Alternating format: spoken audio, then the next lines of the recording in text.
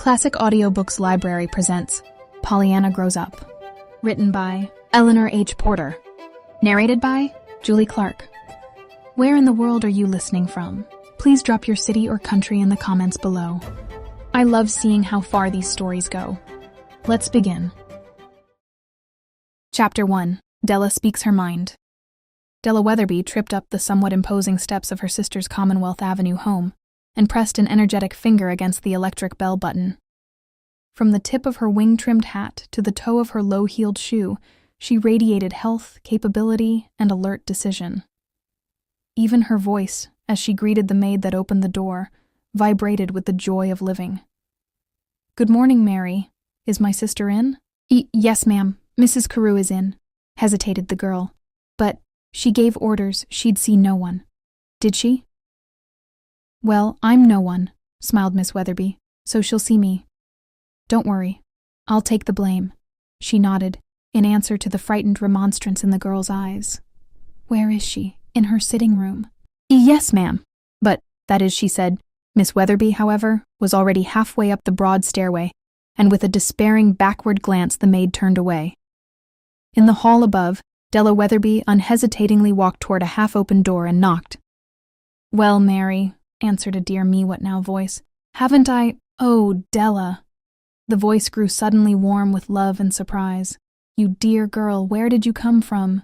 "Yes, it's Della," smiled that young woman blithely, already halfway across the room. "I've come from an over-Sunday at the beach with 2 of the other nurses, and I'm on my way back to the sanatorium now. That is, I'm here now, but I shan't be long. I stepped in for this," she finished, giving the owner of the dear me what now voice a hearty kiss. Mrs. Carew frowned and drew back a little coldly. The slight touch of joy and animation that had come into her face fled, leaving only a dispirited fretfulness that was plainly very much at home there. "Oh, of course. I might have known," she said. "You never stay. Here. Della Weatherby laughed merrily and threw up her hands. Then abruptly, her voice and manner changed. She regarded her sister with grave, tender eyes. "Ruth, dear, I just couldn't live in this house." "You know I couldn't," she finished gently. Mrs. Carew stirred irritably. "I'm sure I don't see why not," she fenced. Della Weatherby shook her head. "Yes, you do, dear. You know I'm entirely out of sympathy with it all. The gloom, the lack of aim, the insistence on misery and bitterness. But I am miserable and bitter. You ought not to be." "Why not? What have I to make me otherwise?" Della Weatherby gave an impatient gesture. "Ruth, look here," she challenged. "You're 33 years old. You have good health, or would have if you treated yourself properly, and you certainly have an abundance of time and a superabundance of money. Surely anybody would say you ought to find something to do this glorious morning besides sitting moped up in this tomb-like house with instructions to the maid that you'll see no one. But I don't want to see anybody. Then I'd make myself want to." Mrs. Carew sighed wearily and turned away her head. "Oh, Della, why won't you ever understand? I'm not like you. I can't forget." A swift pain crossed the younger woman's face. "You mean Jamie, I suppose. I don't forget that, dear. I couldn't, of course. But moping won't help us. Find him. As if I hadn't tried to find him for 8 long years, and by something besides moping," flashed Mrs. Carew indignantly with a sob in her voice. "Of course you have, dear," soothed the other quickly, "and we shall keep on hunting, both of us, till we do find him, or die. But this sort of thing doesn't help." "But I don't want to do anything else," murmured Ruth Carew, drearily. For a moment there was silence. The younger woman sat regarding her sister with troubled, disapproving eyes. "Ruth," she said at last with a touch of exasperation, "forgive me, but are you always going to be like this? You're widowed, I'll admit, but your married life lasted only a year and your husband was much older than yourself. You were little more than a child at the time, and that one short year can't seem much more than a dream now. Surely that ought not to embitter your whole life." "No, oh no," murmured Mrs. Carew, still drearily. "Then are you going to be always like this?" "Well, of course, if I could find Jamie—" Yes, I know. But Ruth, dear, isn't there anything in the world but Jamie to make you any happy? There doesn't seem to be that I can think of, sighed Mrs. Carew indifferently. Ruth! Ejaculated her sister, stung into something very like anger. Then suddenly she laughed. Oh, Ruth, I'd like to give you a dose of Pollyanna. I don't know anyone who needs it more. Mrs. Carew stiffened a little. Well, what Pollyanna may be, I don't know, but whatever it is, I don't want it, she retorted sharply, nettled in her turn. This isn't your beloved sanatorium, and I'm not your patient to be dosed and bossed. Please remember. Della Weatherby's eyes danced, but her lips remained unsmiling. Pollyanna isn't a medicine, my dear, she said demurely. Though I have heard some people call her a tonic. Pollyanna is a little girl. A child? Well, how should I know? Retorted the other still aggrievedly. You have your belladonna, so I'm sure I don't see why not Pollyanna. Besides, you're always recommending something for me to take, and you distinctly said dose. And dose usually means medicine, of a sort. Well, Pollyanna is a medicine, of a sort, smiled Della. Anyway, the sanatorium doctors all declare that she's better than any medicine they can give. She's a little girl, Ruth, 12 or 13 years old, who was at the sanatorium all last summer and most of the winter. I didn't see her but a month or two, for she left soon after I arrived. But that was long enough for me to come fully under her spell. Besides, the whole sanatorium is still talking Pollyanna and playing her game. Game. Yes, nodded Della with a curious smile. Her glad game. I'll never forget my first introduction to it. One feature of her treatment was particularly disagreeable and even painful. It came every Tuesday morning, and very soon after my arrival it fell to my lot to give it to her. I was dreading it, for I knew from past experience with other children what to expect. Fretfulness and tears, if nothing worse. To my unbounded amazement, she greeted me with a smile and said she was glad to see me. And if you'll believe it, there was never so much as a whimper from her lips through the whole ordeal, though I knew I was hurting her cruelly. I fancy I must have said something that showed my surprise, for she explained earnestly. Oh, yes, I used to feel that way too, and I did dread it so, till I happened to think 'twas just like Nancy's wash days, and I could be gladdest of all on Tuesdays, 'cause there wouldn't be another one for a whole week. Why, how extraordinary, frowned Mrs. Carew, not quite comprehending. But I'm sure I don't see any game to that. No, I didn't till later. Then she told me. It seems she was the motherless daughter of a poor minister in the West, and was brought up by the Ladies' Aid Society and missionary barrels.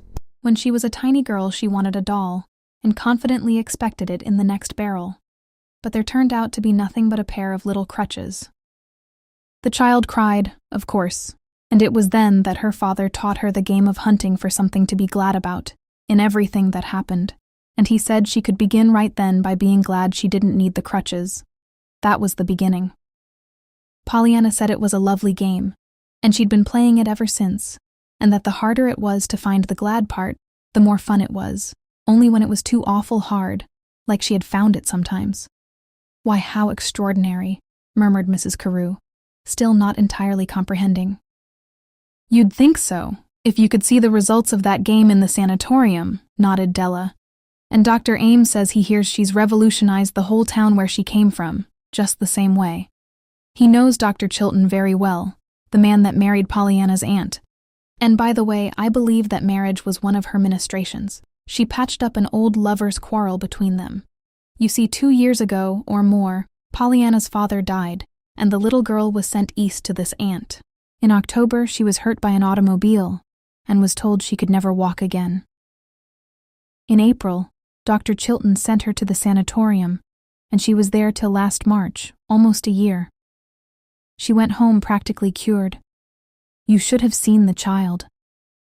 There was just one cloud to mar her happiness, that she couldn't walk all the way there. As near as I can gather, the whole town turned out to meet her with brass bands and banners. But you can't tell about Pollyanna. One has to see her, and that's why I say I wish you could have a dose of Pollyanna. It would do you a world of good." Mrs. Carew lifted her chin a little. "Really, indeed, I must say I beg to differ with you," she returned coldly. "I don't care to be revolutionized, and I have no lover's quarrel to be patched up. And if there is anything that would be insufferable to me, it would be a little Miss Prim with a long face preaching to me how much I had to be thankful for. I never could bear—" But a ringing laugh interrupted her. "Oh, Ruth, Ruth," choked her sister gleefully. "Miss Prim, indeed, Pollyanna. Oh, if only you could see that child now. But there, I might have known. I said one couldn't tell about Pollyanna, and of course you won't be apt to see her. But, Miss Prim, indeed." And off she went into another gale of laughter. Almost at once, however, she sobered and gazed at her sister with the old troubled look in her eyes. "Seriously, dear, can't anything be done?" she pleaded. "You ought not to waste your life like this. Won't you try to get out a little more and meet people?"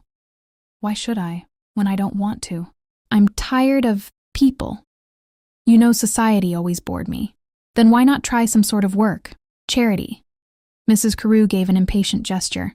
"Della, dear, we've been all over this before. I do give money, lots of it, and that's enough. In fact, I'm not sure, but it's too much." "I don't believe in pauperizing people. But if you'd give a little of yourself, dear," ventured Della, gently. "If you could only get interested in something outside of your own life, it would help so much." "And now, Della, dear," interrupted the elder sister restively, "I love you, and I love to have you come here, but I simply cannot endure being preached to. It's all very well for you to turn yourself into an angel of mercy and give cups of cold water, and bandage up broken heads and all that. Perhaps you can forget Jamie that way, but I couldn't. It would only make me think of him all the more, wondering if he had anyone to give him water and bandage up his head. Besides, the whole thing would be very distasteful to me, mixing with all sorts and kinds of people like that." "Did you ever try it?" "Why, no, of course not." Mrs. Carew's voice was scornfully indignant. "Then how can you know, till you do try?" asked the young nurse, rising to her feet a little wearily. "But I must go, dear. I'm to meet the girls at the South Station. Our train goes at 12:30. I'm sorry if I've made you cross with me," she finished, as she kissed her sister goodbye. "I'm not cross with you, Della," sighed Mrs. Carew. "But if you only would understand." 1 minute later, Della Weatherby made her way through the silent, gloomy halls and out to the street. Face, step, and manner were very different from what they had been when she tripped up the steps less than half an hour before. All the alertness, the springiness, the joy of living were gone. For half a block she listlessly dragged one foot after the other.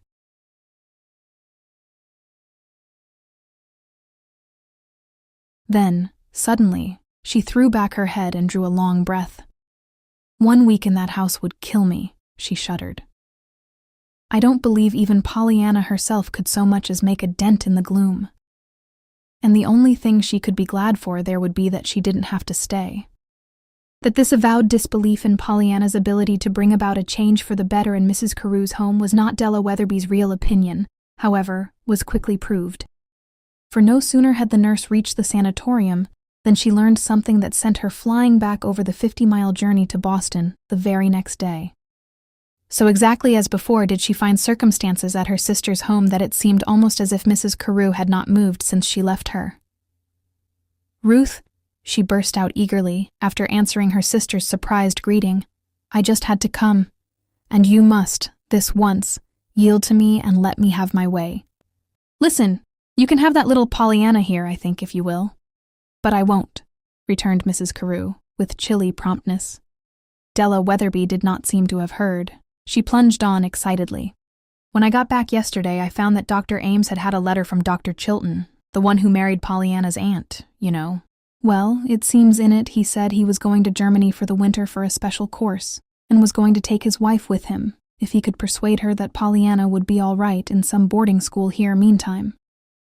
But Mrs. Chilton didn't want to leave Pollyanna in just a school, and so he was afraid she wouldn't go. And now, Ruth, there's our chance. I want you to take Pollyanna this winter and let her go to some school around here." "What an absurd idea, Della. As if I wanted a child here to bother with." "She won't bother a bit. She must be nearly or quite 13 by this time, and she's the most capable little thing you ever saw." "I don't like capable children," retorted Mrs. Carew perversely, but she laughed, and because she did laugh, her sister took sudden courage and redoubled her efforts. Perhaps it was the suddenness of the appeal, or the novelty of it. Perhaps it was because the story of Pollyanna had somehow touched Ruth Carew's heart. Perhaps it was only her unwillingness to refuse her sister's impassioned plea. Whatever it was that finally turned the scale, when Della Weatherby took her hurried leave half an hour later, she carried with her Ruth Carew's promise to receive Pollyanna into her home. "But just remember," Mrs. Carew warned her at parting, "just remember that the minute that child begins to preach to me and to tell me to count my mercies, back she goes to you, and you may do what you please with her. I shan't keep her. I'll remember." "But I'm not worrying any," nodded the younger woman, in farewell. To herself she whispered, as she hurried away from the house, "Half my job is done. Now for the other half, to get Pollyanna to come. But she's just got to come. I'll write that letter so they can't help letting her come." Chapter 2. Some Old Friends. In Beldingsville that August day, Mrs. Chilton waited until Pollyanna had gone to bed before she spoke to her husband about the letter that had come in the morning mail. For that matter, she would have had to wait anyway, for crowded office hours, and the doctor's 2 long drives over the hills had left no time for domestic conferences. It was about 9:30 indeed, when the doctor entered his wife's sitting room. His tired face lighted at sight of her, but at once a perplexed questioning came to his eyes. "Why, Polly, dear, what is it?" he asked concernedly. His wife gave a rueful laugh. "Well, it's a letter. Though I didn't mean you should find out by just looking at me."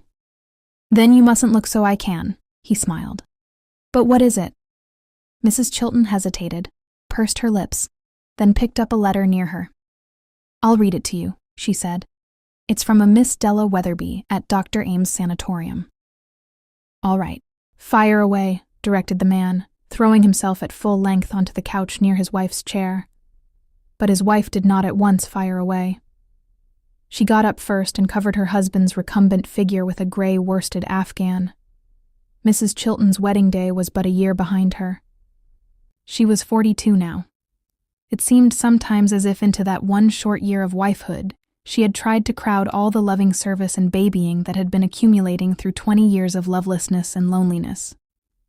Nor did the doctor, who had been 45 on his wedding day, and who could remember nothing but loneliness and lovelessness, on his part object in the least to this concentrated tending. He acted indeed as if he quite enjoyed it, though he was careful not to show it too ardently. He had discovered that Mrs. Polly had for so long been Miss Polly, that she was inclined to retreat in a panic and dub her ministrations silly, if they were received with too much notice and eagerness. So he contented himself now with a mere pat of her hand as she gave the Afghan a final smooth and settled herself to read the letter aloud. "My dear Mrs. Chilton," Della Weatherby had written. "Just 6 times I have commenced a letter to you and torn it up. So now I have decided not to commence at all, but just to tell you what I want at once. I want Pollyanna. May I have her? I met you and your husband last March when you came on to take Pollyanna home, but I presume you don't remember me. I am asking Dr. Ames, who does know me very well, to write your husband, so that you may, I hope, not fear to trust your dear little niece to us. I understand that you would go to Germany with your husband but for leaving Pollyanna, and so I am making so bold as to ask you to let us take her. Indeed, I am begging you to let us have her, dear Mrs. Chilton. And now let me tell you why. My sister, Mrs. Carew, is a lonely, broken-hearted, discontented, unhappy woman. She lives in a world of gloom, into which no sunshine penetrates. Now I believe that if anything on earth can bring the sunshine into her life, it is your niece, Pollyanna. Won't you let her try? I wish I could tell you what she has done for the sanatorium here, but nobody could tell. You would have to see it. I long ago discovered that you can't tell about Pollyanna. The minute you try to, she sounds priggish and preachy and impossible. Yet you and I know she is anything but that. You just have to bring Pollyanna onto the scene and let her speak for herself. And so I want to take her to my sister and let her speak for herself. She would attend school, of course, but meanwhile I truly believe she would be healing the wound in my sister's heart. I don't know how to end this letter. I believe it's harder than it was to begin it. I'm afraid I don't want to end it at all. I just want to keep talking and talking for fear if I stop, it'll give you a chance to say no.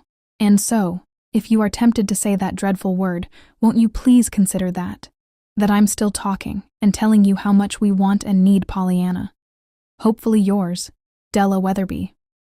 There, ejaculated Mrs. Chilton as she laid the letter down. Did you ever read such a remarkable letter, or hear of a more preposterous, absurd request? Well, I'm not so sure, smiled the doctor. I don't think it's absurd to want Pollyanna. But the way she puts it, healing the wound in her sister's heart and all that, one would think the child was some sort of medicine. The doctor laughed outright and raised his eyebrows. Well, I'm not so sure, but she is, Polly. I always said I wished I could prescribe her and buy her as I would a box of pills.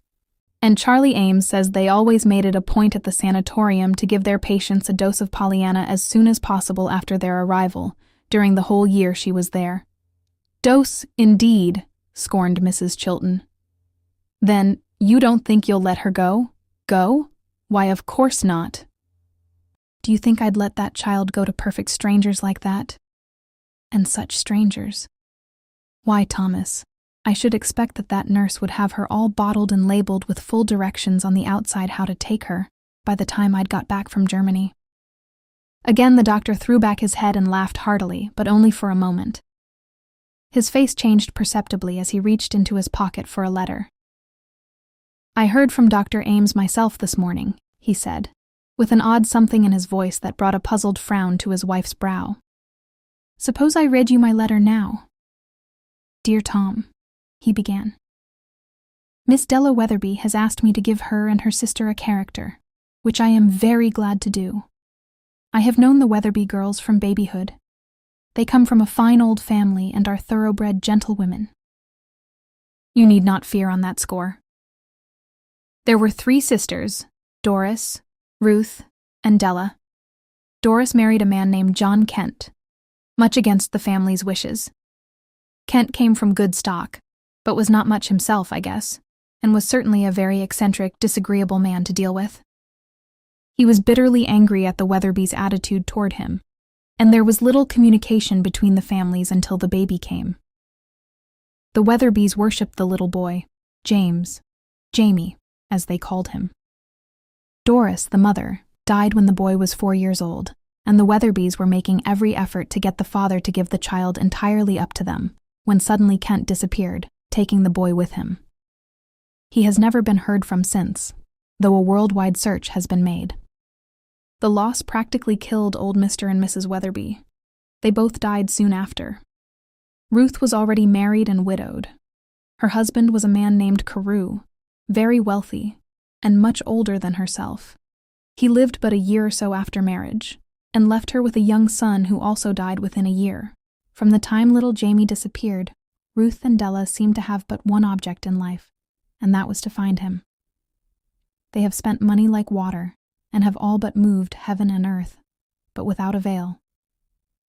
In time, Della took up nursing. She is doing splendid work, and has become the cheerful, efficient, sane woman that she was meant to be, though still never forgetting her lost nephew, and never leaving unfollowed any possible clue that might lead to his discovery.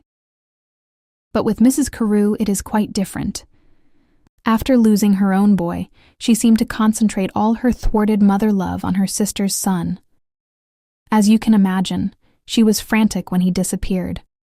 That was 8 years ago, for her, 8 long years of misery, gloom, and bitterness. Everything that money can buy, of course, is at her command, but nothing pleases her, nothing interests her. Della feels that the time has come when she must be gotten out of herself, at all hazards. And Della believes that your wife's sunny little niece, Pollyanna, possesses the magic key that will unlock the door to a new existence for her. Such being the case, I hope you will see your way clear to granting her request. And may I add that I, too, personally would appreciate the favor. For Ruth Carew and her sister are very old, dear friends of my wife and myself, and what touches them touches us. As ever yours, Charlie. The letter finished, there was a long silence, so long a silence that the doctor uttered a quiet, "Well, Polly?" Still, there was silence. The doctor, watching his wife's face closely, saw that the usually firm lips and chin were trembling. He waited then quietly until his wife spoke. "How soon do you think they'll expect her?" she asked at last. In spite of himself, Dr. Chilton gave a slight start. "You mean that you will let her go? That you will?" he cried. His wife turned indignantly. "Why, Thomas Chilton, what a question! Do you suppose after a letter like that I could do anything but let her go? Besides, didn't Dr. Ames himself ask us to? Do you think, after what that man has done for Pollyanna, that I'd refuse him anything, no matter what it was? Dear, dear, I hope now that the doctor won't take it into his head to ask for you, my love," murmured the husband of a year with a whimsical smile. But his wife only gave him a deservedly scornful glance and said, "You may write Dr. Ames that we'll send Pollyanna, and ask him to tell Miss Weatherby to give us full instructions. It must be sometime before the 10th of next month, of course, for you sail then. And I want to see the child properly established myself before I leave, naturally. When will you tell Pollyanna?" "Tomorrow, probably." "What will you tell her?" "I don't know. Exactly. But not any more than I can't help, certainly. Whatever happens, Thomas, we don't want to spoil Pollyanna. And no child could help being spoiled if she once got it into her head that she was a sort of medicine bottle with a label of full instructions for taking," interpolated the doctor with a smile. "Yes," sighed Mrs. Chilton, "it's her unconsciousness that saves the whole thing." "You know that, dear." "Yes, I know," nodded the man. "She knows, of course, that you and I and half the town are playing the game with her, and that we are wonderfully happier because we are playing it." Mrs. Chilton's voice shook a little, then went on more steadily. "But if, consciously, she should begin to be anything but her own natural, sunny, happy little self, playing the game that her father taught her, she would be, just what that nurse said she sounded like, impossible. So, whatever I tell her, I shan't tell her that she's going down to Mrs. Carew's to cheer her up," concluded Mrs. Chilton, rising to her feet with decision and putting away her work. "Which is where I think you're wise," approved the doctor. Pollyanna was told the next day, and this was the manner of it. "My dear," began her aunt, when the two were alone together that morning, "how would you like to spend next winter in Boston? With you?" "No. I have decided to go with your uncle to Germany. But Mrs. Carew, a dear friend of Dr. Ames, has asked you to come and stay with her for the winter, and I think I shall let you go." Pollyanna's face fell. "But in Boston I won't have Jimmy, or Mr. Pendleton, or Mrs. Snow, or anybody that I know, Aunt Polly." "No, dear. But you didn't have them when you came here, till you found them." Pollyanna gave a sudden smile. "Why, Aunt Polly, so I didn't. And that means that down to Boston there are some Jimmys and Mr. Pendletons and Mrs. Snows waiting for me that I don't know, doesn't it?" "Yes, dear. Then I can be glad of that. I believe now, Aunt Polly, you know how to play the game better than I do. I never thought of the folks down there waiting for me to know them. And there's such a lot of them, too. I saw some of them when I was there 2 years ago with Mrs. Gray. We were there 2 whole hours, you know, on my way here from out west. There was a man in the station, a perfectly lovely man who told me where to get a drink of water. Do you suppose he's there now? I'd like to know him. And there was a nice lady with a little girl. They live in Boston. They said they did. The little girl's name was Susie Smith. Perhaps I could get to know them. Do you suppose I could? And there was a boy, and another lady with a baby. Only they lived in Honolulu, so probably I couldn't find them there now. But there'd be Mrs. Carew anyway." "Who is Mrs. Carew, Aunt Polly? Is she a relation?" "Dear me, Pollyanna," exclaimed Mrs. Chilton half laughingly, half despairingly.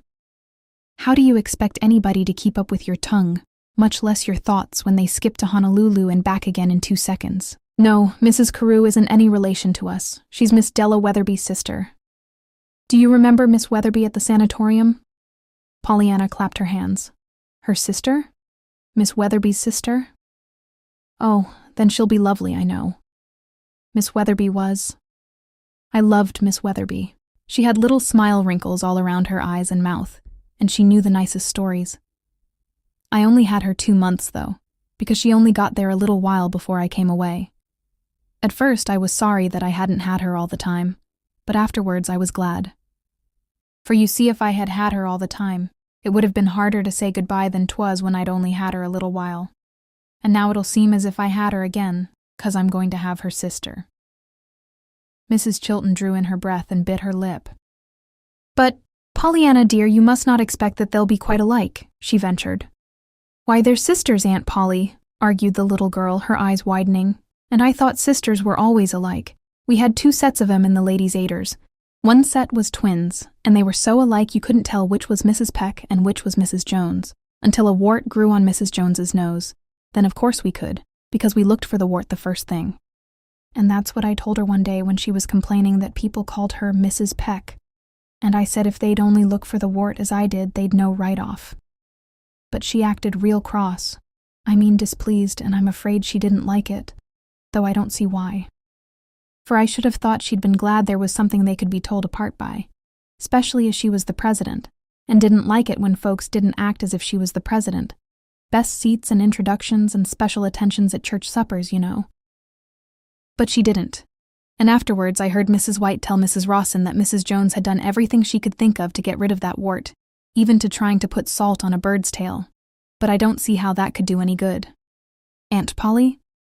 Does putting salt on a bird's tail help the warts on people's noses? Of course not, child. How you do run on, Pollyanna, especially if you get started on those Ladies' Aiders. Do I, Aunt Polly?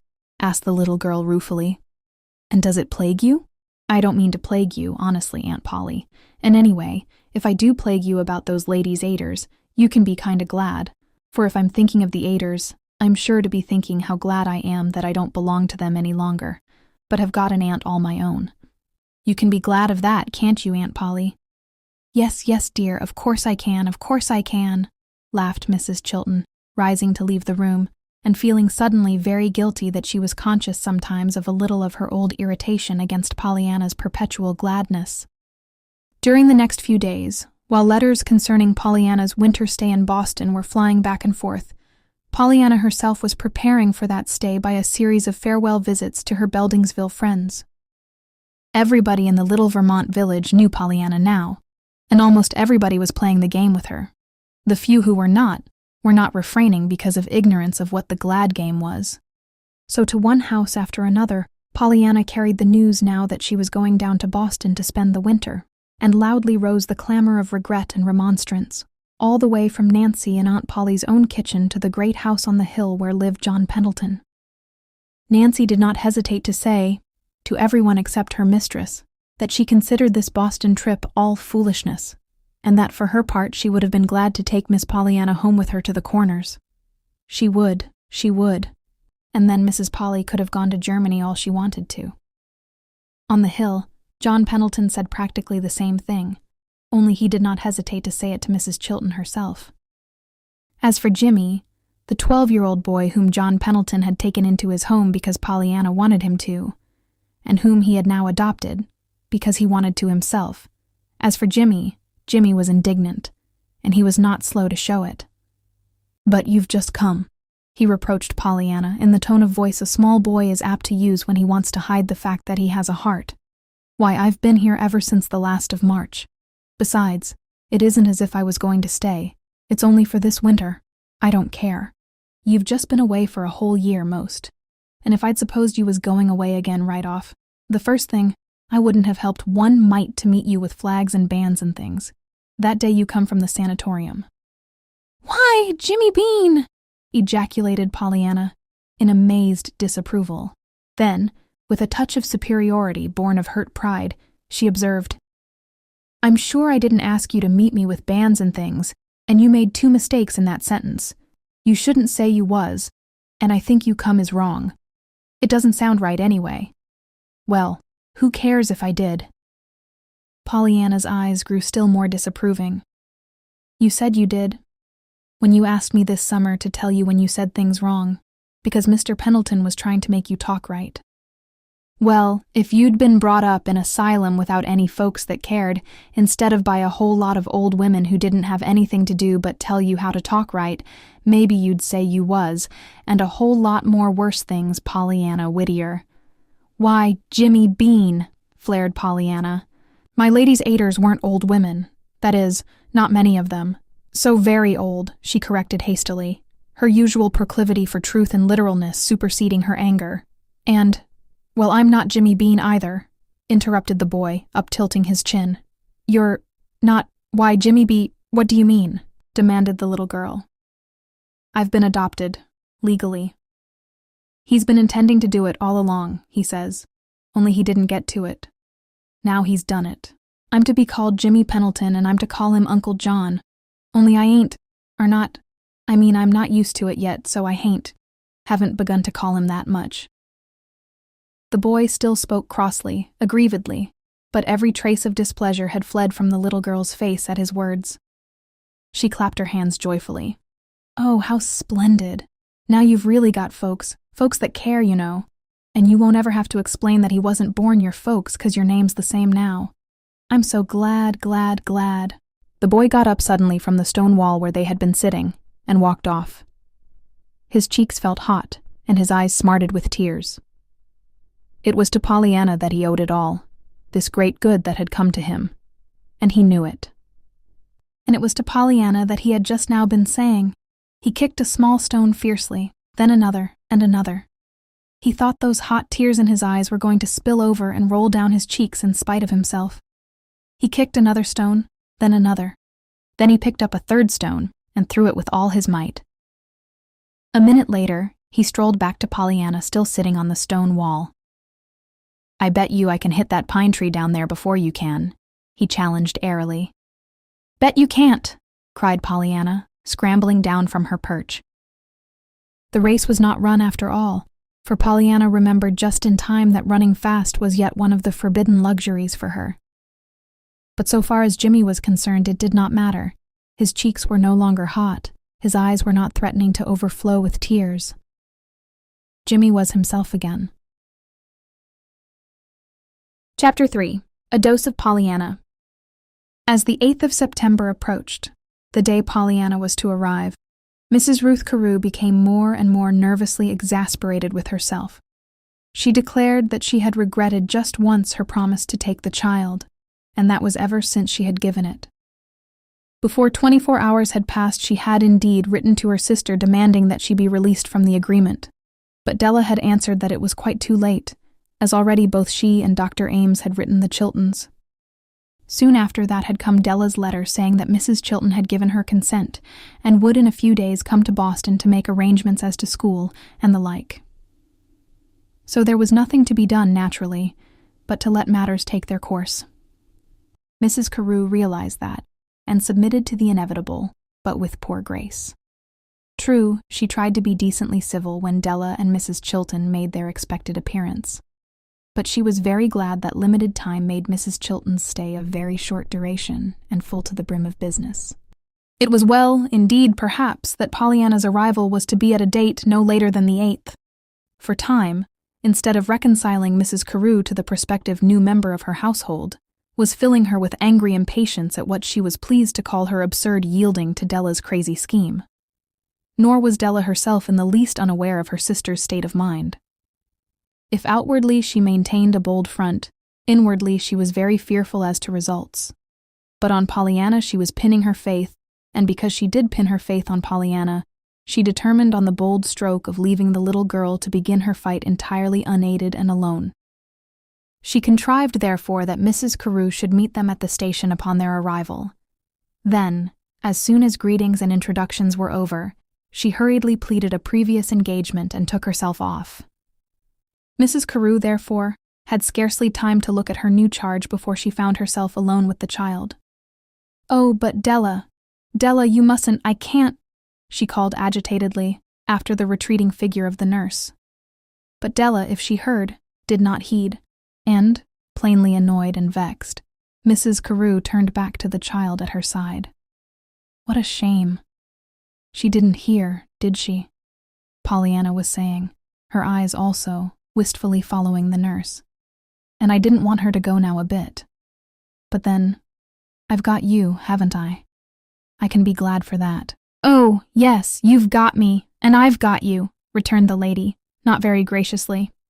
"Come, we go this way," she directed, with a motion toward the right. Obediently, Pollyanna turned and trotted at Mrs. Carew's side through the huge station. But she looked up once or twice rather anxiously into the lady's unsmiling face. At last she spoke hesitatingly. "I expect maybe you thought I'd be pretty," she hazarded in a troubled voice. Pretty?" repeated Mrs. Carew.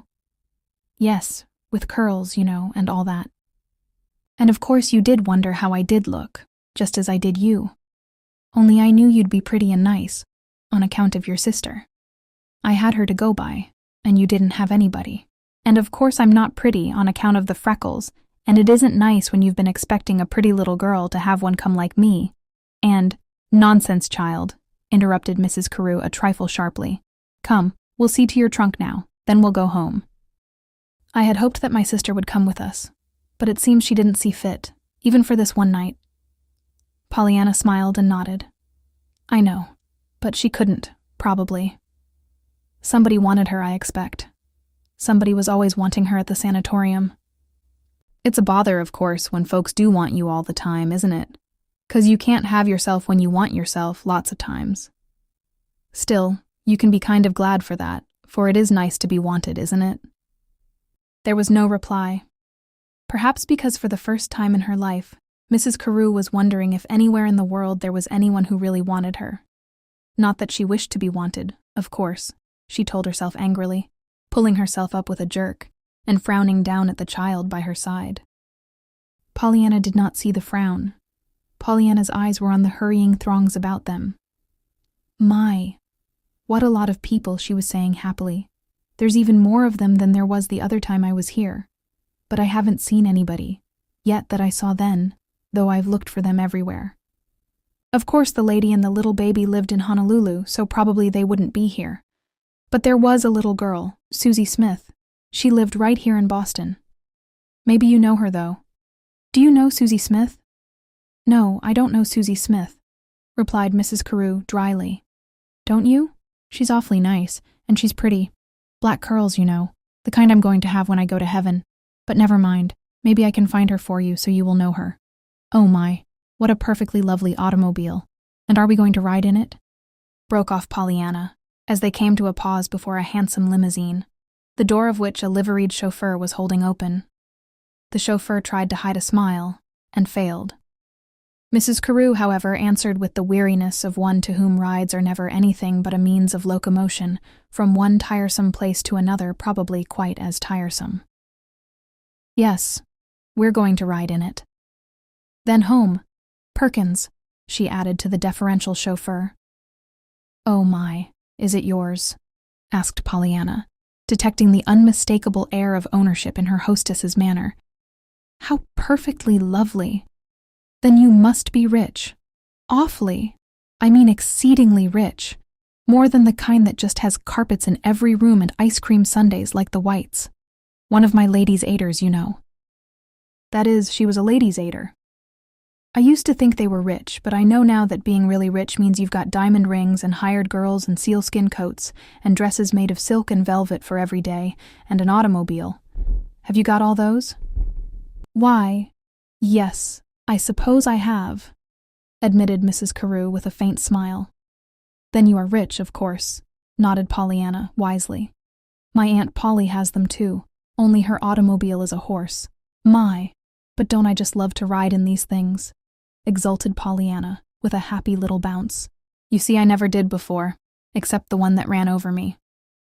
They put me in that one after they'd got me out from under it. But of course I didn't know about it, so I couldn't enjoy it. Since then, I haven't been in one at all. Aunt Polly doesn't like them. Uncle Tom does, though, and he wants one. He says he's got to have one, in his business.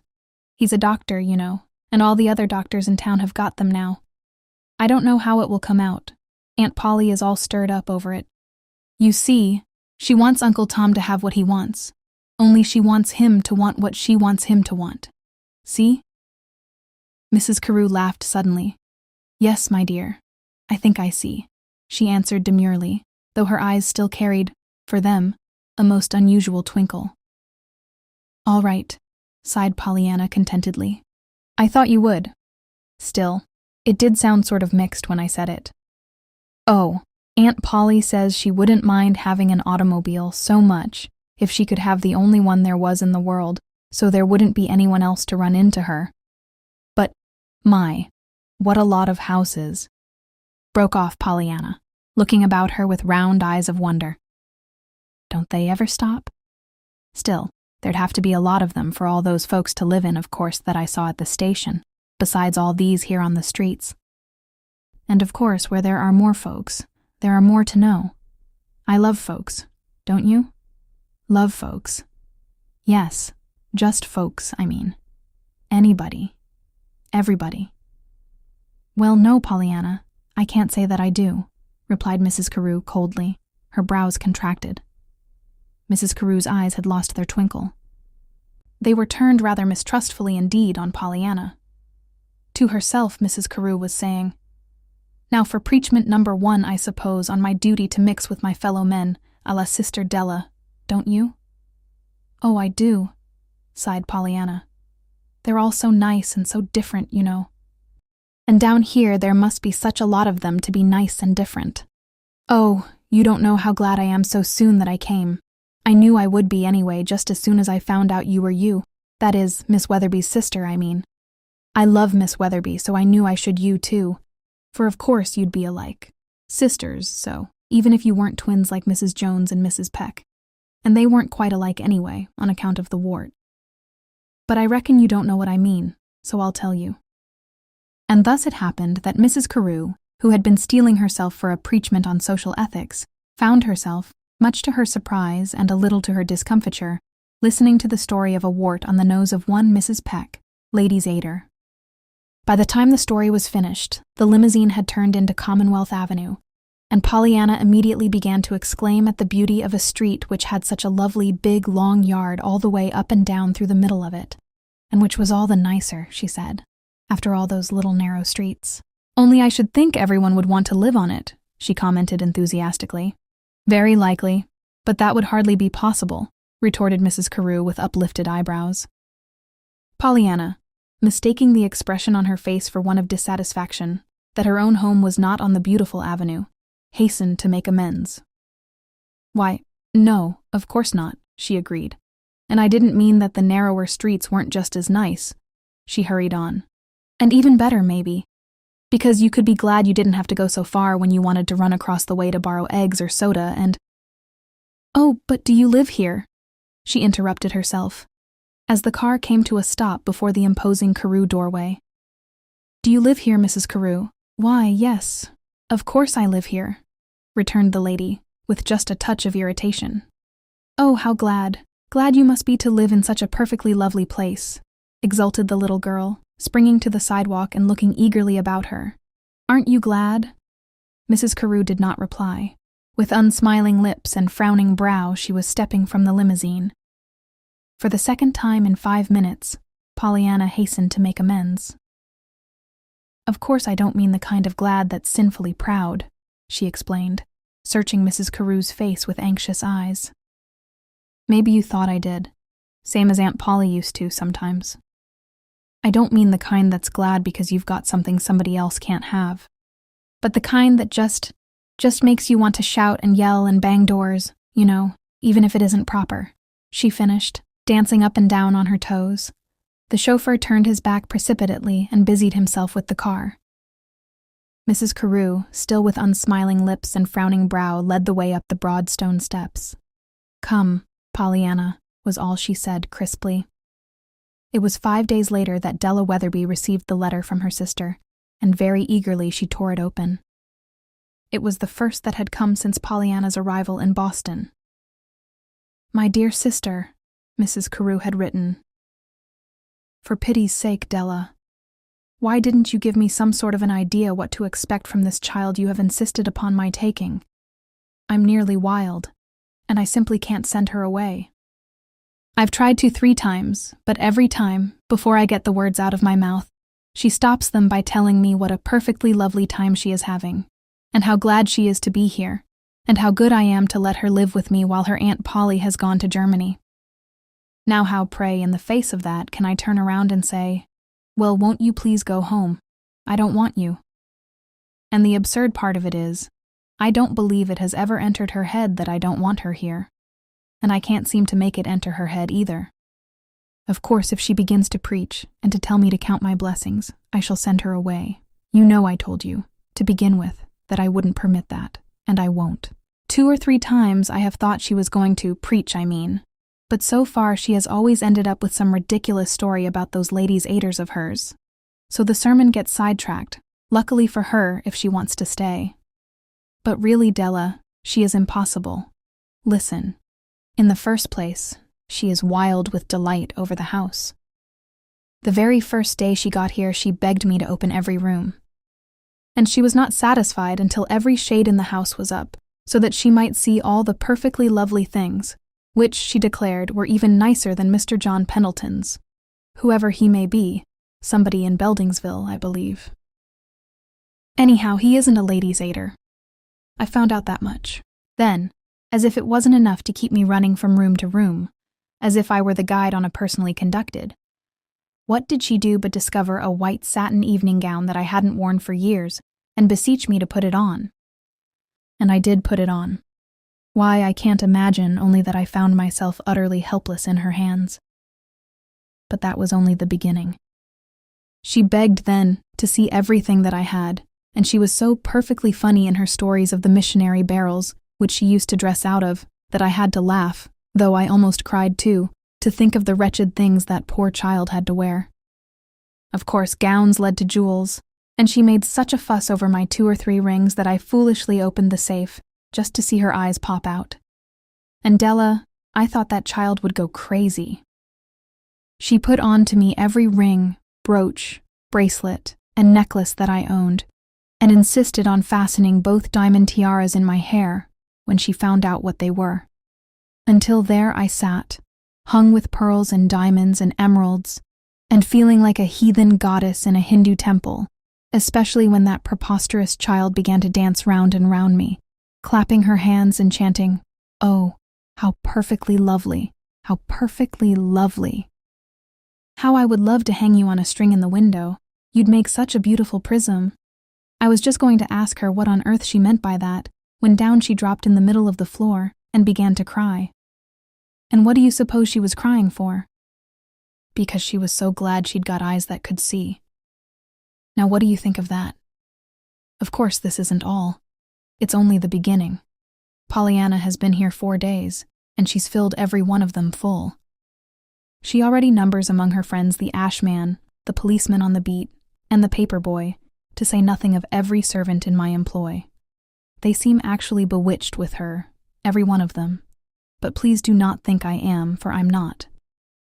I would send the child back to you at once if I didn't feel obliged to fulfill my promise to keep her this winter. As for her making me forget Jamie and my great sorrow, that is impossible. She only makes me feel my loss all the more keenly, because I have her instead of him. But, as I said, I shall keep her until she begins to preach. Then back she goes to you. But she hasn't preached yet. Lovingly but distractedly yours, Ruth. Hasn't preached yet, indeed, chuckled Della Weatherby to herself, folding up the closely written sheets of her sister's letter. Oh, Ruth, Ruth. And yet you admit that you've opened every room, raised every shade, decked yourself in satin and jewels, and Pollyanna hasn't been there a week yet. But she hasn't preached. Oh no, she hasn't preached. Chapter 4. The Game and Mrs. Carew. Boston, to Pollyanna, was a new experience, and certainly Pollyanna to Boston, such part of it as was privileged to know her, was very much of a new experience. Pollyanna said she liked Boston, but that she did wish it was not quite so big. You see, she explained earnestly to Mrs. Carew, the day following her arrival, I want to see and know it all, and I can't. It's just like Aunt Polly's company dinners. There's so much to eat. I mean, to see that you don't eat. I mean, see anything, because you're always trying to decide what to eat. I mean, to see. Of course you can be glad there is such a lot, resumed Pollyanna, after taking breath, 'cause a whole lot of anything is nice. That is, good things. Not such things as medicine and funerals, of course. But at the same time, I couldn't use to help wishing Aunt Polly's company dinners could be spread out a little over the days when there wasn't any cake and pie. And I feel the same way about Boston. I wish I could take part of it home with me up to Beldingsville so I'd have something new next summer. But of course I can't. Cities aren't like frosted cake, and anyhow, even the cake didn't keep very well. I tried it, and it dried up, especially the frosting. I reckon the time to take frosting and good times is while they are going, so I want to see all I can now while I'm here. Pollyanna, unlike the people who think that to see the world one must begin at the most distant point, began her seeing Boston by a thorough exploration of her immediate surroundings, the beautiful Commonwealth Avenue residence which was now her home. This, with her schoolwork, fully occupied her time and attention for some days. There was so much to see, and so much to learn. And everything was so marvelous and so beautiful, from the tiny buttons in the wall that flooded the rooms with light to the great silent ballroom hung with mirrors and pictures. There were so many delightful people to know, too, for besides Mrs. Carew herself, there were Mary, who dusted the drawing rooms, answered the bell, and accompanied Pollyanna to and from school each day. Bridget, who lived in the kitchen and cooked. Jenny, who waited at table, and Perkins, who drove the automobile. And they were all so delightful, yet so different. Pollyanna had arrived on a Monday, so it was almost a week before the first Sunday. She came downstairs that morning with a beaming countenance. I love Sundays, she sighed happily. Do you? Mrs. Carew's voice had the weariness of one who loves no day. Yes, on account of church, you know, and Sunday school. Which do you like best, church or Sunday school? Well, really, began Mrs. Carew, who seldom went to church and never went to Sunday school. 'Tis hard to tell, isn't it? Interposed Pollyanna, with luminous but serious eyes. But you see, I like church best, on account of Father. You know he was a minister, and of course he's really up in heaven with Mother and the rest of us, but I try to imagine him down here, lots of times. And it's easiest in church when the minister is talking. I shut my eyes and imagine it's Father up there, and it helps lots. I'm so glad we can imagine things, aren't you? I'm not so sure of that, Pollyanna. Oh, but just think how much nicer our imagined things are than our really truly ones. That is, of course, yours aren't, because your real ones are so nice. Mrs. Carew angrily started to speak, but Pollyanna was hurrying on. And of course my real ones are ever so much nicer than they used to be. But all that time I was hurt. When my legs didn't go, I just had to keep imagining all the time, just as hard as I could.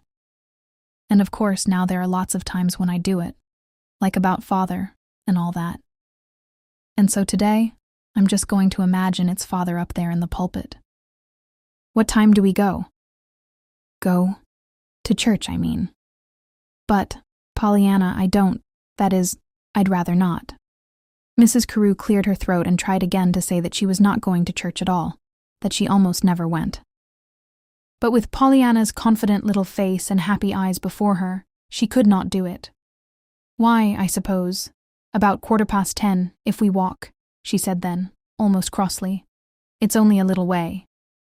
Thus it happened that Mrs. Carew on that bright September morning occupied for the first time in months the Carew pew in the very fashionable and elegant church to which she had gone as a girl, and which she still supported liberally, so far as money went. To Pollyanna, that Sunday morning service was a great wonder and joy. The marvelous music of the vested choir, the opalescent rays from the jeweled windows, the impassioned voice of the preacher, and the reverent hush of the worshipping throng filled her with an ecstasy that left her for a time almost speechless. Not until they were nearly home did she fervently breathe, "Oh, Mrs. Carew, I've just been thinking how glad I am we don't have to live but just one day at a time." Mrs. Carew frowned and looked down sharply. Mrs. Carew was in no mood for preaching. She had just been obliged to endure it from the pulpit, she told herself angrily, and she would not listen to it from this chit of a child. Moreover, this living one day at a time theory was a particularly pet doctrine of Della's. Was not Della always saying, "But you only have to live 1 minute at a time, Ruth, and anyone can endure anything for 1 minute at a time"?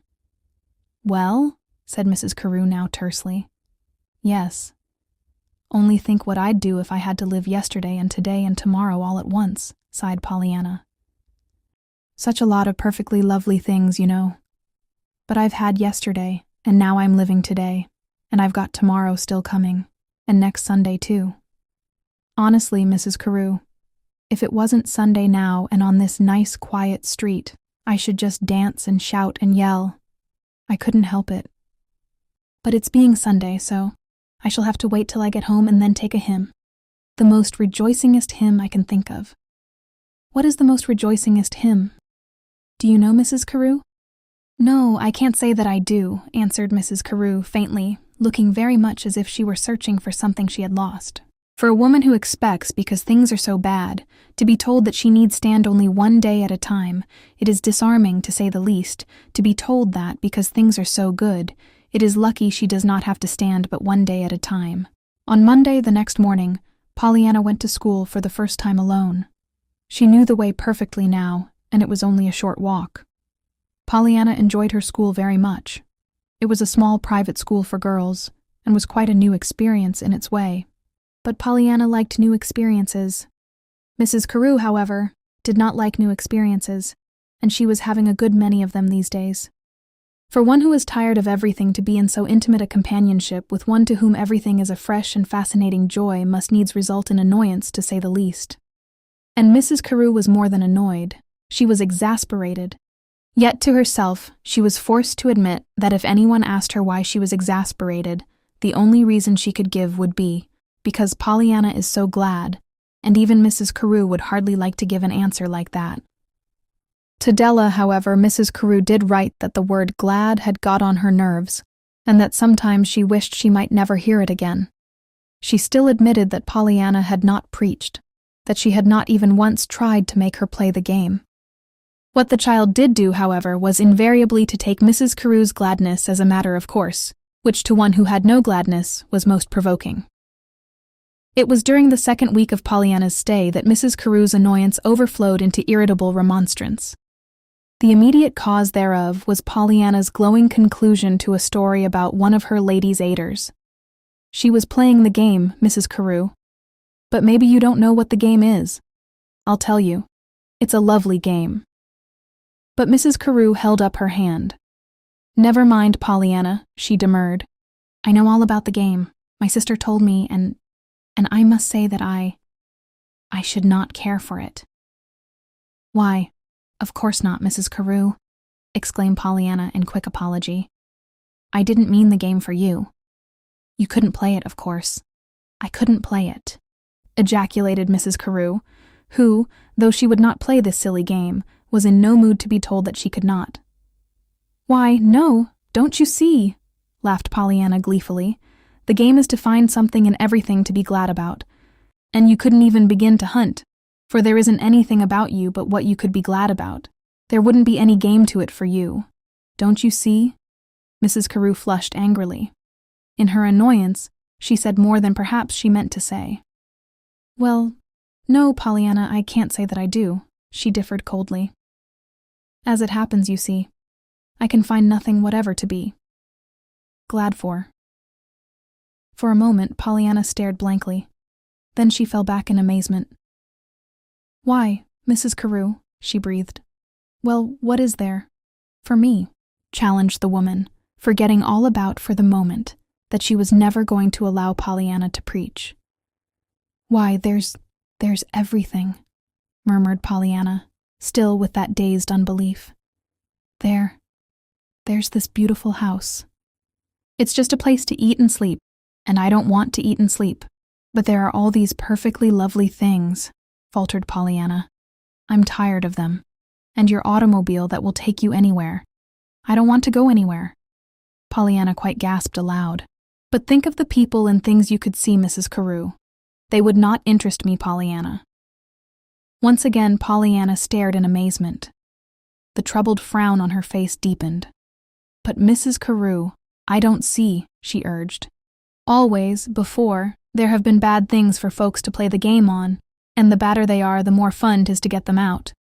Find the things to be glad for, I mean. But where there aren't any bad things, I shouldn't know how to play the game myself. There was no answer for a time. Mrs. Carew sat with her eyes out the window. Gradually, the angry rebellion on her face changed to a look of hopeless sadness. Very slowly then she turned and said, Pollyanna, I had thought I wouldn't tell you this, but I've decided that I will. I'm going to tell you why nothing that I have can make me glad. And she began the story of Jamie, the little 4-year-old boy who, 8 long years before, had stepped as into another world, leaving the door fast shut between. And you've never seen him since. Anywhere? Faltered Pollyanna, with tear-wet eyes when the story was done. Never. But we'll find him, Mrs. Carew. I'm sure we'll find him. Mrs. Carew shook her head sadly. But I can't. I've looked everywhere, even in foreign lands. But he must be somewhere. He may be dead, Pollyanna. Pollyanna gave a quick cry. Oh no, Mrs. Carew. Please don't say that. Let's imagine he's alive. We can do that, and that'll help. And when we get him imagined alive, we can just as well imagine we're going to find him, and that'll help a whole lot more. But I'm afraid he's dead, Pollyanna, choked Mrs. Carew. You don't know it for sure, do you? Besought the little girl anxiously. No. Well then, you're just imagining it, maintained Pollyanna in triumph. And if you can imagine him dead, you can just as well imagine him alive, and it'll be a whole lot nicer while you're doing it. Don't you see? And someday, I'm just sure you'll find him. Why, Mrs. Carew, you can play the game now. You can play it on Jamie. You can be glad every day, for every day brings you just one day nearer to the time when you're going to find him. See? But Mrs. Carew did not see. She rose drearily to her feet and said, No, child. You don't understand. Now run away, please, and read, or do anything you like. My head aches. I'm going to lie down. And Pollyanna, with a troubled, sober face, slowly left the room. Chapter 5. Pollyanna Takes a Walk. It was on the second Saturday afternoon that Pollyanna took her memorable walk. Heretofore, Pollyanna had not walked out alone, except to go to and from school. That she would ever attempt to explore Boston streets by herself never occurred to Mrs. Carew, hence she naturally had never forbidden it. In Beldingsville, however, Pollyanna had found, especially at the first, her chief diversion in strolling about the rambling old village streets in search of new friends and new adventures. On this particular Saturday afternoon, Mrs. Carew had said, as she often did say, There, child, run away, please do. Go where you like and do what you like, only don't please ask me any more questions today. Until now, left to herself, Pollyanna had always found plenty to interest her within the 4 walls of the house. For, if inanimate things failed, there were yet Mary, Jenny, Bridget, and Perkins. Today, however, Mary had a headache. Jenny was trimming a new hat, Bridget was making apple pies, and Perkins was nowhere to be found. Moreover, it was a particularly beautiful September day, and nothing within the house was so alluring as the bright sunlight and balmy air outside. So outside, Pollyanna went and dropped herself down on the steps. For some time she watched in silence the well-dressed men, women, and children who walked briskly by the house, or else sauntered more leisurely through the parkway that extended up and down the middle of the avenue. Then she got to her feet, skipped down the steps, and stood looking, first to the right, then to the left. Pollyanna had decided that she, too, would take a walk. It was a beautiful day for a walk, and not once yet had she taken one at all, not a real walk. Just going to and from school did not count, so she would take one today. Mrs. Carew would not mind. Had she not told her to do just what she pleased so long as she asked no more questions? And there was the whole long afternoon before her. Only think what a lot one might see in a whole long afternoon, and it really was such a beautiful day. She would go this way. And with a little whirl and skip of pure joy, Pollyanna turned and walked blithely down the avenue. Into the eyes of those she met, Pollyanna smiled joyously. She was disappointed, but not surprised, that she received no answering smile in return. She was used to that now, in Boston. She still smiled, however, hopefully. There might be someone, sometime, who would smile back. Mrs. Carew's home was very near the beginning of Commonwealth Avenue, so it was not long before Pollyanna found herself at the edge of a street crossing her way at right angles. Across the street, in all its autumn glory, lay what to Pollyanna was the most beautiful yard she had ever seen, the Boston Public Garden. For a moment Pollyanna hesitated, her eyes longingly fixed on the wealth of beauty before her. That it was the private grounds of some rich man or woman, she did not for a moment doubt. Once, with Dr. Ames at the sanatorium, she had been taken to call on a lady who lived in a beautiful house surrounded by just such walks and trees and flower beds as these. Pollyanna wanted now very much to cross the street and walk in those grounds, but she doubted if she had the right. To be sure, others were there, moving about, she could see, but they might be invited guests, of course. After she had seen 2 women, 1 man, and a little girl unhesitatingly enter the gate and walk briskly down the path, however, Pollyanna concluded that she, too, might go. Watching her chance, she skipped nimbly across the street and entered the garden. It was even more beautiful close at hand than it had been at a distance. Birds twittered over her head, and a squirrel leaped across the path ahead of her. On benches here and there sat men, women, and children. Through the trees flashed the sparkle of the sun on water, and from somewhere came the shouts of children and the sound of music. Once again Pollyanna hesitated, then, a little timidly, she accosted a handsomely dressed young woman coming toward her. "Please, is this a party?" she asked. The young woman stared. "A party," she repeated dazedly. "Yes'm. I mean, is it all right for me to be here? For you to be here?" "Why, of course. It's for everybody," exclaimed the young woman. "Oh, that's all right then. I'm glad I came," beamed Pollyanna. The young woman said nothing, but she turned back and looked at Pollyanna still dazedly as she hurried away. Pollyanna, not at all surprised that the owner of this beautiful place should be so generous as to give a party to everybody, continued on her way. At the turn of the path she came upon a small girl and a doll carriage. She stopped with a glad little cry, but she had not said a dozen words before from somewhere came a young woman with hurrying steps and a disapproving voice. A young woman who held out her hand to the small girl and said sharply, "Here, Gladys, come away with me. Hasn't Mama told you not to talk to strange children?" "But I'm not strange children," explained Pollyanna in eager defense. "I live right here in Boston now, and—" But the young woman and the little girl dragging the doll carriage were already far down the path. And with a half-stifled sigh, Pollyanna fell back. For a moment she stood silent, plainly disappointed. Then resolutely she lifted her chin and went forward. "Well, anyhow, I can be glad for that," she nodded to herself. "For now, maybe I'll find somebody even nicer. Susie Smith, perhaps, or even Mrs. Carew's Jamie. Anyhow, I can imagine I'm going to find them, and if I don't find them, I can find somebody." She finished, her wistful eyes on the self-absorbed people all about her. Undeniably, Pollyanna was lonesome. Brought up by her father and the Ladies' Aid Society in a small western town, she had counted every house in the village her home, and every man, woman, and child her friend. Coming to her aunt in Vermont at 11 years of age, she had promptly assumed that conditions would differ only in that the homes and the friends would be new, and therefore even more delightful possibly, for they would be different. And Pollyanna did so love different things and people. Her first, and always her supreme delight in Beldingsville, therefore, had been her long rambles about the town and the charming visits with the new friends she had made. Quite naturally, in consequence, Boston, as she first saw it, seemed to Pollyanna even more delightfully promising in its possibilities. Thus far, however, Pollyanna had to admit that in one respect, at least, it had been disappointing. She had been here nearly 2 weeks, and she did not yet know the people who lived across the street, or even next door. More inexplicable still, Mrs. Carew herself did not know many of them, and not any of them well. She seemed indeed utterly indifferent to her neighbors, which was most amazing from Pollyanna's point of view. But nothing she could say appeared to change Mrs. Carew's attitude in the matter at all. "They do not interest me, Pollyanna," was all she would say.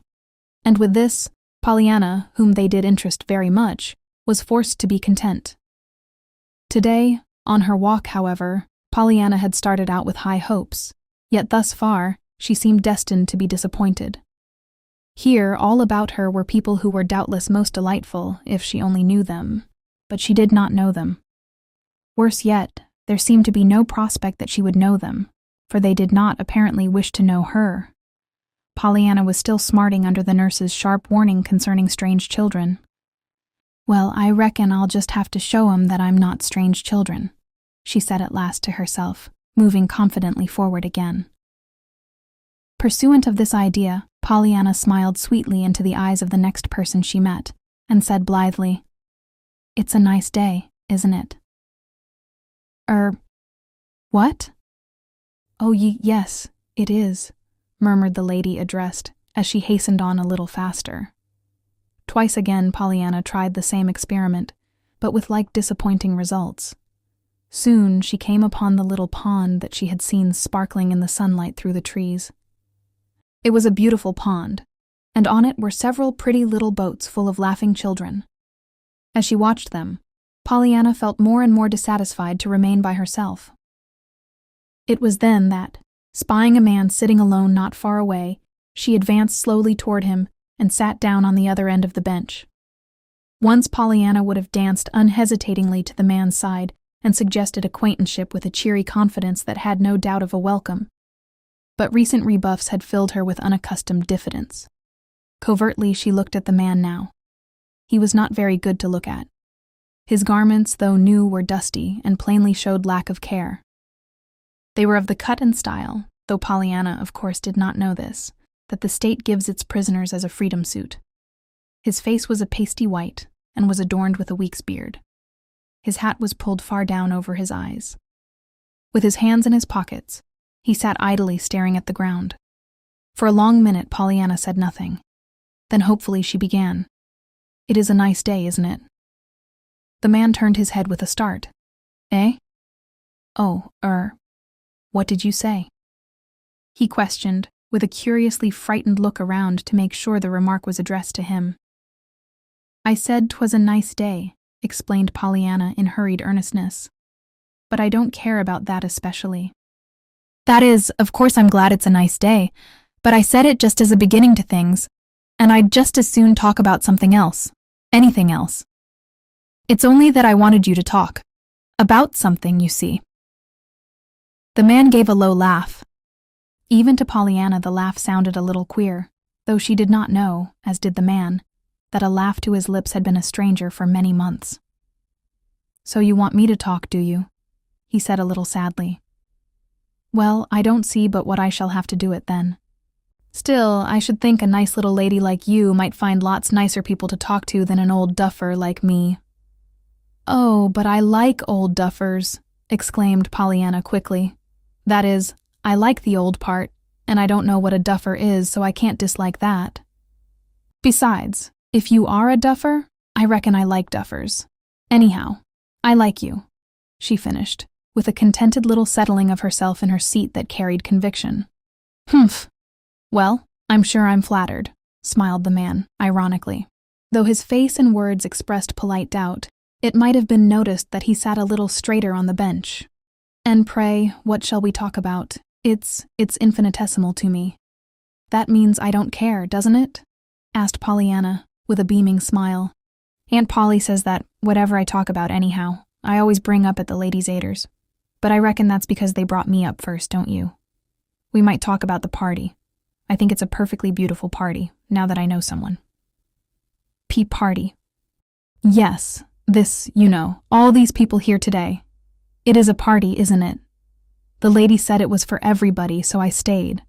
Though I haven't got to where the house is yet that's giving the party." The man's lips twitched. "Well, little lady, perhaps it is a party in a way." He smiled. "But the house that's giving it is the city of Boston. This is the public garden. A public park, you understand, for everybody." "Is it? Always? And I may come here any time I want to?" "Oh, how perfectly lovely.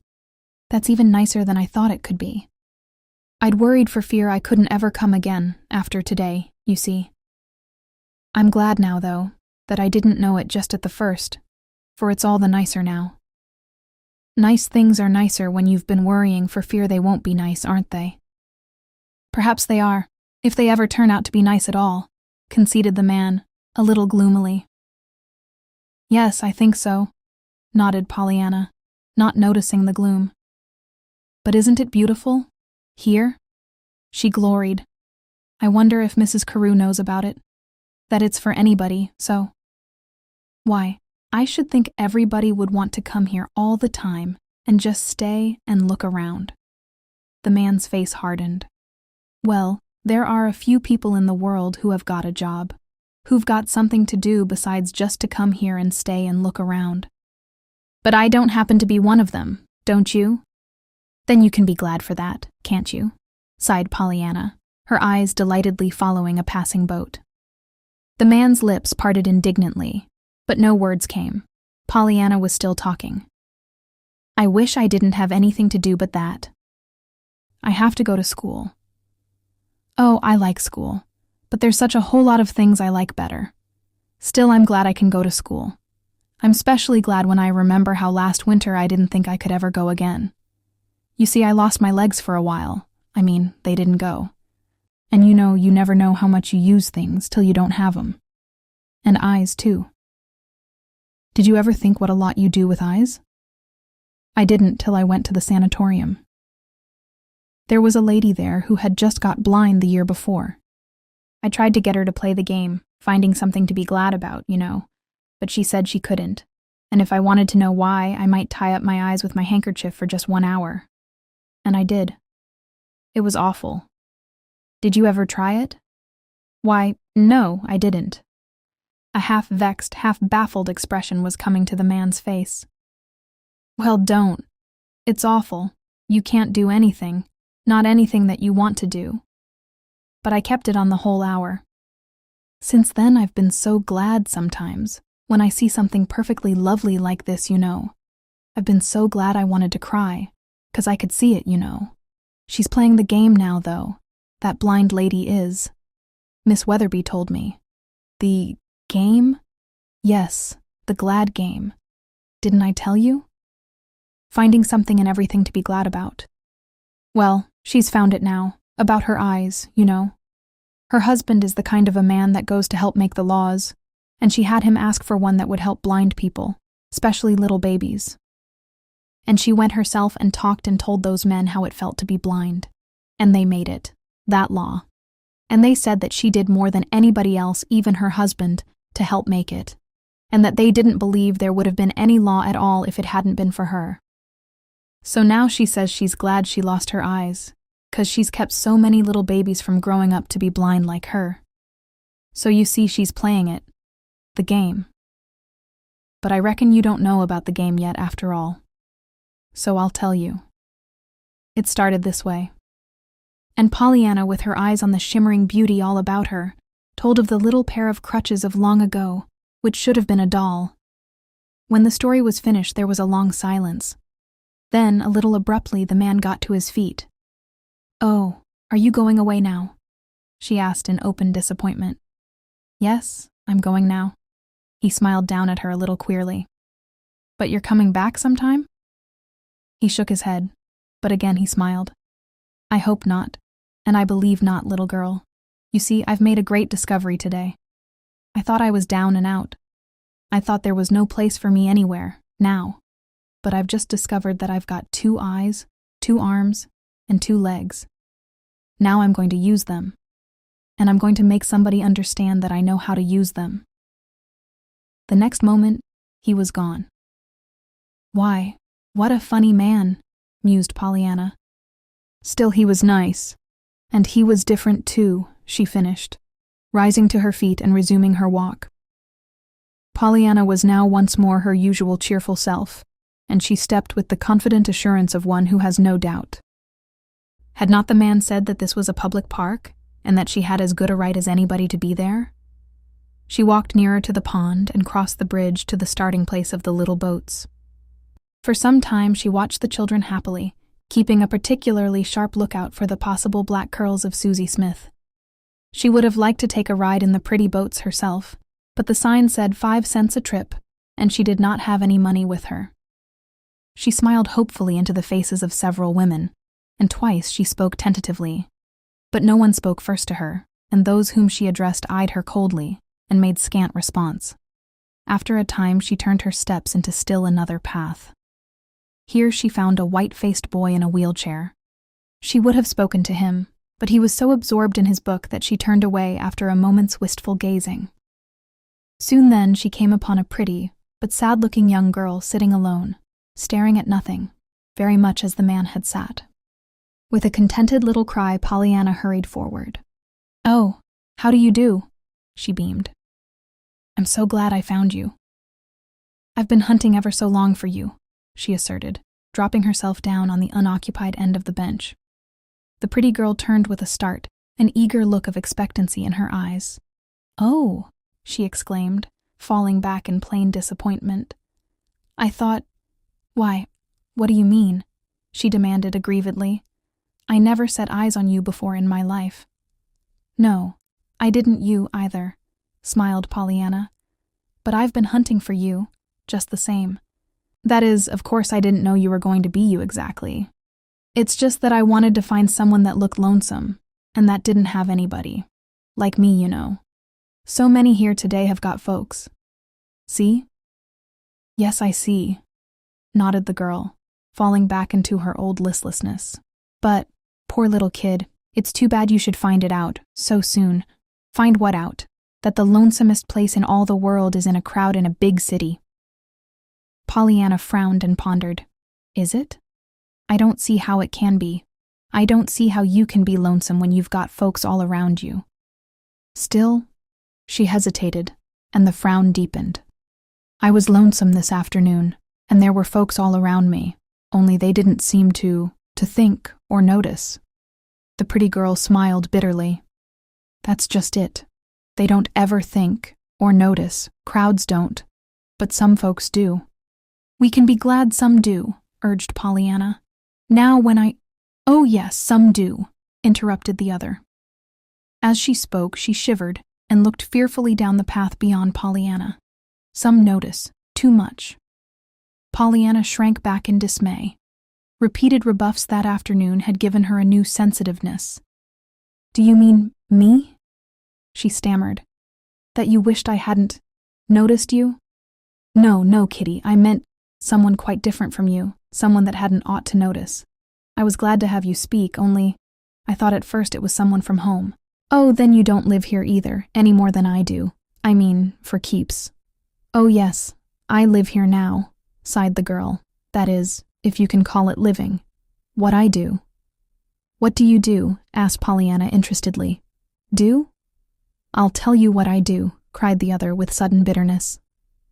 "From morning till night I sell fluffy laces and perky bows to girls that laugh and talk and know each other. Then I go home to a little back room up 3 flights just big enough to hold a lumpy cot bed, a washstand with a nicked pitcher, 1 rickety chair, and me. It's like a furnace in the summer and an icebox in the winter, but it's all the place I've got, and I'm supposed to stay in it when I ain't workin'.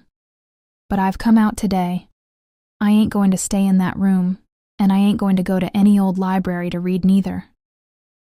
It's our last half-holiday this year, and an extra one at that, and I'm going to have a good time, for once.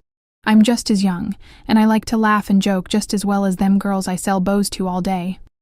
Well, today I'm going to laugh and joke." Pollyanna smiled and nodded her approval. "I'm glad you feel that way. I do too.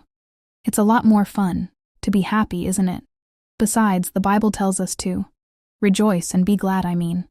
It tells us to 800 times. Probably you know about 'em, though. The rejoicing texts." The pretty girl shook her head. A queer look came to her face.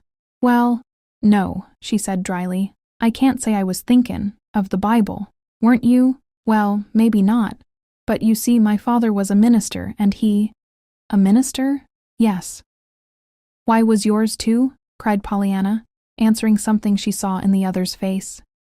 "Yes." A faint color crept up to the girl's forehead. "Oh, and has he gone like mine to be with God and the angels?" The girl turned away her head. "No, he's still living. Back home," she answered, half under her breath. "Oh, how glad you must be," sighed Pollyanna enviously. "Sometimes I get to thinking, if only I could just see Father once. But you do see your father, don't you?" "Not often. You see, I'm down, here.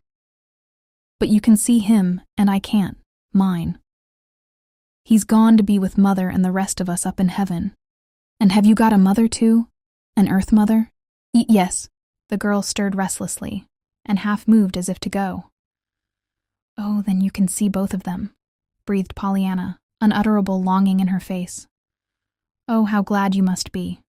For there just isn't anybody, is there, that really cares and notices quite so much as fathers and mothers.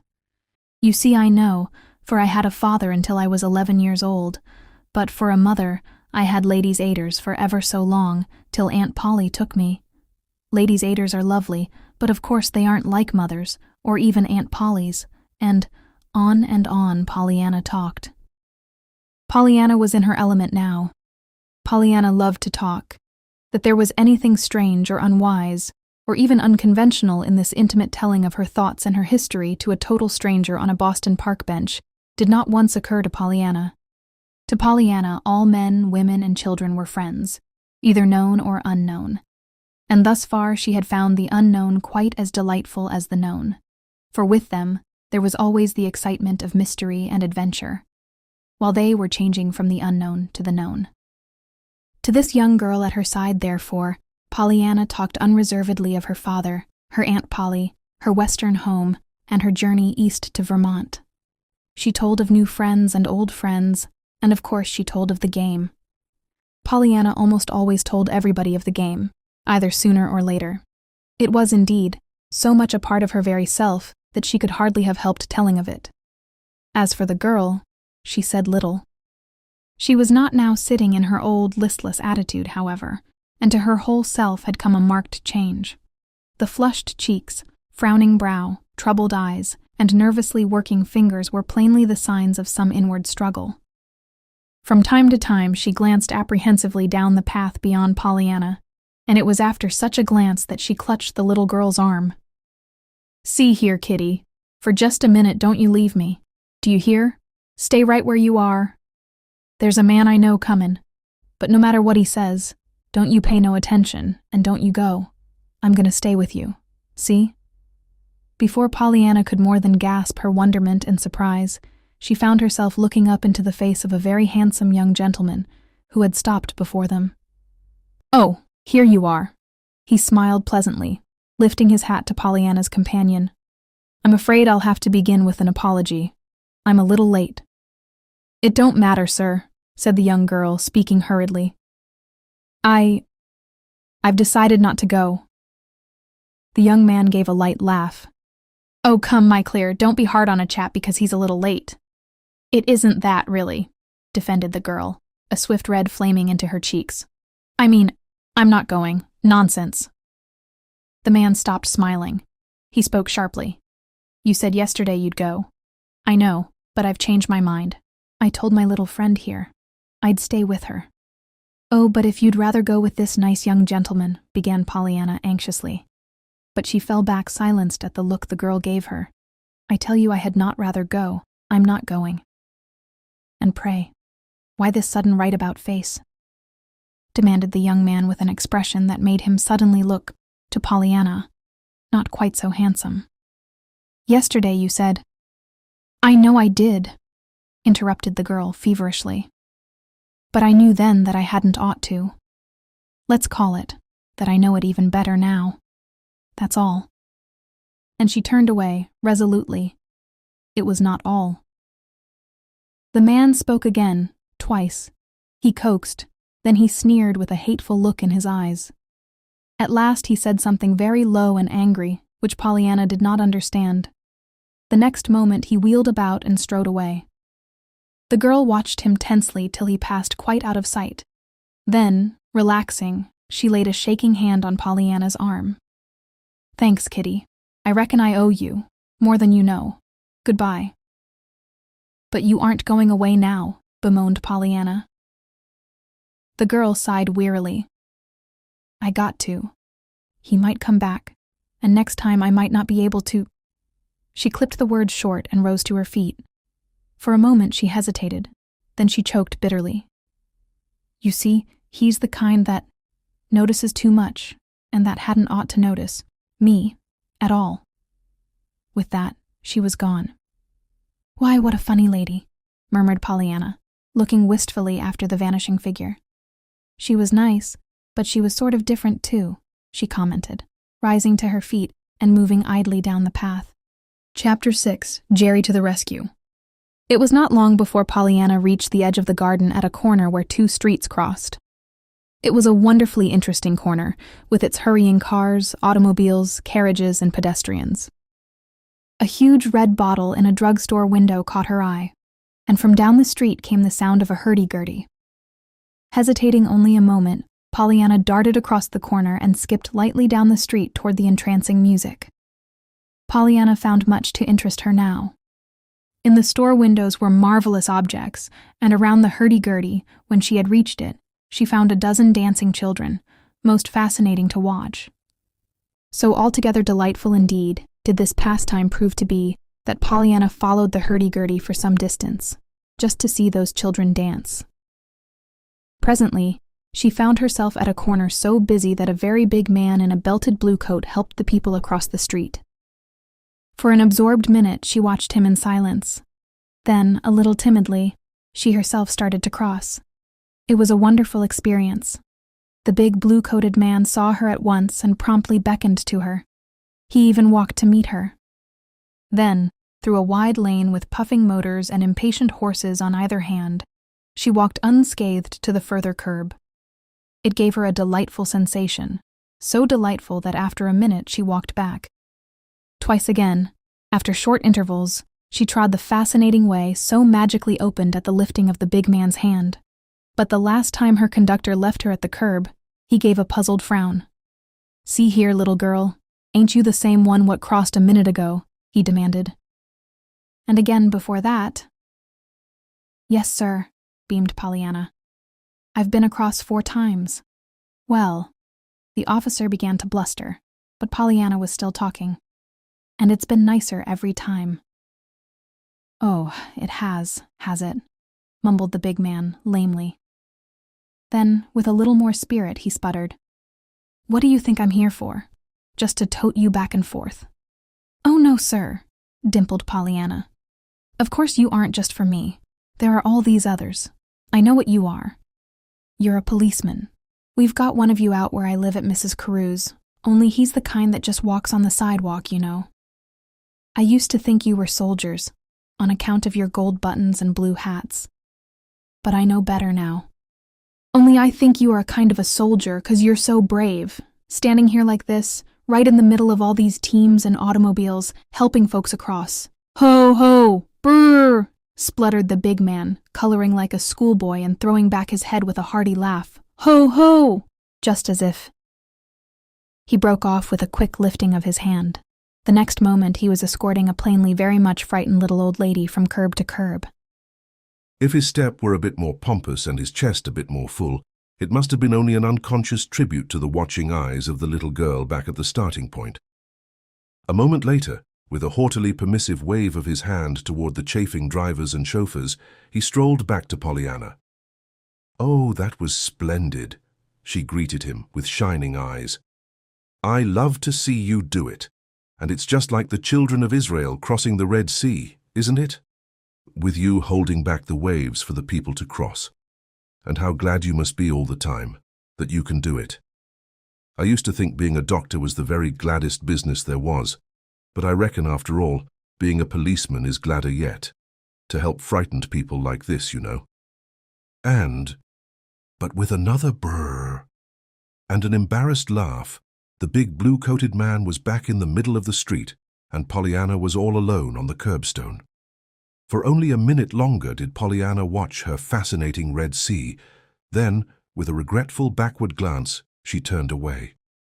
"I reckon maybe I'd better be going home now," she meditated. "It must be most dinner time." And briskly she started to walk back by the way she had come. Not until she had hesitated at several corners and unwittingly made 2 false turns did Pollyanna grasp the fact that going back home was not to be so easy as she had thought it to be. And not until she came to a building which she knew she had never seen before did she fully realize that she had lost her way. She was on a narrow street, dirty and ill-paved. Dingy tenement blocks and a few unattractive stores were on either side. All about were jabbering men and chattering women, though not one word of what they said could Pollyanna understand.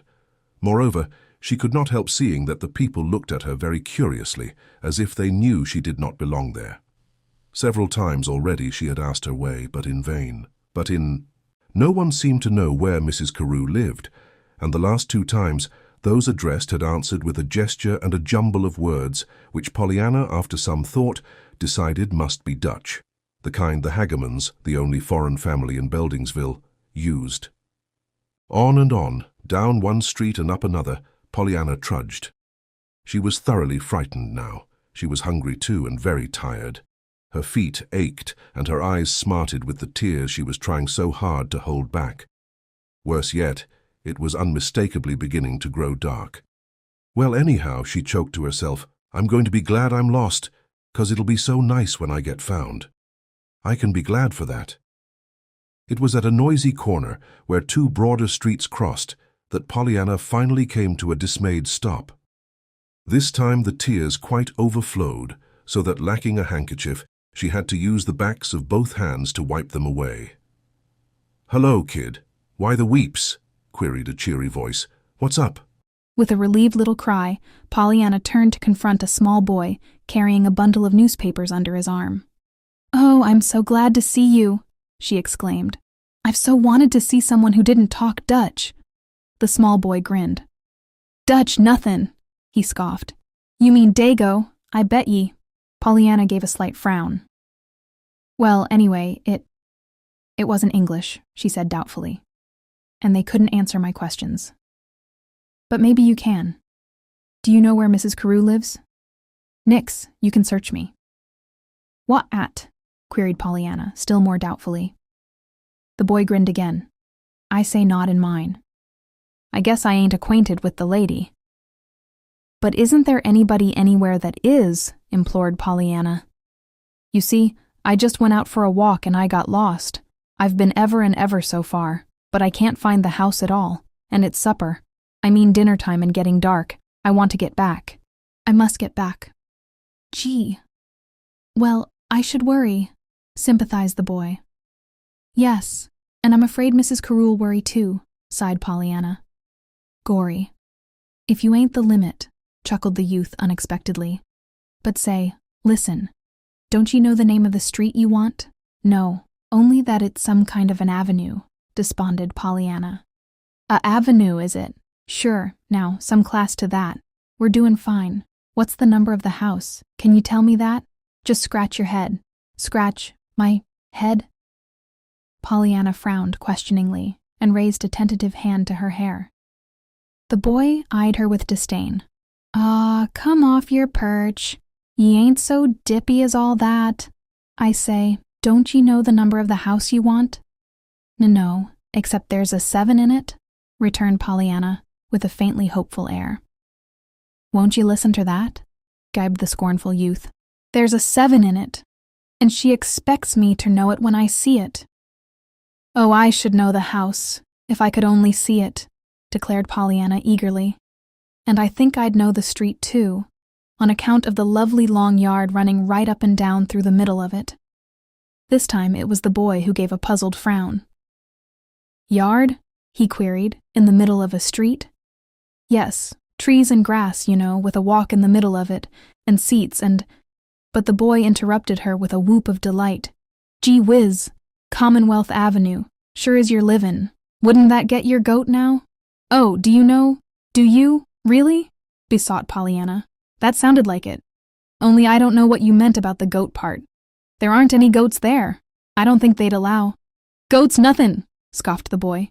You bet your sweet life I know where 'tis. Don't I tote Sir James up there to the garden most every day, and I'll take you too. Just you hang out here till I get onto my job again and sell out my stock. Then we'll make tracks for that avenue for ye can say Jack Robinson. You mean you'll take me home?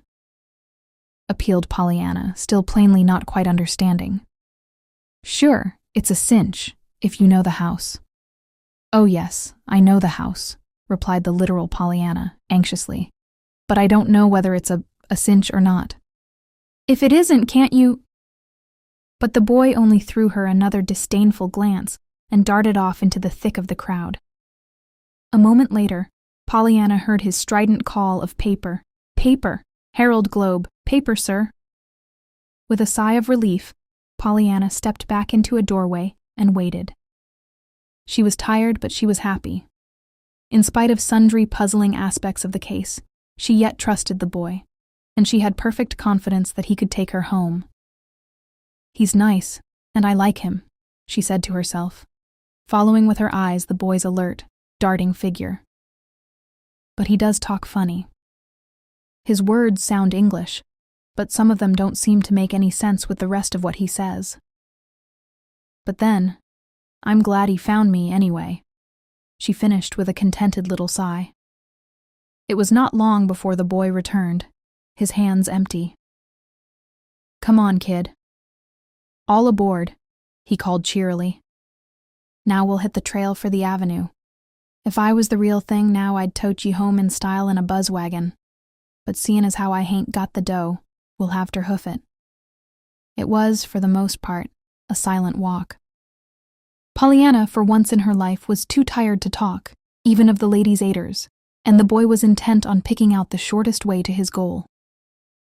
When the public garden was reached, Pollyanna did exclaim joyfully, "Oh, now I'm most there. I remember this place.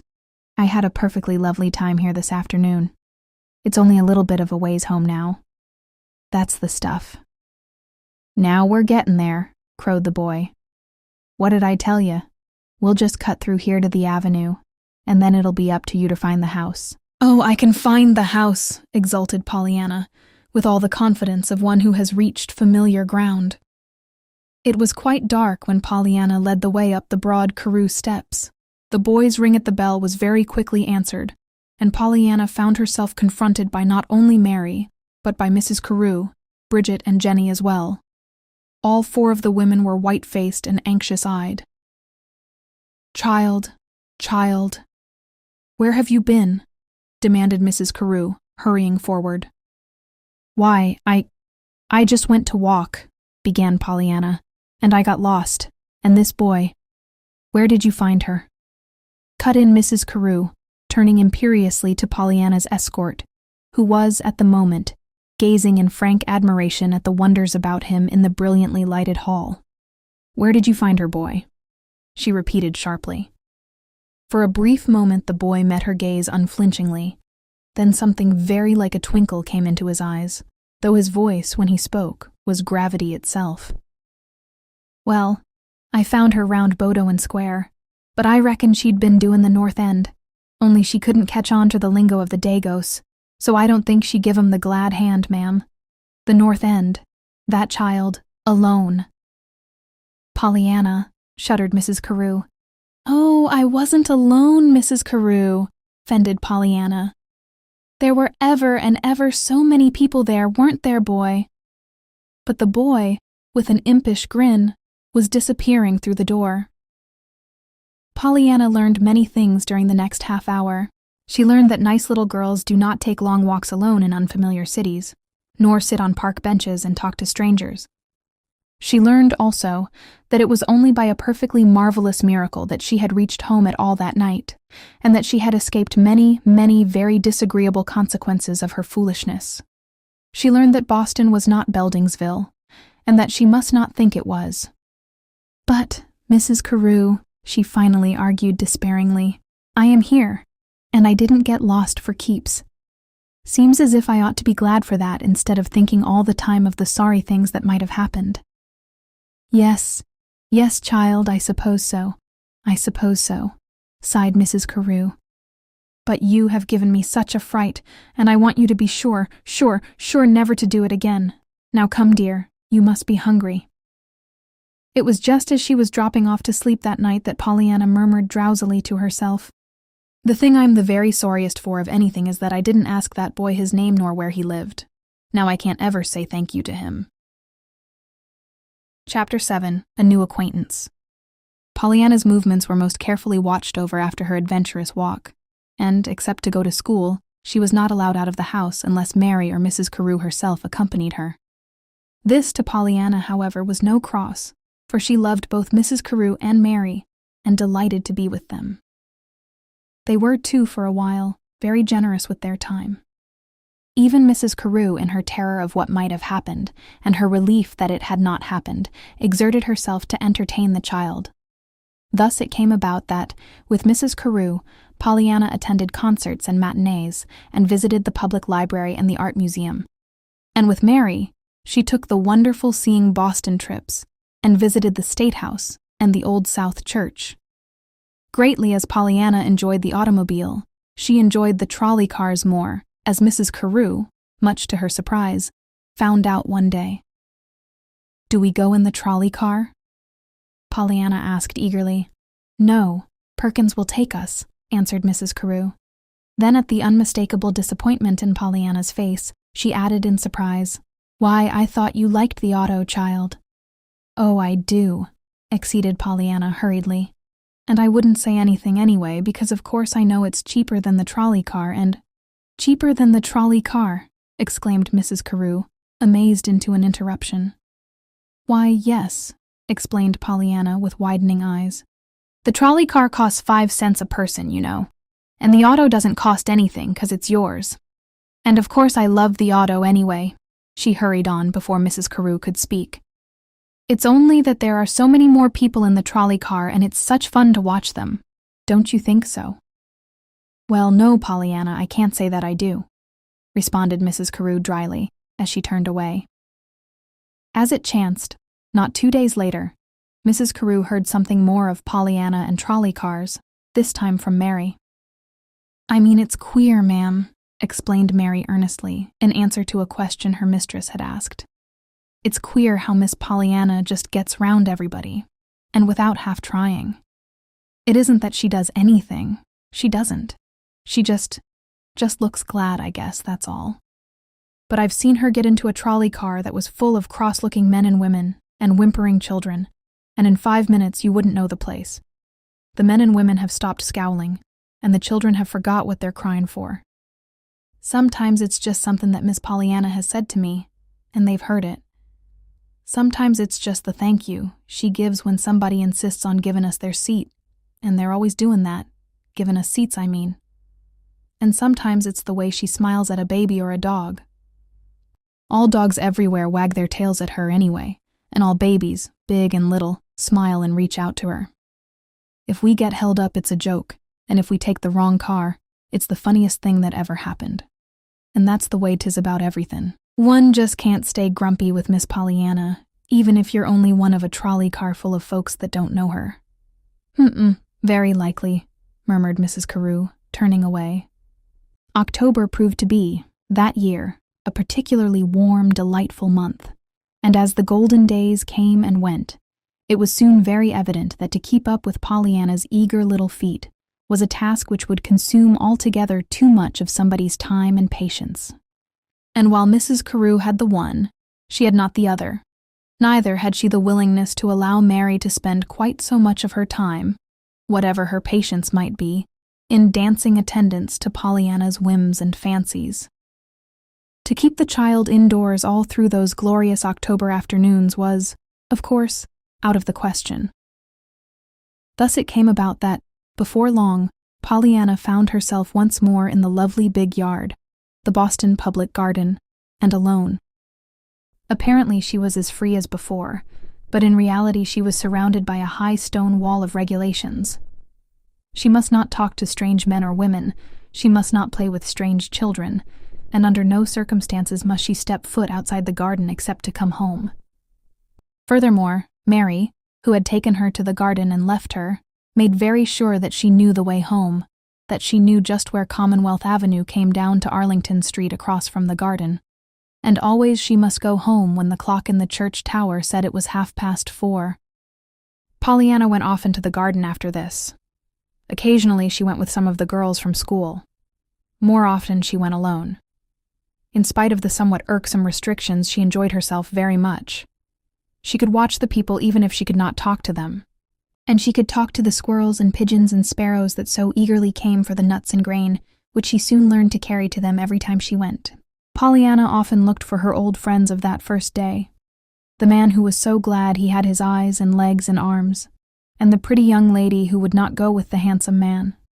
But she never saw them. She did frequently see the boy in the wheelchair, and she wished she could talk to him. The boy fed the birds and squirrels, too, and they were so tame that the doves would perch on his head and shoulders, and the squirrels would burrow in his pockets for nuts.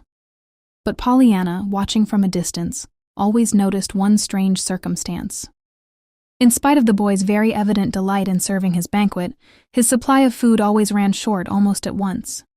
And though he invariably looked fully as disappointed as did the squirrel after a nutless burrowing, yet he never remedied the matter by bringing more food the next day, which seemed most short-sighted to Pollyanna. When the boy was not playing with the birds and squirrels, he was reading. Always reading. In his chair were usually 2 or 3 worn books, and sometimes a magazine or 2. He was nearly always to be found in one especial place, and Pollyanna used to wonder how he got there. Then, one unforgettable day, she found out. It was a school holiday, and she had come to the garden in the forenoon, and it was soon after she reached the place that she saw him being wheeled along one of the paths by a snub-nosed, sandy-haired boy. She gave a keen glance into the sandy-haired boy's face, then ran toward him with a glad little cry. "Oh, you! I know you, even if I don't know your name. You found me. Don't you remember? Oh, I'm so glad to see you. I've so wanted to say thank you." "Gee, if it ain't the swell little lost kid of the avenue," grinned the boy. "Well, what do you know about that? Lost again?" "Oh, no!" exclaimed Pollyanna, dancing up and down on her toes in irrepressible joy. "I can't get lost anymore. I have to stay right here. And I mustn't talk, you know. But I can to you, for I know you, and I can to him, after you introduce me," she finished, with a beaming glance at the lame boy and a hopeful pause. The sandy-haired youth chuckled softly and tapped the shoulder of the boy in the chair. "Listen to that, will ye? Ain't that the real thing now? Just you wait while I introduce ye." And he struck a pompous attitude. "Madam, this is me friend, Sir James, Lord of Murphy's Alley, and—" But the boy in the chair interrupted him. "Jerry, quit your nonsense," he cried vexedly. Then to Pollyanna he turned a glowing face. "I've seen you here lots of times before. I've watched you feed the birds and squirrels. You always have such a lot for them. And I think you like Sir Lancelot the best, too. Of course, there's the Lady Rowena, but wasn't she rude to Guinevere yesterday, snatching her dinner right away from her like that?" Pollyanna blinked and frowned, looking from one to the other of the boys in plain doubt. Jerry chuckled again. Then, with a final push, he wheeled the chair into its usual position and turned to go. Over his shoulder, he called to Pollyanna, "Say, kid, just let me put you wise to something. This chap ain't drunk nor crazy, see? Them's just names he's give his young friends here," with a flourish of his arms toward the furred and feathered creatures that were gathering from all directions. "And they ain't even names of folks. They're just guys out of books. Are ye on? Yet he'd ruther feed them than feed hisself. Ain't he the limit? Ta, Sir James," he added with a grimace, to the boy in the chair. "Buck up now. Nix on the no-grub racket for you. See you later." And he was gone. Pollyanna was still blinking and frowning when the lame boy turned with a smile. "You mustn't mind Jerry. That's just his way. He'd cut off his right hand for me. Jerry would. But he loves to tease. Where'd you see him? Does he know you? He didn't tell me your name. I'm Pollyanna Whittier. I was lost and he found me and took me home," answered Pollyanna, still a little dazedly. I see. Just like him, nodded the boy. Don't he tote me up here every day? A quick sympathy came to Pollyanna's eyes. Can't you walk, at all? Sir J. James? The boy laughed gleefully. Sir James, indeed. That's only more of Jerry's nonsense. I ain't a sir. Pollyanna looked clearly disappointed. You aren't? Nor a lord, like he said? I sure ain't. Oh, I hoped you were, like little Lord Fauntleroy, you know, rejoined Pollyanna. But the boy interrupted her with an eager, do you know little Lord Fauntleroy? And do you know about Sir Lancelot, and the Holy Grail, and King Arthur, and his Round Table, and the Lady Rowena, and Ivanhoe, and all those? Do you? Pollyanna gave her head a dubious shake. Well, I'm afraid maybe I don't know all of 'em, she admitted. Are they all in books? The boy nodded. I've got 'em here, some of 'em, he said. I like to read 'em over and over. There's always something new in 'em. Besides, I ain't got no others anyway. These were Father's. Here, you little rascal, quit that. He broke off in laughing reproof as a bushy-tailed squirrel leaped to his lap and began to nose in his pockets. Gory, guess we'd better give them their dinner or they'll be trying to eat us, chuckled the boy. That's Sir Lancelot. He's always first, you know. From somewhere the boy produced a small pasteboard box which he opened guardedly, mindful of the numberless bright little eyes that were watching every move. All about him now sounded the whir and flutter of wings, the cooing of doves, the saucy twitter of the sparrows. Sir Lancelot, alert and eager, occupied one arm of the wheelchair. Another bushy-tailed little fellow, less venturesome, sat back on his haunches 5 feet away. A third squirrel chattered noisily on a neighboring tree branch. From the box the boy took a few nuts, a small roll, and a donut. At the latter he looked longingly, hesitatingly. Did you bring anything? He asked then. Lots, in here, nodded Pollyanna, tapping the paper bag she carried. Oh, then perhaps I will eat it today, sighed the boy, dropping the donut back into the box with an air of relief. Pollyanna, on whom the significance of this action was quite lost, thrust her fingers into her own bag, and the banquet was on. It was a wonderful hour.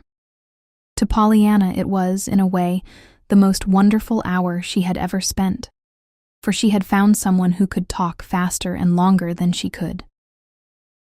This strange youth seemed to have an inexhaustible fund of marvelous stories of brave knights and fair ladies, of tournaments and battles. Moreover, so vividly did he draw his pictures that Pollyanna saw with her own eyes the deeds of valor, the knights in armor, and the fair ladies with their jeweled gowns and tresses, even though she was really looking at a flock of fluttering doves and sparrows and a group of frisking squirrels on a wide sweep of sunlit grass. The ladies' aiders were forgotten. Even the glad game was not thought of. Pollyanna, with flushed cheeks and sparkling eyes, was trailing down the golden ages led by a romance-fed boy who, though she did not know it, was trying to crowd into this one short hour of congenial companionship countless dreary days of loneliness and longing. Not until the noon bells sent Pollyanna hurrying homeward did she remember that she did not even yet know the boy's name. I only know it isn't Sir James, she sighed to herself, frowning with vexation. But never mind, I can ask him tomorrow. Chapter 8. Jamie. Pollyanna did not see the boy tomorrow. It rained, and she could not go to the garden at all. It rained the next day, too. Even on the third day she did not see him, for though the sun came out bright and warm, and though she went very early in the afternoon to the garden and waited long, he did not come at all. But on the fourth day he was there in his old place, and Pollyanna hastened forward with a joyous greeting. Oh, I'm so glad to see you. But where have you been? You weren't here yesterday at all. I couldn't. The pain wouldn't let me come yesterday, explained the lad, who was looking very white. The pain. Oh, does it? Ache? Stammered Pollyanna, all sympathy at once. Oh, yes, always, nodded the boy, with a cheerfully matter-of-fact air. Most generally I can stand it and come here just the same, except when it gets too bad, same as 'twas yesterday. Then I can't.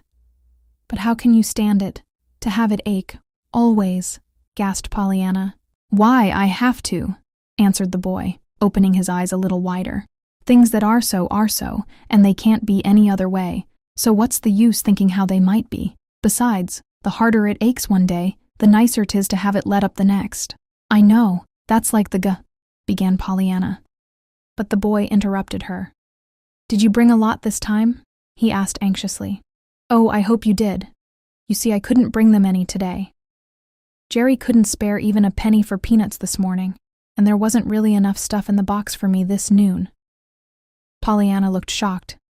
You mean that you didn't have enough to eat yourself? For your luncheon? Sure, smiled the boy. But don't worry, 'tisn't the first time, and 'twon't be the last. I'm used to it. Hi there. Here comes Sir Lancelot.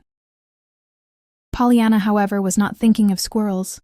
And wasn't there any more at home? Oh no, there's never any left at home, laughed the boy. You see, Mumsy works out, stairs and washings, so she gets some of her feed in them places, and Jerry picks his up where he can, except nights and mornings. He gets it with us then, if we've got any. Pollyanna looked still more shocked.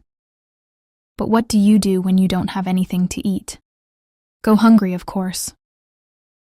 But I never heard of anybody who didn't have anything to eat, gasped Pollyanna. Of course Father and I were poor, and we had to eat beans and fish balls when we wanted turkey. But we had something. Why don't you tell folks, all these folks everywhere that live in these houses?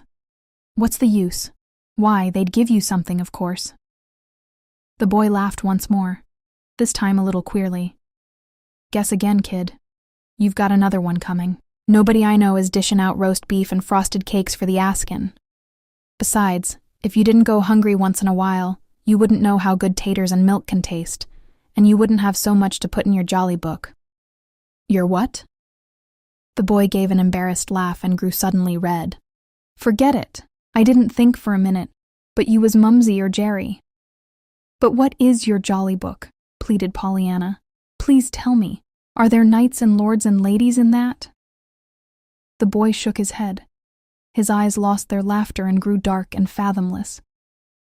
No, I wish it there was, he sighed wistfully. But when you can't even walk, you can't fight battles and win trophies, and have fair ladies hand you your sword, and bestow upon you the golden guerdon. A sudden fire came to the boy's eyes. His chin lifted itself as if in response to a bugle call. Then, as suddenly, the fire died, and the boy fell back into his old listlessness. You just can't do nothin', he resumed wearily after a moment's silence. You just have to sit and think. And times like that your think gets to be something awful. Mine did anyhow. I wanted to go to school and learn things, more things than just Mumsy can teach me, and I thought of that. I wanted to run and play ball with the other boys, and I thought of that. I wanted to go out and sell papers with Jerry, and I thought of that. I didn't want to be taken care of all my life, and I thought of that. I know, oh, I know, breathed Pollyanna with shining eyes. Didn't I lose my legs for a while? Did you? Then you do know some. But you've got yours again. I hain't, you know, sighed the boy, the shadow in his eyes deepening. But you haven't told me yet about the jolly book, prompted Pollyanna after a minute. The boy stirred and laughed shamefacedly. Well, you see, it ain't much after all, except to me. You wouldn't see much in it. I started it a year ago. I was feeling specially bad that day. Nothing was right. For a while I grumped it out, just thinkin'. And then I picked up one of Father's books and tried to read. And the first thing I see was this. I learned it afterwards, so I can say it now. Pleasures lie thickest where no pleasures seem. There's not a leaf that falls upon the ground but holds some joy, of silence or of sound. Well, I was mad. I wished I could put the guy that wrote that in my place and see what kind of joy he'd find in my leaves. I was so mad I made up my mind I'd prove he didn't know what he was talking about, so I begun to hunt for him. The joys in my leaves, you know. I took a little old empty notebook that Jerry had given me, and I said to myself that I'd write 'em down. Everything that had anything about it that I liked I'd put down in the book. Then I'd just show how many joys I had. Yes, yes, cried Pollyanna, absorbedly, as the boy paused for breath. Well, I didn't expect to get many, but, do you know, I got a lot.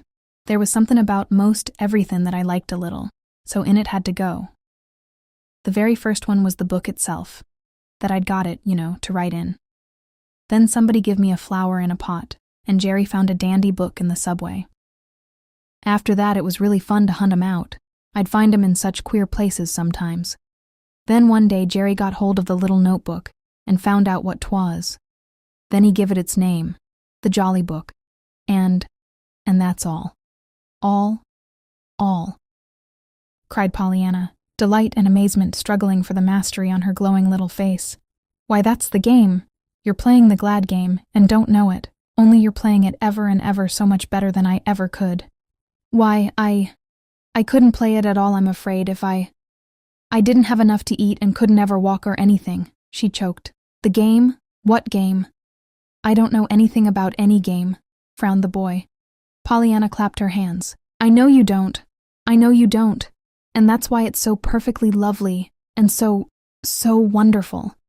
But listen, I'll tell you what the game is. And she told him. Gee, breathed the boy appreciatively when she had finished. Now what do you think of that?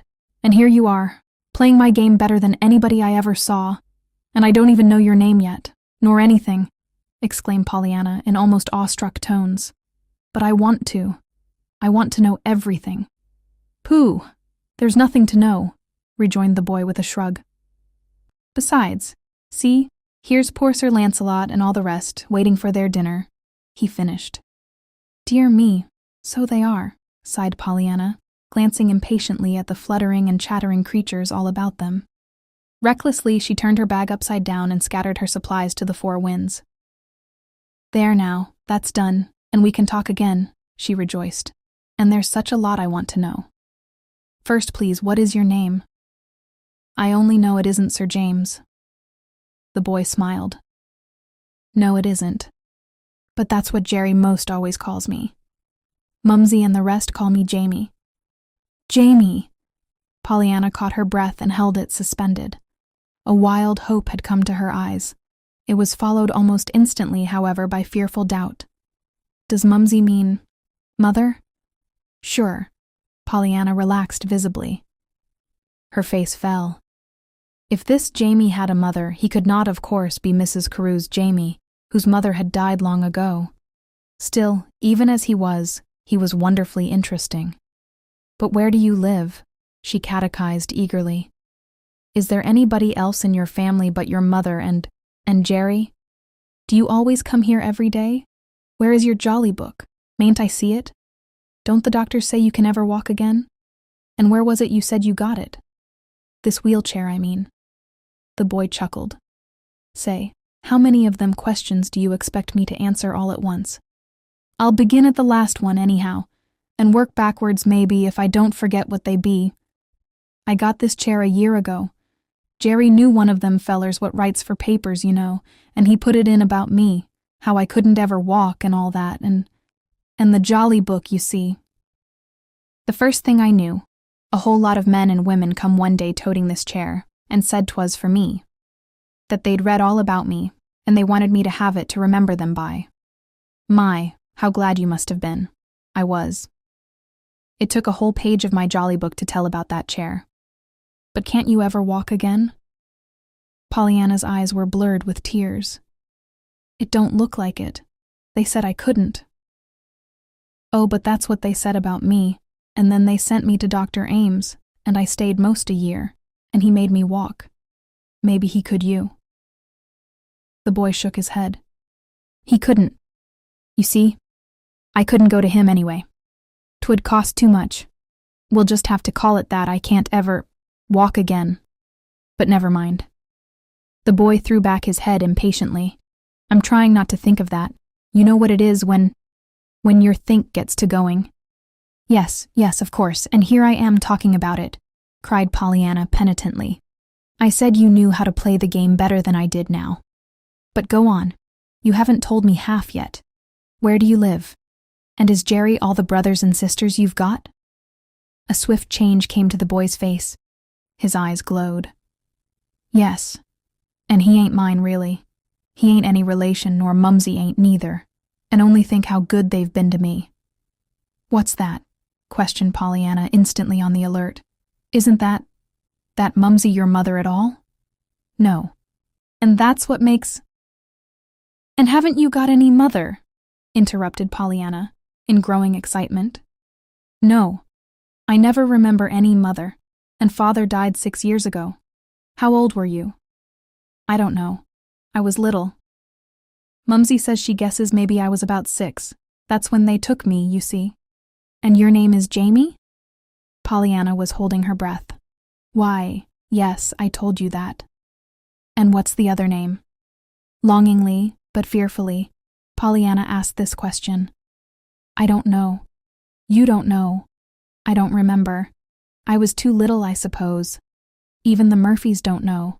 They never knew me as anything but Jamie." A great disappointment came to Pollyanna's face, but almost immediately a flash of thought drove the shadow away.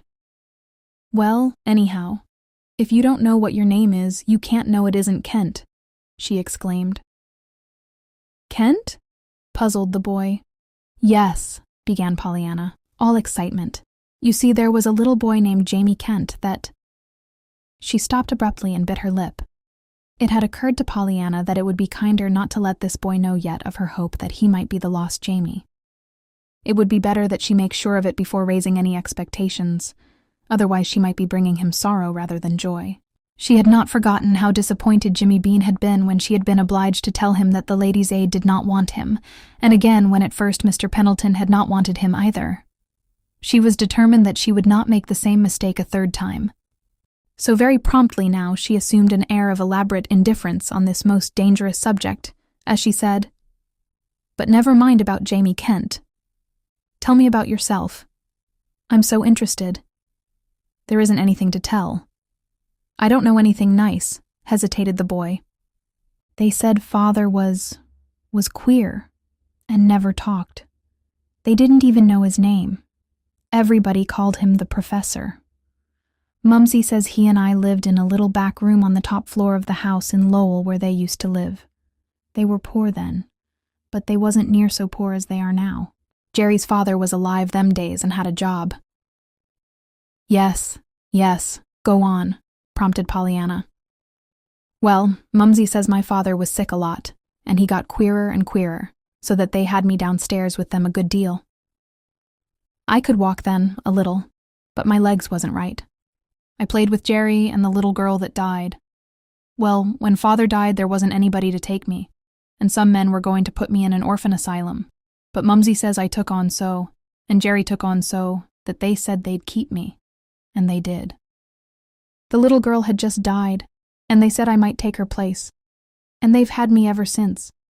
And I fell and got worse, and they're awful poor now too, besides Jerry's father dyin'. But they've kept me. Now ain't that what you call being pretty good to a feller?" "Yes. Oh, yes," cried Pollyanna. "But they'll get their reward. I know they'll get their reward."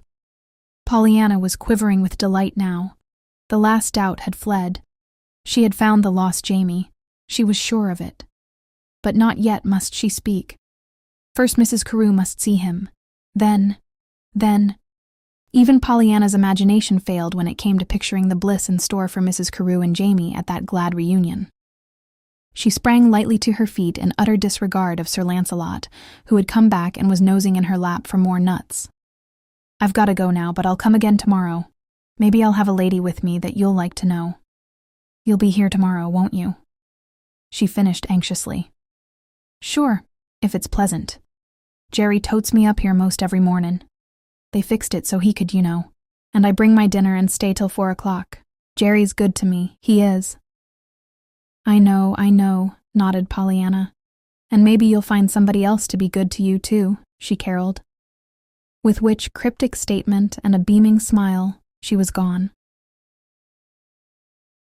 Chapter 9. Plans and Plottings.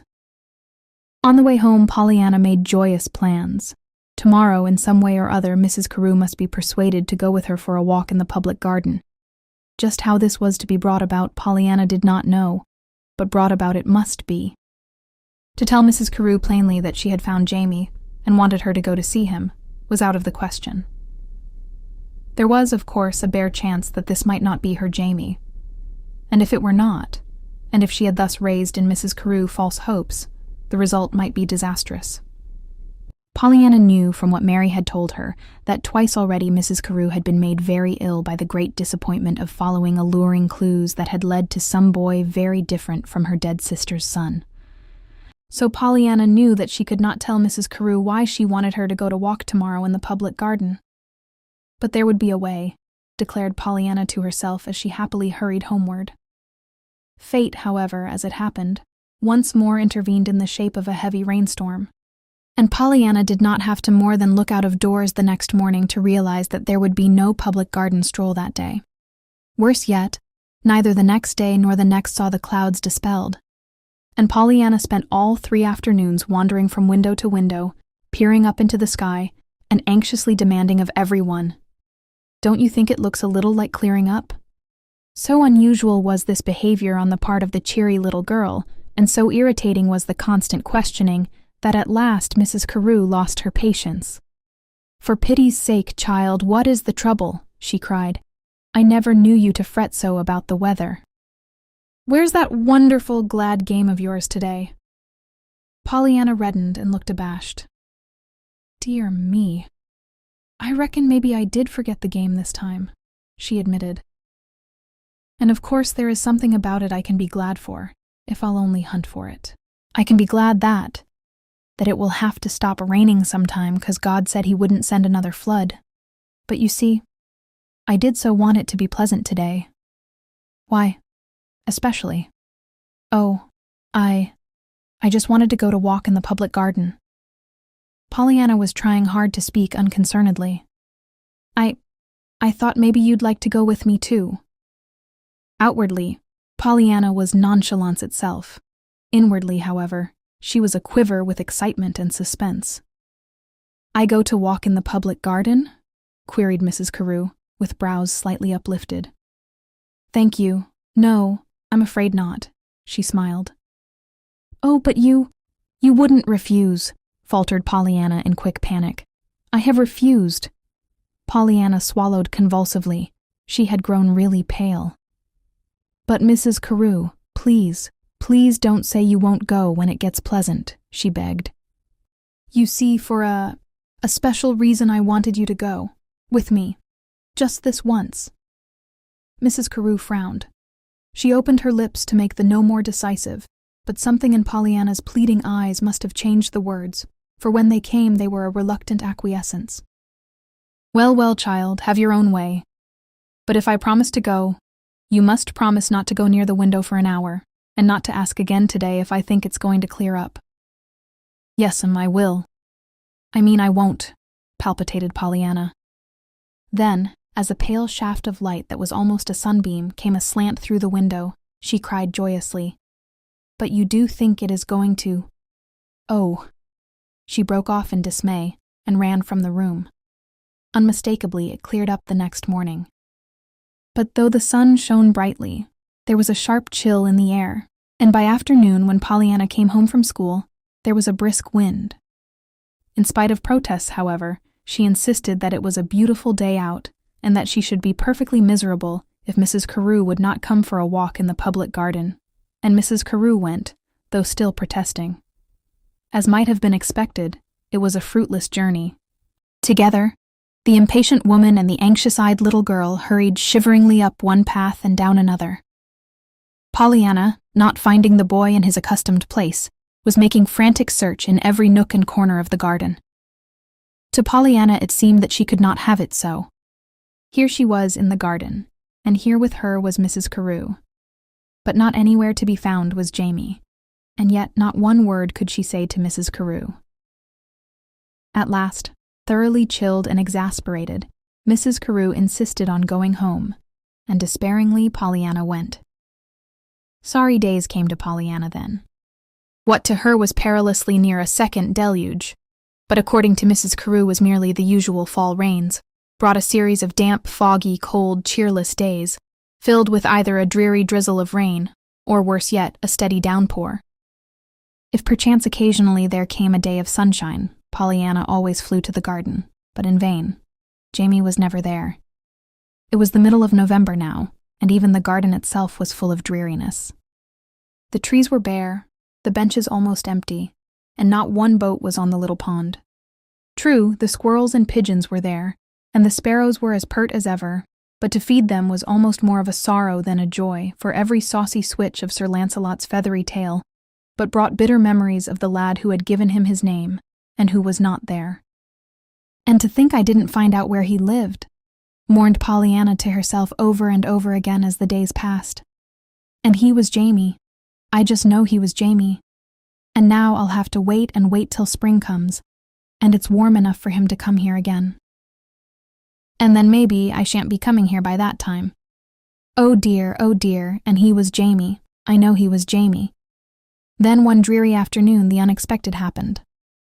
Pollyanna, passing through the upper hallway, heard angry voices in the hall below, one of which she recognized as being Mary's, while the other voice was saying, "Not on your life. It's nix on the beggin' business. Do you get me? I wants ter see the kid, Pollyanna. I got a message for her from Sir James. Now beat it, will ye, and trot out the kid if ye don't mind." With a glad little cry, Pollyanna turned and fairly flew down the stairway. "Oh, I'm here. I'm right here," she panted, stumbling forward. "What is it? Did Jamie send you?" In her excitement, she had almost flung herself with outstretched arms upon the boy when Mary intercepted a shocked, restraining hand. Miss Pollyanna, do you mean to say you know this? This beggar boy?" The boy flushed angrily, but before he could speak, Pollyanna interposed valiant championship. "He isn't a beggar boy. He belongs to one of my very best friends. Besides, he's the one that found me and brought me home that time I was lost." Then to the boy she turned with impetuous questioning. "What is it? Did Jamie send you?" "Sure he did. He hit the hay a month ago, and he hain't been up since." "He hit—" "What?" puzzled Pollyanna. "Hit the hay, went ter bed. He's sick, I mean, and he wants ter see ye. Will ye come?" "Sick? Oh, I'm so sorry," grieved Pollyanna. "Of course I'll come. I'll go get my hat and coat right away." "Miss Pollyanna," gasped Mary in stern disapproval. "As if Mrs. Carew would let you go. Anywhere with a strange boy like this." "But he isn't a strange boy," objected Pollyanna. "I've known him ever so long, and I must go." What in the world is the meaning of this?" demanded Mrs. Carew icily from the drawing-room doorway. "Pollyanna, who is this boy, and what is he doing here?" Pollyanna turned with a quick cry. "Oh, Mrs. Carew, you'll let me go, won't you?" "Go where?" "To see my brother, ma'am," cut in the boy hurriedly, and with an obvious effort to be very polite. "He's sort of off his feed, you know, and he wouldn't give me no peace till I come up." After her, with an awkward gesture toward Pollyanna. "He thinks a sight in all of her." "I may go, mayn't I?" pleaded Pollyanna. Mrs. Carew frowned. "Go with this boy? You?" "Certainly not, Pollyanna."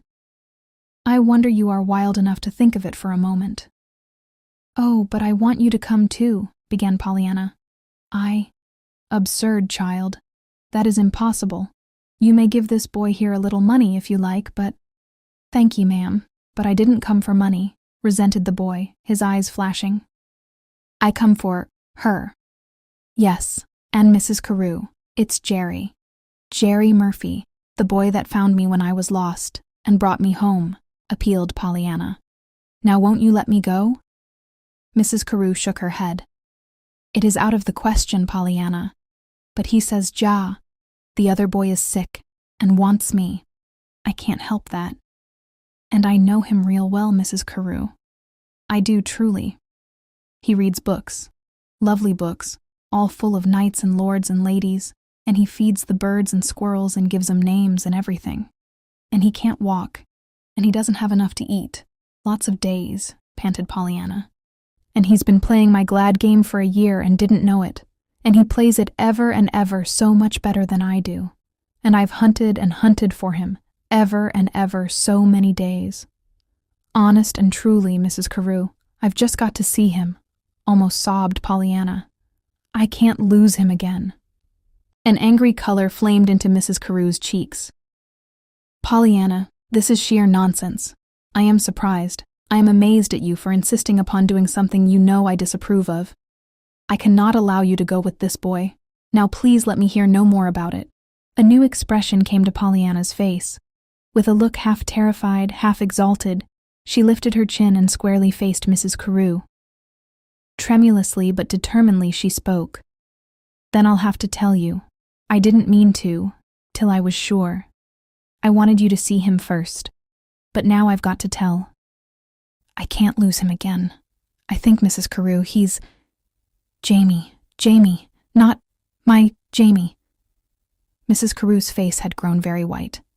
Yes, impossible. I know, but please, his name is Jamie, and he doesn't know the other one. His father died when he was 6 years old, and he can't remember his mother. He's 12 years old, he thinks. These folks took him in when his father died, and his father was queer, and didn't tell folks his name, But Mrs. Carew had stopped her with a gesture. Mrs. Carew was even whiter than before, but her eyes burned with a sudden fire. We'll go at once, she said. Mary, tell Perkins to have the car here as soon as possible. Pollyanna, get your hat and coat. Boy, wait here, please. We'll be ready to go with you immediately. The next minute she had hurried upstairs. In the hall, the boy drew a long breath. Gee whiz, he muttered softly. If we ain't gonna go in a buzz wagon, some classed her that. Gorry, what'll Sir James say? Chapter 10. In Murphy's Alley. With the opulent purr that seems to be peculiar to luxurious limousines, Mrs. Carew's car rolled down Commonwealth Avenue and out upon Arlington Street to Charles. Inside sat a shining-eyed little girl and a white-faced, tense woman. Outside, to give directions to the plainly disapproving chauffeur, sat Jerry Murphy, inordinately proud and insufferably important.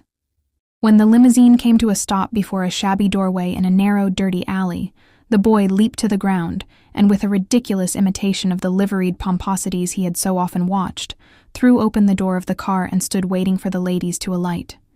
Pollyanna sprang out at once, her eyes widening with amazement and distress as she looked about her. Behind her came Mrs. Carew, visibly shuddering as her gaze swept the filth, the sordidness, and the ragged children that swarmed shrieking and chattering out of the dismal tenements and surrounded the car in a second. Jerry waved his arms angrily. Here, you, beat it, he yelled to the motley throng. This ain't no free movies. Can that racket and get a move on ye? Lively now. We gotta get by. Jamie's got company. Mrs. Carew shuddered again and laid a trembling hand on Jerry's shoulder. Not here, she recoiled. But the boy did not hear. With shoves and pushes from sturdy fists and elbows, he was making a path for his charges, and before Mrs. Carew knew quite how it was done, she found herself with the boy and Pollyanna at the foot of a rickety flight of stairs in a dim, evil-smelling hallway. Once more she put out a shaking hand. Wait, she commanded huskily. Remember, don't either of you say a word about his being possibly the boy I'm looking for. I must see for myself first and question him. Of course, agreed Pollyanna. Sure, I'm on, nodded the boy. I gotta go right off anyhow, so I won't bother ye none. Now toddle easy up these air stairs. There's always holes, and most generally there's a kid or two asleep somewheres. And the elevator ain't runnin' day, he jibed cheerfully. We gotta go to the top, too.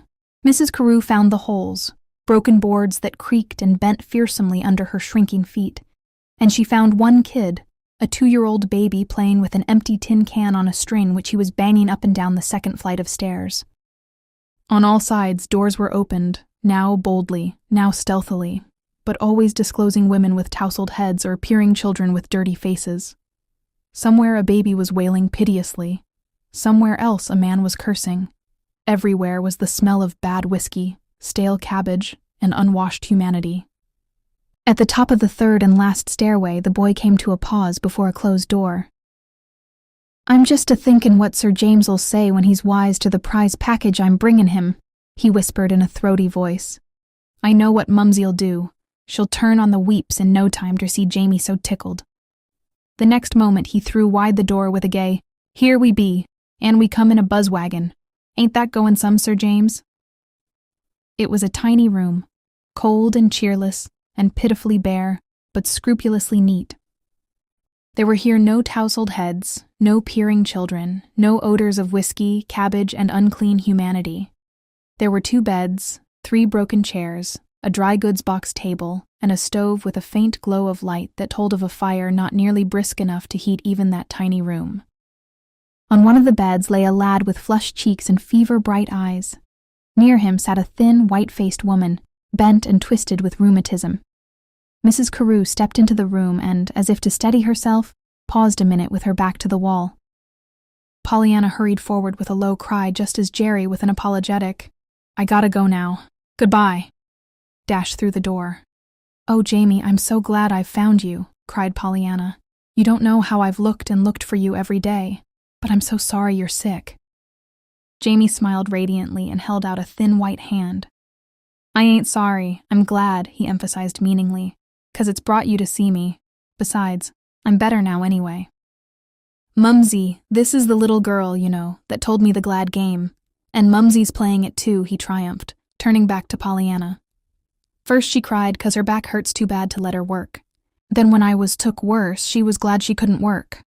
'Cause she could be here to take care of me, you know." At that moment, Mrs. Carew hurried forward, her eyes half fearfully, half longingly on the face of the lame boy in the bed. "It's Mrs. Carew. I've brought her to see you, Jamie," introduced Pollyanna in a tremulous voice. The little twisted woman by the bed had struggled to her feet by this time and was nervously offering her chair. Mrs. Carew accepted it without so much as a glance. Her eyes were still on the boy in the bed. "Your name is Jamie?" she asked, with visible difficulty. "Yes, ma'am." The boy's bright eyes looked straight into hers. "What is your other name?" "I don't know." "He is not your son?" For the first time, Mrs. Carew turned to the twisted little woman who was still standing by the bed. "No, madam. And you don't know his name?" "No, madam. I never knew it." With a despairing gesture, Mrs. Carew turned back to the boy. "But think. Don't you remember anything of your name but Jamie?" The boy shook his head. Into his eyes was coming a puzzled wonder. "No, nothing."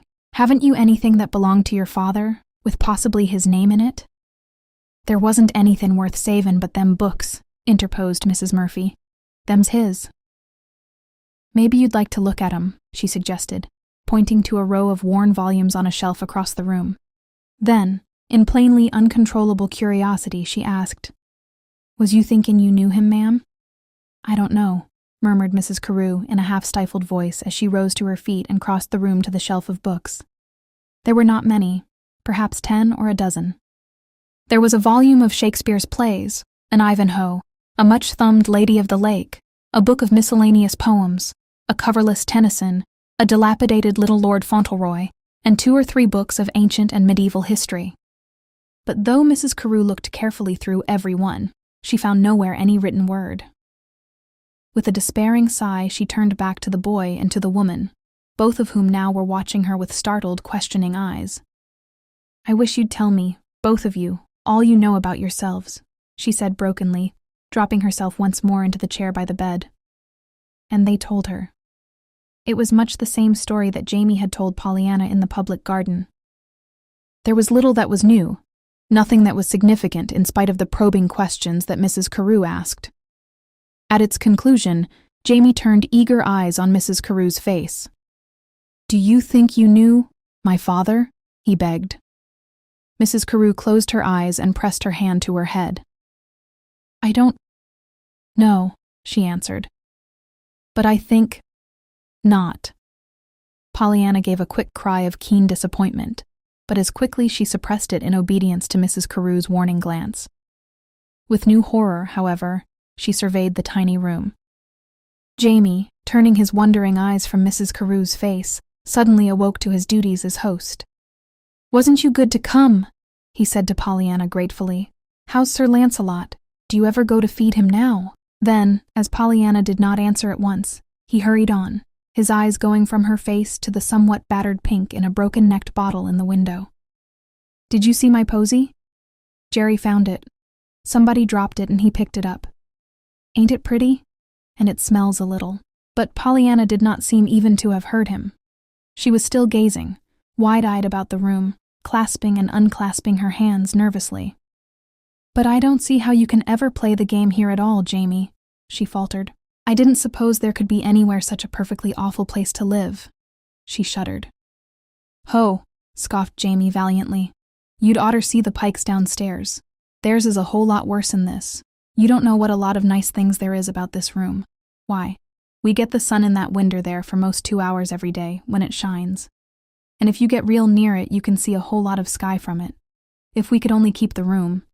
But you see, we've got to leave, we're afraid. And that's what's worrying us. Leave. Yes. We got behind on the rent. Mumsy being sick so, and not earning anything." In spite of a courageously cheerful smile, Jamie's voice shook. "Miss Dolan downstairs, the woman what keeps my wheelchair for me, you know, is helping us out this week. But of course she can't do it always, and then we'll have to go, if Jerry don't strike it rich or something." "Oh, but can't we?" began Pollyanna. She stopped short. Mrs. Carew had risen to her feet abruptly with a hurried, "Come, Pollyanna, we must go." Then to the woman she turned wearily. "You won't have to leave. I'll send you money and food at once, and I'll mention your case to one of the charity organizations in which I am interested, and they will—" In surprise, she ceased speaking. The bent little figure of the woman opposite had drawn itself almost erect. Mrs. Murphy's cheeks were flushed. Her eyes showed a smoldering fire. "Thank you. No, Mrs. Carew," she said tremulously but proudly. "We're poor, God knows, but we ain't charity folks." "Nonsense!" cried Mrs. Carew sharply. "You're letting the woman downstairs help you. This boy said so." "I know, but that ain't charity," persisted the woman, still tremulously. "Mrs. Dolan is my friend. She knows I'd do her a good turn just as quick. I have done 'em for her in times past. Help from friends ain't charity. They care, and that makes a difference. We weren't always as we are now, you see, and that makes it hurt all the more, all this. Thank you. But we couldn't take your money." Mrs. Carew frowned angrily. It had been a most disappointing, heartbreaking, exhausting hour for her. Never a patient woman, she was exasperated now, besides being utterly tired out. "Very well, just as you please," she said coldly. Then, with vague irritation, she added, "But why don't you go to your landlord and insist that he make you even decently comfortable while you do stay? Surely you're entitled to something besides broken windows stuffed with rags and papers. And those stairs that I came up are positively dangerous." Mrs. Murphy sighed in a discouraged way. Her twisted little figure had fallen back into its old hopelessness. "We have tried to have something done, but it's never amounted to anything. We never see anybody but the agent, of course, and he says the rents are too low for the owner to put out any more money on repairs." "Nonsense," snapped Mrs. Carew, with all the sharpness of a nervous, distraught woman who has at last found an outlet for her exasperation. "It's shameful. What's more, I think it's a clear case of violation of the law. Those stairs are, certainly. I shall make it my business to see that he's brought to terms. What is the name of that agent, and who is the owner of this delectable establishment?" "I don't know the name of the owner, madam." "But the agent is Mr. Dodge." "Dodge." Mrs. Carew turned sharply, an odd look on her face. "You don't mean Henry Dodge?" "Yes, madam. His name is Henry, I think." A flood of color swept into Mrs. Carew's face, then receded, leaving it whiter than before. "Very well, I'll attend to it," she murmured, in a half-stifled voice, turning away. "Come, Pollyanna, we must go now." Over at the bed, Pollyanna was bidding Jamie a tearful goodbye. "But I'll come again. I'll come real soon," she promised brightly, as she hurried through the door after Mrs. Carew. Not until they had picked their precarious way down the 3 long flights of stairs and through the jabbering, gesticulating crowd of men, women, and children that surrounded the scowling Perkins and the limousine did Pollyanna speak again. But then she scarcely waited for the irate chauffeur to slam the door upon them before she pleaded, "Dear Mrs. Carew, please say that it was Jamie." Oh, it would be so nice for him to be Jamie, but he isn't Jamie. Oh dear, are you sure? There was a moment's pause. Then Mrs. Carew covered her face with her hands. No, I'm not sure. And that's the tragedy of it, she moaned. I don't think he is. I'm almost positive he isn't. But of course, there is a chance. And that's what's killing me. Then can't you just think he's Jamie, begged Pollyanna, and play he was? Then you could take him home and... But Mrs. Carew turned fiercely. Take that boy into my home when he wasn't Jamie? Never, Pollyanna. I couldn't. But if you can't help Jamie, I should think you'd be so glad there was someone like him you could help, urged Pollyanna tremulously. What if your Jamie was like this Jamie, all poor and sick? Wouldn't you want someone to take him in and comfort him and... Don't, Pollyanna, moaned Mrs. Carew, turning her head from side to side in a frenzy of grief. When I think that maybe, somewhere, our Jamie is like that. Only a choking sob finished the sentence. That's just what I mean. That's just what I mean, triumphed Pollyanna, excitedly. Don't you see? If this is your Jamie, of course you'll want him. And if it isn't, you couldn't be doing any harm to the other Jamie by taking this one, and you'd do a whole lot of good, for you'd make this one so happy, so happy. And then, by and by, if you should find the real Jamie, you wouldn't have lost anything, but you'd have made 2 little boys happy instead of 1. But again Mrs. Carew interrupted her. Don't, Pollyanna, don't. I want to think. Tearfully, Pollyanna sat back in her seat. By a very visible effort, she kept still for 1 whole minute. Then, as if the words fairly bubbled forth of themselves, there came this. Oh, but what an awful, awful place that was. I just wish the man that owned it had to live in it himself, and then see what he'd have to be glad for. Mrs. Carew sat suddenly erect. Her face showed a curious change. Almost as if in appeal, she flung out her hand toward Pollyanna. Don't, she cried. Perhaps she didn't know, Pollyanna. Perhaps she didn't know. I'm sure she didn't know. She owned a place like that. But it will be fixed now. It will be fixed. She. Is it a woman that owns it? And do you know her? And do you know the agent, too? Yes. Mrs. Carew bit her lips. I know her, and I know the agent. Oh, I'm so glad, sighed Pollyanna. Then it'll be all right now. Well, it certainly will be. Better, avowed Mrs. Carew with emphasis, as the car stopped before her own door. Mrs. Carew spoke as if she knew what she was talking about. And perhaps indeed she did, better than she cared to tell Pollyanna. Certainly before she slept that night, a letter left her hands addressed to one Henry Dodge, summoning him to an immediate conference as to certain changes and repairs to be made at once in tenements she owned. There were, moreover, several scathing sentences concerning rag-stuffed windows and rickety stairways that caused the same Henry Dodge to scowl angrily and to say a sharp word behind his teeth, though at the same time he paled with something very like fear. Chapter 11. A surprise for Mrs. Carew. The matter of repairs and improvements having been properly and efficiently attended to, Mrs. Carew told herself that she had done her duty and that the matter was closed. She would forget it. The boy was not Jamie. He could not be Jamie. That ignorant, sickly, crippled boy, her dead sister's son. Impossible. She would cast the whole thing from her thoughts. It was just here, however, that Mrs. Carew found herself against an immovable, impassable barrier. The whole thing refused to be cast from her thoughts. Always before her eyes was the picture of that bare little room and the wistful-faced boy. Always in her ears was that heartbreaking. What if it were Jamie? And always, too, there was Pollyanna. For even though Mrs. Carew might, as she did, silence the pleadings and questionings of the little girl's tongue, there was no getting away from the prayers and reproaches of the little girl's eyes. Twice again in desperation, Mrs. Carew went to see the boy, telling herself each time that only another visit was needed to convince her that the boy was not the one she sought. But even though, while there in the boy's presence, she told herself that she was convinced, once away from it, the old questioning returned. At last, in still greater desperation, she wrote to her sister and told her the whole story. "I had not meant to tell you," she wrote, after she had stated the bare facts of the case. "I thought it a pity to harrow you up, or to raise false hopes. I am so sure it is not he, and yet, even as I write these words, I know I am not sure. That is why I want you to come, why you must come. I must have you see him.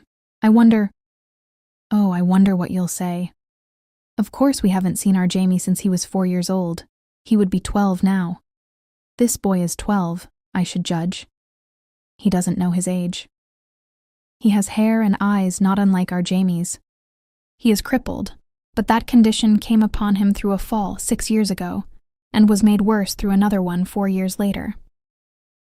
Anything like a complete description of his father's appearance seems impossible to obtain. But what I have learned contains nothing conclusive either for or against his being poor Doris's husband.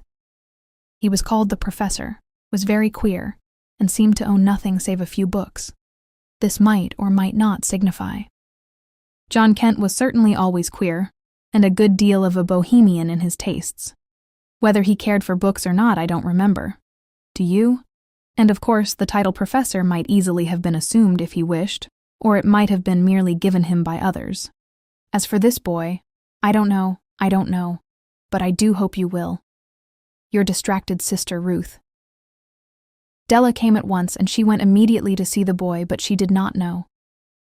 Like her sister, she said she did not think it was their Jamie, but at the same time there was that chance. It might be he after all. Like Pollyanna, however, she had what she thought was a very satisfactory way out of the dilemma. "But why don't you take him, dear?" she proposed to her sister. "Why don't you take him and adopt him? It would be lovely for him, poor little fellow, and—" But Mrs. Carew shuddered and would not even let her finish. No, I can't, she moaned. "I want my Jamie, my own Jamie, or no one." And with a sigh, Della gave it up and went back to her nursing. If Mrs. Carew thought that this closed the matter, however, she was again mistaken. For her days were still restless, and her nights were still either sleepless or filled with dreams of a may-be or a might-be masquerading as an it is so. She was, moreover, having a difficult time with Pollyanna. Pollyanna was puzzled. She was filled with questionings and unrest. For the first time in her life, Pollyanna had come face to face with real poverty. She knew people who did not have enough to eat, who wore ragged clothing, and who lived in dark, dirty, and very tiny rooms. Her first impulse, of course, had been to help.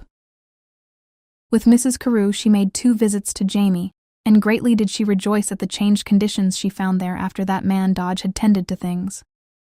But this to Pollyanna was a mere drop in the bucket. There were yet all those other sick-looking men, unhappy-looking women, and ragged children out in the street, Jamie's neighbors. Confidently, she looked to Mrs. Carew for help for them also. "Indeed," exclaimed Mrs. Carew, when she learned what was expected of her. "So you want the whole street to be supplied with fresh paper, paint, and new stairways, do you? Pray, is there anything else you'd like?" "Oh yes, lots of things," sighed Pollyanna happily. "You see, there are so many things they need, all of them, and what fun it will be to get them. How I wish I was rich so I could help too, but I'm most as glad to be with you when you get them." Mrs. Carew quite gasped aloud in her amazement. She lost no time, though she did lose not a little patience, in explaining that she had no intention of doing anything further in Murphy's Alley, and that there was no reason why she should. No one would expect her to. She had cancelled all possible obligations, and had even been really very generous, anyone would say, in what she had done for the tenement where lived Jamie and the Murphys. That she owned the tenement building she did not think it necessary to state.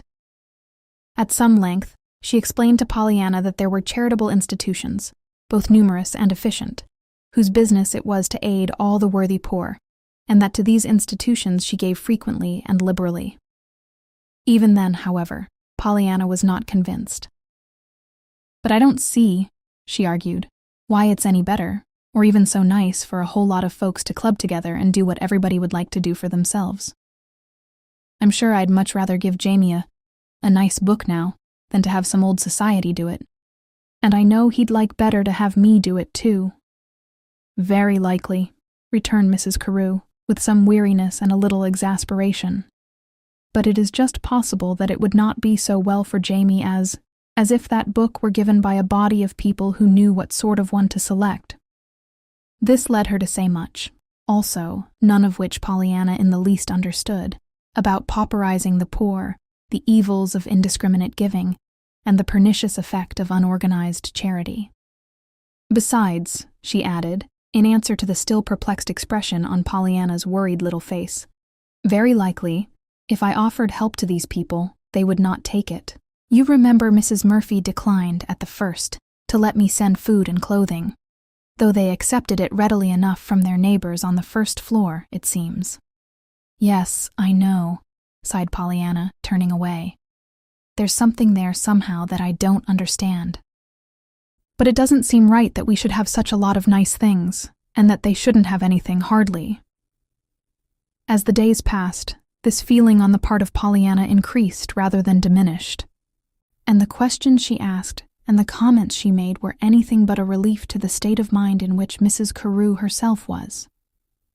Even the test of the glad game in this case, Pollyanna was finding to be very near a failure, for as she expressed it, I don't see how you can find anything about this poor people business to be glad for.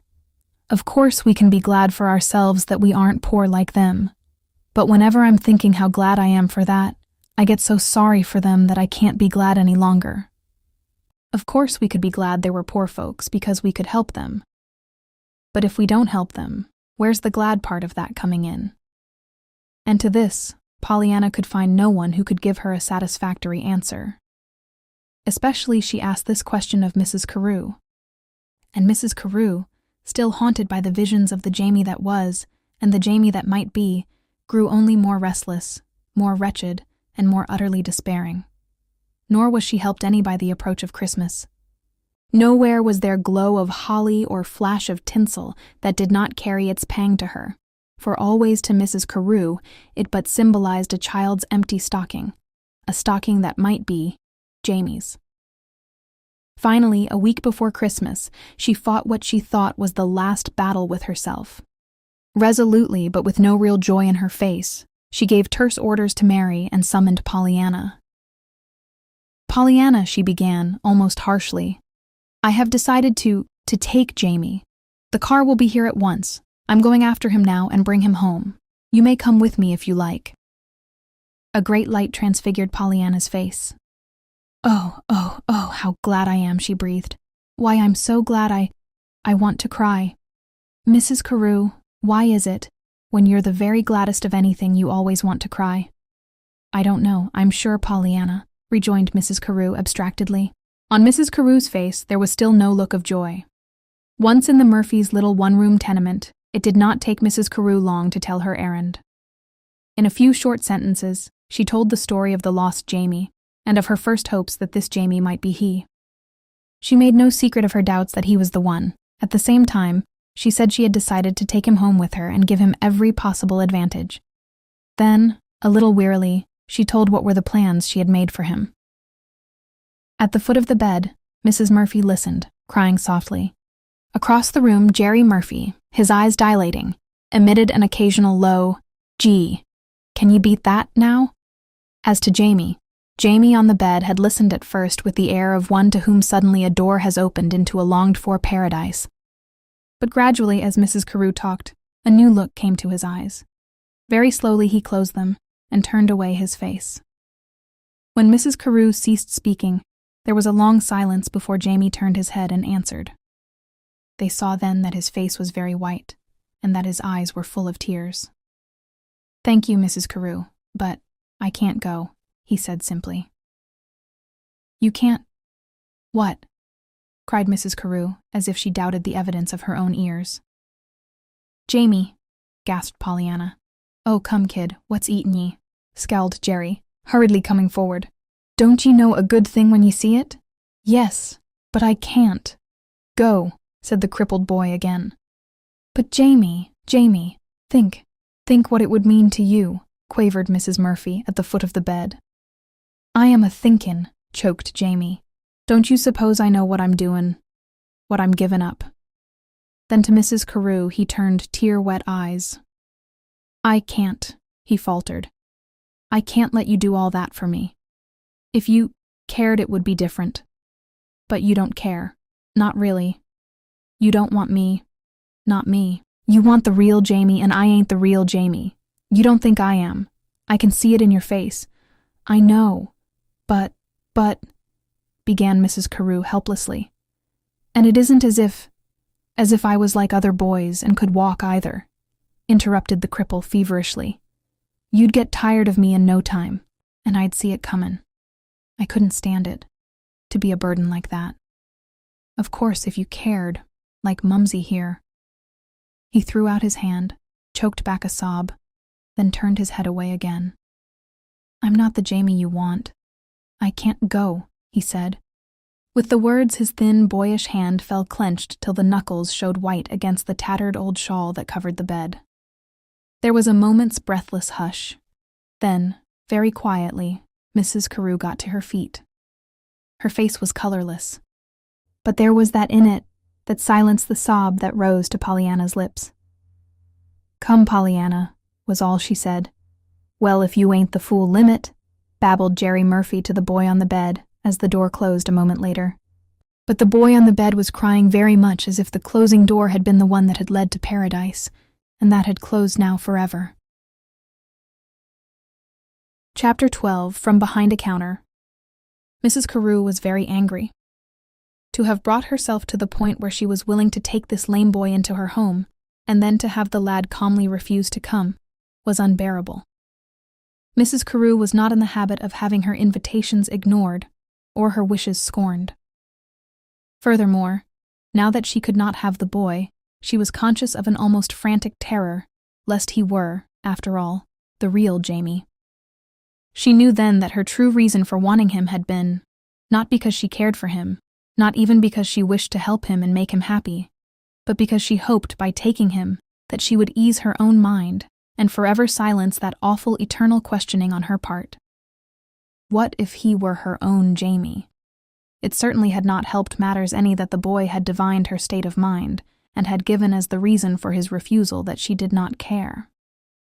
To be sure, Mrs. Carew now very proudly told herself that she did not indeed care, that he was not her sister's boy, and that she would forget all about it. But she did not forget all about it.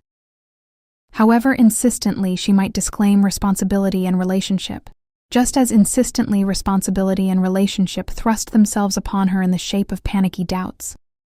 And however resolutely she turned her thoughts to other matters, just so resolutely visions of a wistful-eyed boy in a poverty-stricken room loomed always before her. Then, too, there was Pollyanna. Clearly Pollyanna was not herself at all. In a most un-Pollyanna-like spirit, she moped about the house, finding apparently no interest anywhere. "Oh no, I'm not sick," she would answer, when remonstrated with and questioned. "But what is the trouble?" "Why, nothing. It's only that I was thinking of Jamie, you know. How he hasn't got all these beautiful things, carpets and pictures and curtains. It was the same with her food. Pollyanna was actually losing her appetite, but here again she disclaimed sickness. Oh no, she would sigh mournfully. It's just that I don't seem hungry. Some way, just as soon as I begin to eat, I think of Jamie, and how he doesn't have only old donuts and dry rolls. And then I don't want anything." Mrs. Carew, spurred by a feeling that she herself only dimly understood, and recklessly determined to bring about some change in Pollyanna at all costs, ordered a huge tree, 24 wreaths, and quantities of holly and Christmas baubles. For the first time in many years, the house was aflame and aglitter with scarlet and tinsel.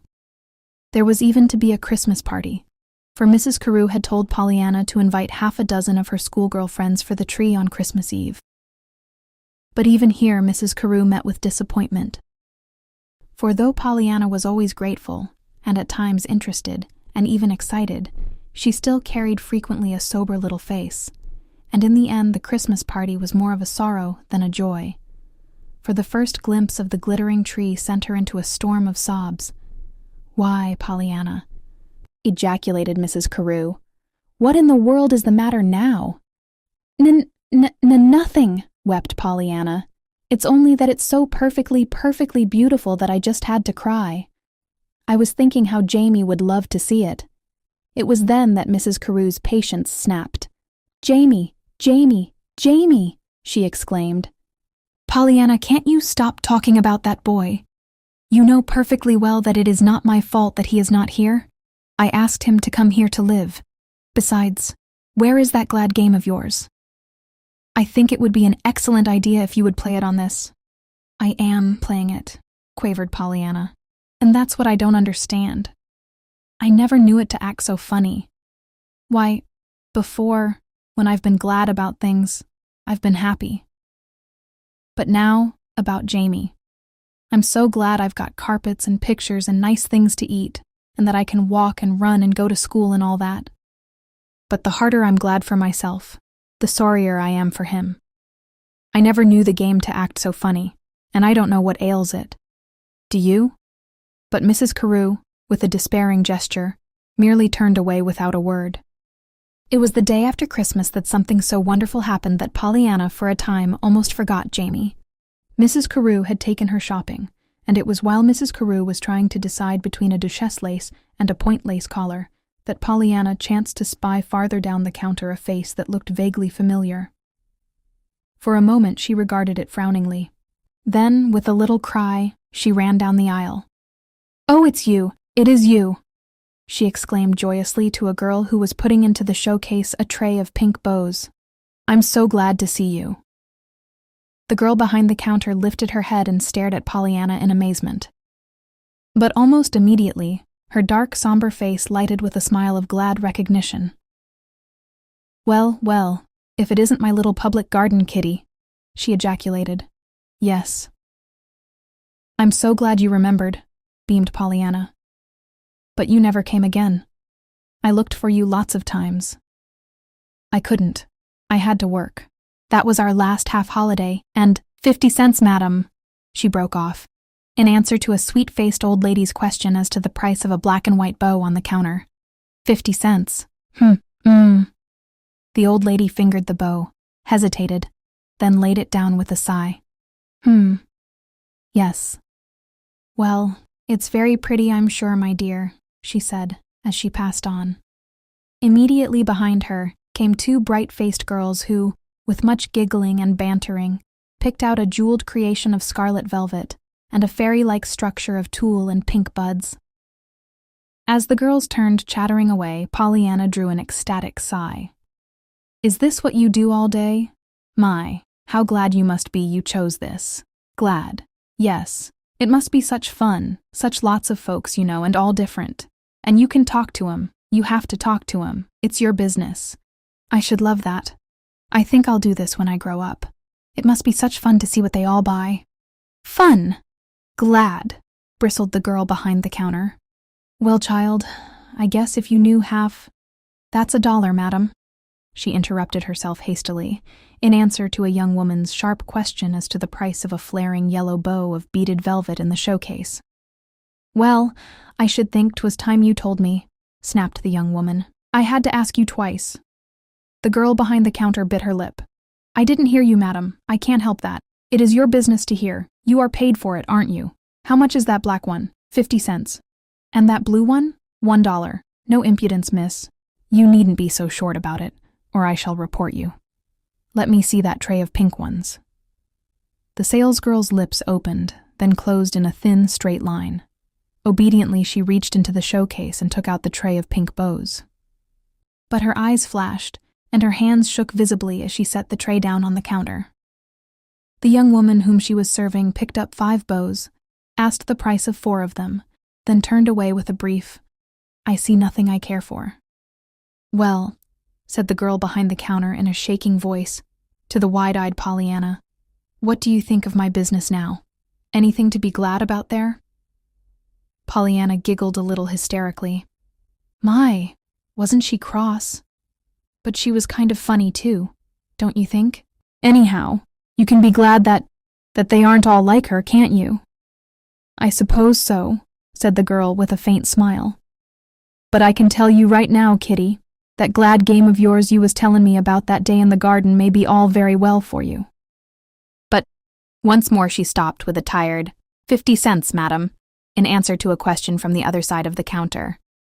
Are you as lonesome as ever? Asked Pollyanna wistfully, when the salesgirl was at liberty again.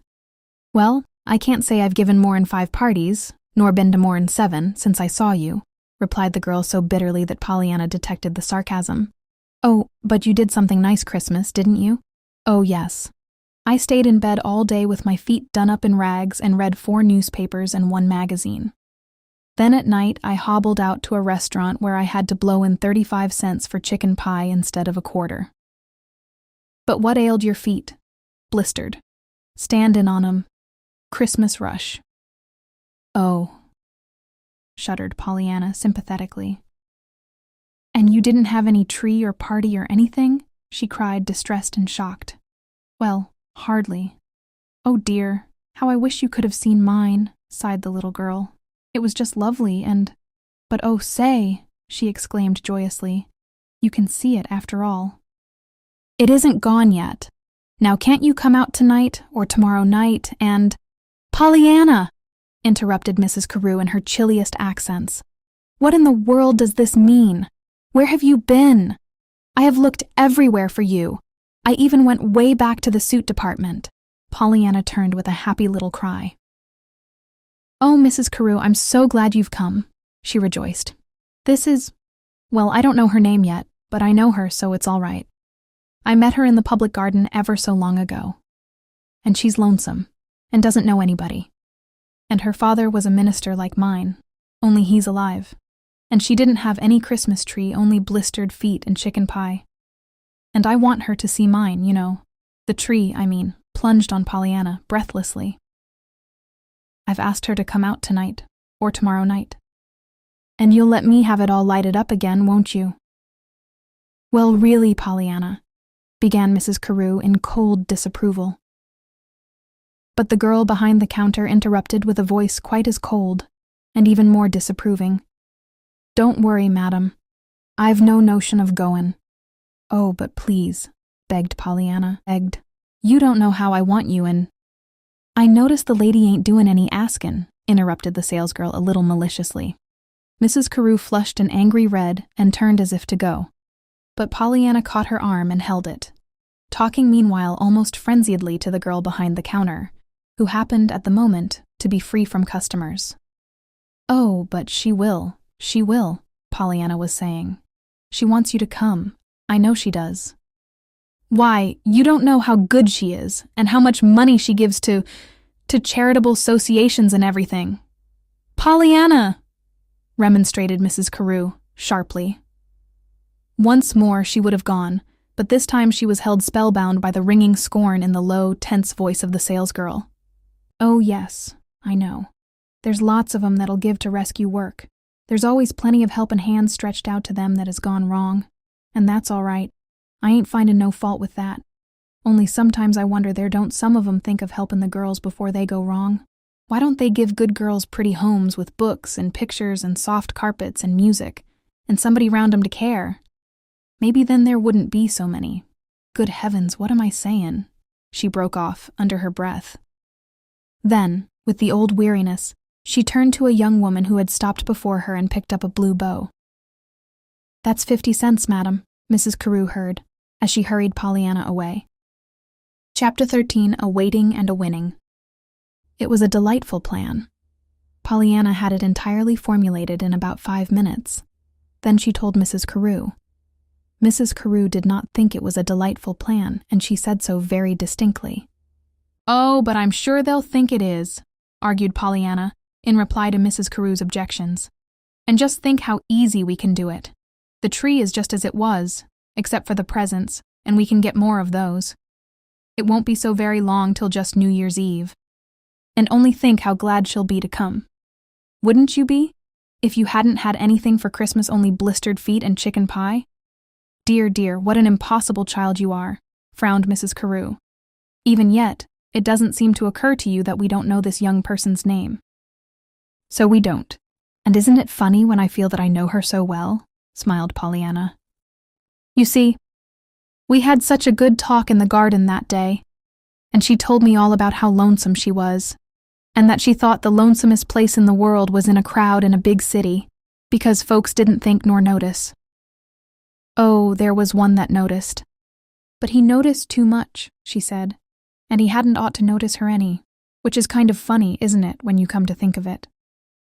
But anyhow, he came for her there in the garden to go somewhere with him, and she wouldn't go, and he was a real handsome gentleman too, until he began to look so cross just at the last. Folks aren't so pretty when they're cross, are they? Now there was a lady today looking at beaux, and she said, well, lots of things that weren't nice, you know. And she didn't look pretty either, after she began to talk. But you will let me have the tree New Year's Eve, won't you, Mrs. Carew? And invite this girl who sells bows, and Jamie. He's better, you know now, and he could come. Of course Jerry would have to wheel him, but then we'd want Jerry anyway. Oh, of course Jerry, exclaimed Mrs. Carew in ironic scorn. But why stop with Jerry? I'm sure Jerry has hosts of friends who would love to come. And, oh, Mrs. Carew, may I? Broke in Pollyanna, in uncontrollable delight. Oh, how good you are. I've so wanted. But Mrs. Carew fairly gasped aloud in surprise and dismay. No, Pollyanna, she began, protestingly. But Pollyanna, entirely mistaking the meaning of her interruption, plunged in again in stout championship. Indeed, you are good, just the bestest ever, and I shan't let you say you aren't. Now I reckon I'll have a party all right. There's Tommy Dolan and his sister Jenny, and the 2 McDonald children and 3 girls whose names I don't know that live under the Murphys, and a whole lot more, if we have room for 'em. And only think how glad they'll be when I tell 'em. Why, Mrs. Carew, seems to me as if I never knew anything so perfectly lovely in all my life, and it's all your doings. Now mayn't I begin right away to invite 'em, so they'll know what's coming to 'em? And Mrs. Carew, who would not have believed such a thing possible, heard herself murmuring a faint yes, which, she knew, bound her to the giving of a Christmas tree party on New Year's Eve to a dozen children from Murphy's Alley and a young salesgirl whose name she did not know. Perhaps in Mrs. Carew's memory was still lingering a young girl's. Sometimes I wonder there don't some of 'em think of helping the girls before they go wrong. Perhaps in her ears was still ringing Pollyanna's story of that same girl who had found a crowd in a big city the loneliest place in the world, yet who had refused to go with the handsome man that had noticed too much. Perhaps in Mrs. Carew's heart was the undefined hope that somewhere in it all lay the peace she had so longed for. Perhaps it was a little of all three combined with utter helplessness in the face of Pollyanna's amazing twisting of her irritated sarcasm into the wide-sweeping hospitality of a willing hostess. Whatever it was, the thing was done. And at once Mrs. Carew found herself caught into a veritable whirl of plans and plottings, the center of which was always Pollyanna and the party. To her sister, Mrs. Carew wrote distractedly of the whole affair, closing with, "What I'm going to do I don't know, but I suppose I shall have to keep right on doing as I am doing. There is no other way. Of course, if Pollyanna once begins to preach, but she hasn't yet, so I can't, with a clear conscience, send her back to you." Della, reading this letter at the sanatorium, laughed aloud at the conclusion. "Hasn't preached yet, indeed," she chuckled to herself. "Bless her dear heart.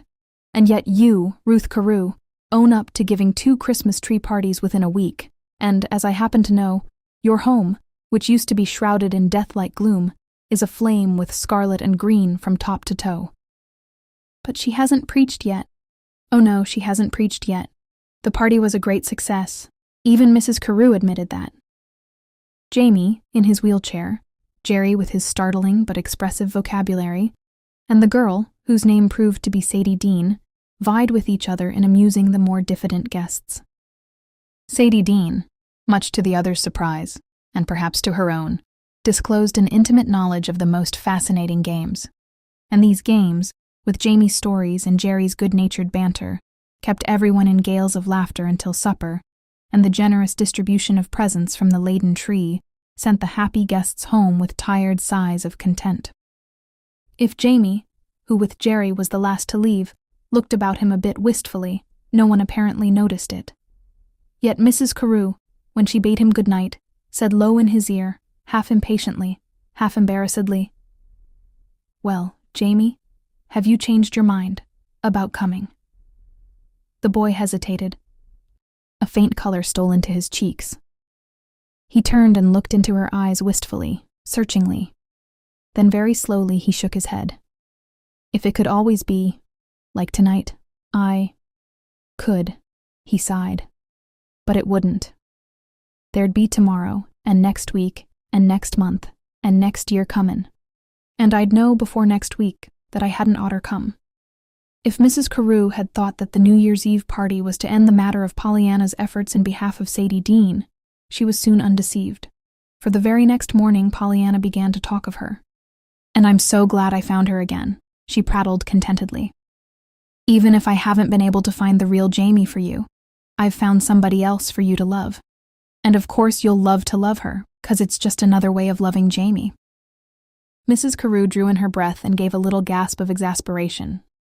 This unfailing faith in her goodness of heart and unhesitating belief in her desire to help everybody was most disconcerting, and sometimes most annoying. At the same time, it was a most difficult thing to disclaim, under the circumstances, especially with Pollyanna's happy, confident eyes full on her face.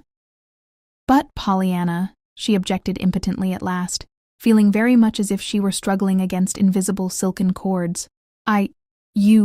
This girl really isn't Jamie at all, you know." "I know she isn't," sympathized Pollyanna quickly, "and of course I'm just as sorry she isn't Jamie as can be. But she's somebody's Jamie. That is, she hasn't got anybody down here to love her and notice, you know. And so, whenever you remember Jamie, I should think you couldn't be glad enough there was somebody you could help, just as you'd want folks to help Jamie, wherever he is." Mrs. Carew shivered and gave a little moan.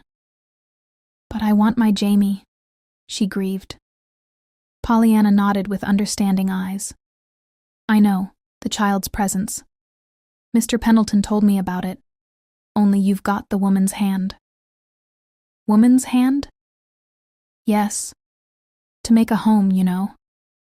He said that it took a woman's hand or a child's presence to make a home. That was when he wanted me, and I found him Jimmy, and he adopted him instead." "Jimmy?" Mrs. Carew looked up with the startled something in her eyes that always came into them at the mention of any variant of that name. "Yes, Jimmy Bean." "Oh, Bean," said Mrs. Carew, relaxing. "Yes. He was from an orphan's home and he ran away. I found him.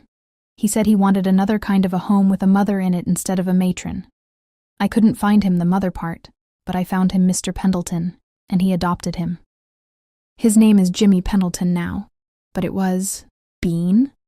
"Yes, it was Bean." "Oh," said Mrs. Carew, this time with a long sigh.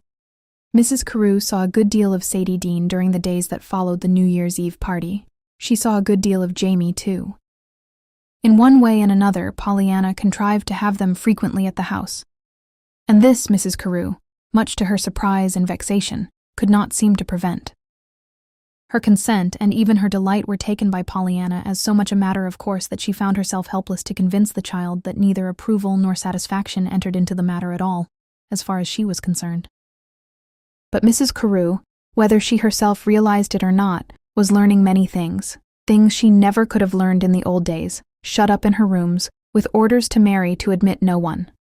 She was learning something of what it means to be a lonely young girl in a big city, with one's living to earn, and with no one to care, except one who cares too much and too little. "But what did you mean?"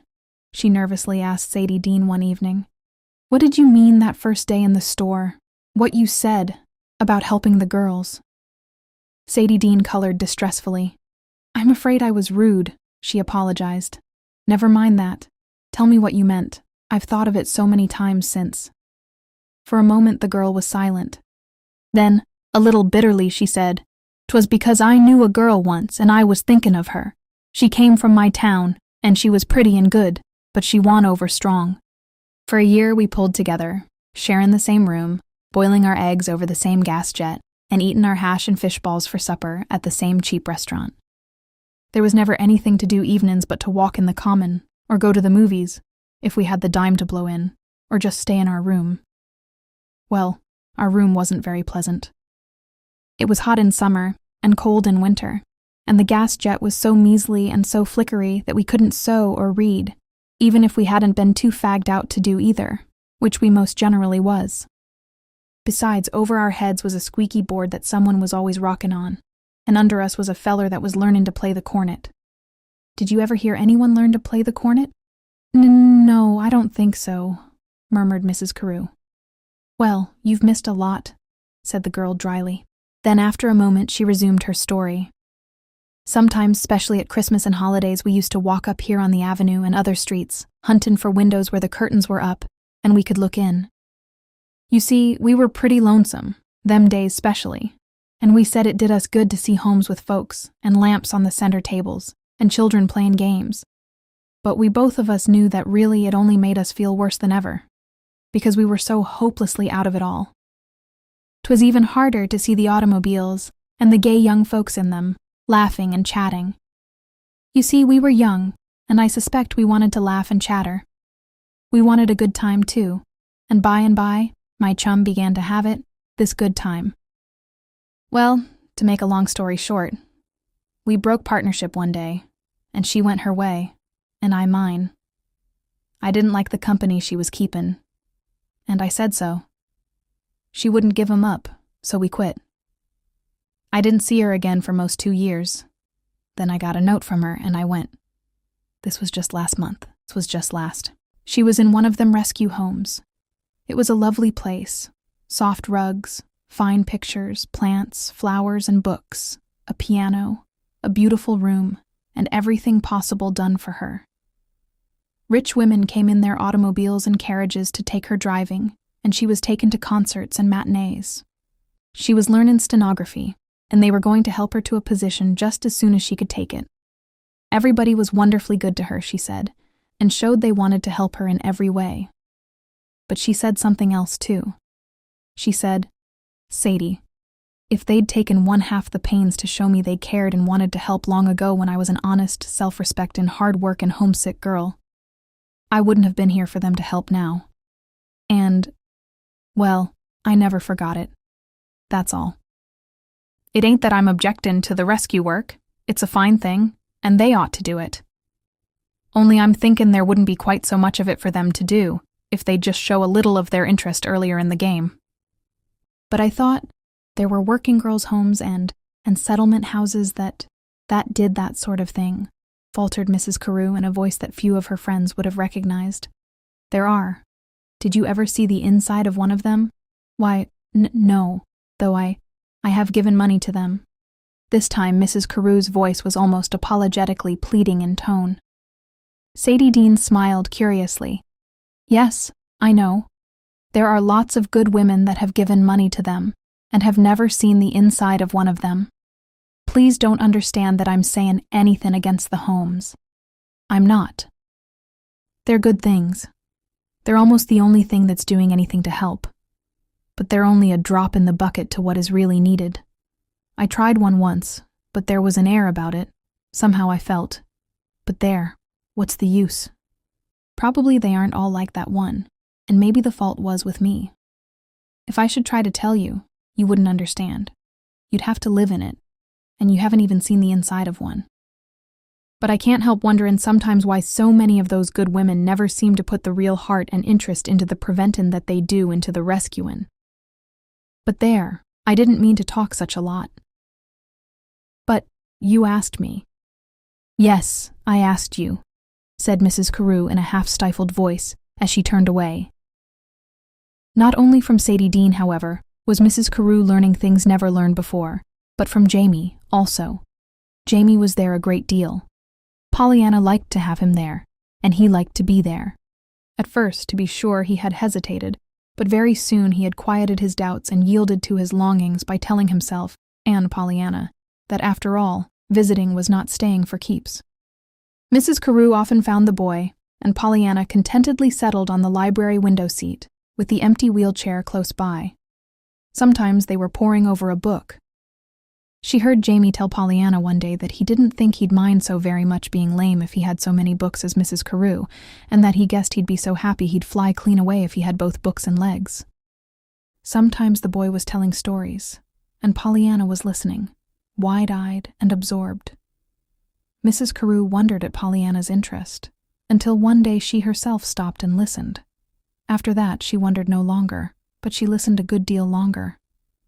Crude and incorrect as was much of the boy's language, it was always wonderfully vivid and picturesque, so that Mrs. Carew found herself, hand in hand with Pollyanna, trailing down the golden ages at the beck of a glowing-eyed boy. Dimly, Mrs. Carew was beginning to realize, too, something of what it must mean, to be in spirit and ambition the center of brave deeds and wonderful adventures, while in reality, one was only a crippled boy in a wheelchair. But what Mrs. Carew did not realize was the part this crippled boy was beginning to play in her own life. She did not realize how much a matter of course his presence was becoming, nor how interested she now was in finding something new for Jamie to see. Neither did she realize how day by day he was coming to seem to her more and more the lost Jamie, her dead sister's child. As February, March, and April passed, however, and May came, bringing with it the near approach of the date set for Pollyanna's homegoing, Mrs. Carew did suddenly awake to the knowledge of what that homegoing was to mean to her. She was amazed and appalled. Up to now she had, in belief, looked forward with pleasure to the departure of Pollyanna. She had said that then once again the house would be quiet, with the glaring sun shut out. Once again she would be at peace, and able to hide herself away from the annoying, tiresome world. Once again she would be free to summon to her aching consciousness all those dear memories of the lost little lad who had so long ago stepped into that vast unknown and closed the door behind him. All this she had believed would be the case when Pollyanna should go home. But now that Pollyanna was really going home, the picture was far different. The quiet house with the sun shut out had become one that promised to be gloomy and unbearable. The longed-for peace would be wretched loneliness. And as for her being able to hide herself away from the annoying, tiresome world, and free to summon to her aching consciousness all those dear memories of that lost little lad, just as if anything could blot out those other aching memories of the new Jamie, who yet might be the old Jamie, with his pitiful, pleading eyes. Full well now, Mrs. Carew knew that without Pollyanna the house would be empty, but that without the lad Jamie, it would be worse than that. To her pride, this knowledge was not pleasing. To her heart it was torture, since the boy had twice said that he would not come. For a time, during those last few days of Pollyanna's stay, the struggle was a bitter one, though pride always kept the ascendancy. Then, on what Mrs. Carew knew would be Jamie's last visit, her heart triumphed, and once more she asked Jamie to come and be to her the Jamie that was lost. What she said she never could remember afterwards, but what the boy said, she never forgot. After all, it was compassed in 6 short words. For what seemed a long, long minute, his eyes had searched her face. Then to his own had come a transfiguring light as he breathed, "Oh yes. Why, you care now." Chapter 14, Jimmy and the Green-Eyed Monster. This time, Beldingsville did not literally welcome Pollyanna home with brass bands and bunting, perhaps because the hour of her expected arrival was known to but few of the townspeople. But there certainly was no lack of joyful greetings on the part of everybody from the moment she stepped from the railway train with her Aunt Polly and Dr. Chilton. Nor did Pollyanna lose any time in starting on a round of flyaway minute calls on all her old friends. Indeed, for the next few days, according to Nancy, there wasn't no putting of your finger on her anywheres, for by the time you'd got your finger down, she wa'n't there. And always everywhere she went, Pollyanna met the question, "Well, how did you like Boston?" Perhaps to no one did she answer this more fully than she did to Mr. Pendleton. As was usually the case when this question was put to her, she began her reply with a troubled frown. "Oh, I liked it. I just loved it, some of it." "But not all of it?" smiled Mr. Pendleton. "No, there's parts of it. Oh, I was glad to be there," she explained hastily. "I had a perfectly lovely time, and lots of things were so queer and different, you know, like eating dinner at night instead of noons when you ought to eat it. But everybody was so good to me, and I saw such a lot of wonderful things, Bunker Hill, and the Public Garden, and the Seeing Boston autos, and miles of pictures and statues and store windows and streets that didn't have any end. And folks. I never saw such a lot of folks." "Well, I'm sure. I thought you liked folks," commented the man. "I do." Pollyanna frowned again and pondered. But what's the use of such a lot of them if you don't know 'em? And Mrs. Carew wouldn't let me. She didn't know 'em herself. She said folks didn't down there. There was a slight pause. Then, with a sigh, Pollyanna resumed. I reckon maybe that's the part I don't like the most. That folks don't know each other. It would be such a lot nicer if they did. Why, just think, Mr. Pendleton. There are lots of folks that live on dirty, narrow streets and don't even have beans and fish balls to eat, nor things even as good as missionary barrels to wear. Then there are other folks, Mrs. Carew, and a whole lot like her, that live in perfectly beautiful houses and have more things to eat and wear than they know what to do with. Now, if those folks only knew the other folks. But Mr. Pendleton interrupted with a laugh. My dear child, did it ever occur to you that these people don't care to know each other? He asked quizzically. Oh, but some of them do, maintained Pollyanna, in eager defense. Now there's Sadie Dean. She sells bows, lovely bows in a big store. She wants to know people. And I introduced her to Mrs. Carew, and we had her up to the house, and we had Jamie and lots of others there too, and she was so glad to know them. And that's what made me think that if only a lot of Mrs. Carew's kind could know the other kind. But of course I couldn't do the introducing. I didn't know many of them myself anyway. But if they could know each other, so that the rich people could give the poor people part of their money.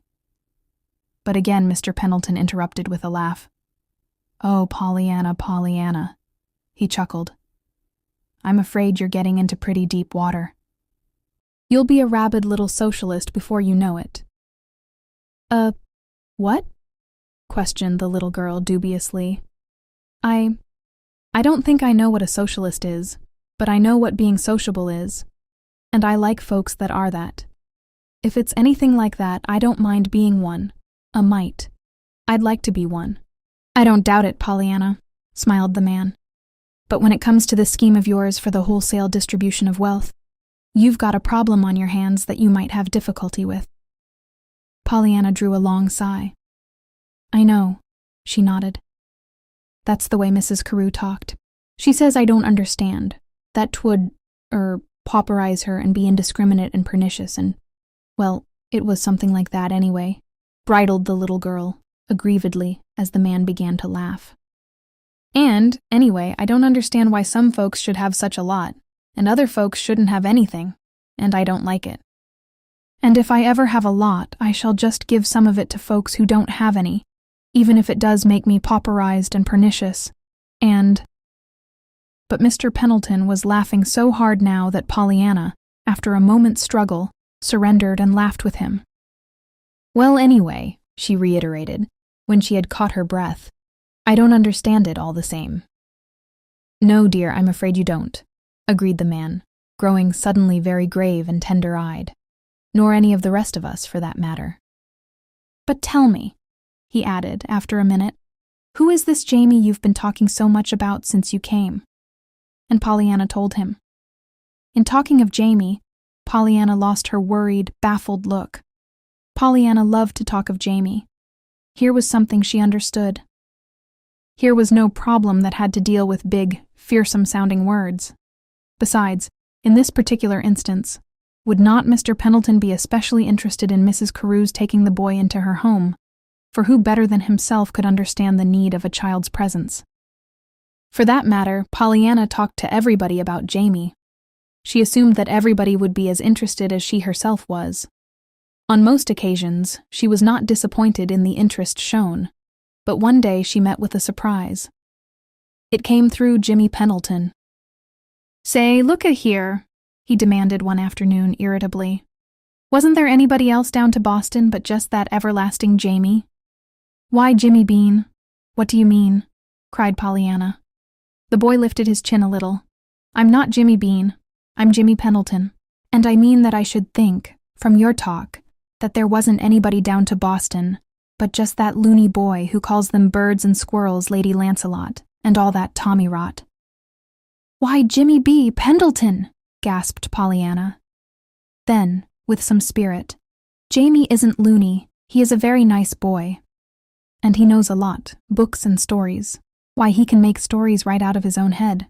Besides, it isn't Lady Lancelot, it's Sir Lancelot. If you knew half as much as he does, you'd know that too, she finished with flashing eyes. Jimmy Pendleton flushed miserably and looked utterly wretched. Growing more and more jealous moment by moment, still doggedly he held his ground. Well, anyhow, he scoffed, I don't think much of his name. Jamie! Humph, sounds sissy, and I know somebody else that said so too. Who was it? There was no answer. Who was it? Demanded Pollyanna, more peremptorily. Dad? The boy's voice was sullen. Your dad? Repeated Pollyanna in amazement. Why, how could he know Jamie? He didn't. 'Twasn't about that, Jamie. 'Twas about me. The boy still spoke sullenly, with his eyes turned away. Yet there was a curious softness in his voice that was always noticeable whenever he spoke of his father. You. Yes. 'Twas just a little while before he died. We stopped most a week with a farmer. Dad helped about the hyin', and I did too some. The farmer's wife was awful good to me, and pretty quick she was calling me Jamie. I don't know why, but she just did. And one day Father heard her. He got awful mad, so mad that I remembered it always, what he said. He said Jamie wasn't no sort of a name for a boy, and that no son of his should ever be called it. He said 'twas a sissy name, and he hated it. Seems so I never saw him so mad as he was that night. He wouldn't even stay to finish the work, but him and me took to the road again that night. I was kind of sorry 'cause I liked her, the farmer's wife, I mean. She was good to me.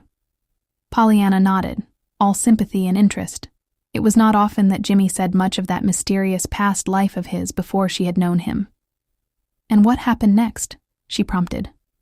Pollyanna had for the moment forgotten all about the original subject of the controversy, the name Jamie that was dubbed Sissy. The boy sighed. We just went on till we found another place. And 'twas there Dad died. Then they put me in the asylum. And then you ran away, and I found you that day, down by Mrs. Snow's, exulted Pollyanna softly. And I've known you ever since. Oh, yes. And you've known me ever since, repeated Jimmy, but in a far different voice. Jimmy had suddenly come back to the present, and to his grievance. But then, I ain't Jamie, you know, he finished with scornful emphasis, as he turned loftily away, leaving a distressed, bewildered Pollyanna behind him. Well, anyway, I can be glad he doesn't always act like this, sighed the little girl, as she mournfully watched the sturdy, boyish figure with its disagreeable, amazing swagger. Shadeptier, Aunt Polly takes alarm. Pollyanna had been at home about a week when the letter from Della Weatherby came to Mrs. Chilton. I wish I could make you see what your little niece has done for my sister, wrote Miss Weatherby, but I'm afraid I can't. You would have to know what she was before.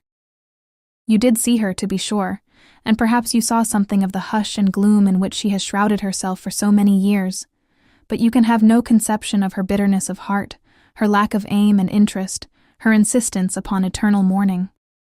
Then came Pollyanna. Probably I didn't tell you, but my sister regretted her promise to take the child, almost the minute it was given, and she made the stern stipulation that the moment Pollyanna began to preach, back she should come to me. Well, she hasn't preached. At least my sister says she hasn't. And my sister ought to know. And yet, well, just let me tell you what I found when I went to see her yesterday. Perhaps nothing else could give you a better idea of what that wonderful little Pollyanna of yours has accomplished. To begin with, as I approached the house, I saw that nearly all the shades were up. They used to be down, way down to the sill. The minute I stepped into the hall, I heard music. Parsifal. The drawing rooms were open, and the air was sweet with roses. Mrs. Carew and Master Jamie are in the music room, said the maid. And there I found them, my sister, and the youth she has taken into her home, listening to one of those modern contrivances that can hold an entire opera company, including the orchestra. The boy was in a wheelchair. He was pale, but plainly beatifically happy. My sister looked 10 years younger. Her usually colorless cheeks showed a faint pink, and her eyes glowed and sparkled. A little later, after I had talked a few minutes with the boy, my sister and I went upstairs to her own rooms, and there she talked to me, of Jamie. Not of the old Jamie, as she used to, with tear-wet eyes and hopeless sighs, but of the new Jamie. And there were no sighs nor tears now.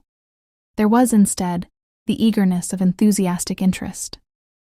"Della, he's wonderful," she began. "Everything that is best in music, art, and literature seems to appeal to him in a perfectly marvelous fashion. Only, of course, he needs development and training. That's what I'm going to see that he gets. A tutor is coming tomorrow. Of course, his language is something awful. At the same time, he has read so many good books that his vocabulary is quite amazing, and you should hear the stories he can reel off. Of course, in general education he is very deficient, but he's eager to learn, so that will soon be remedied. He loves music, and I shall give him what training in that he wishes. I have already put in a stock of carefully selected records. I wish you could have seen his face when he first heard that Holy Grail music.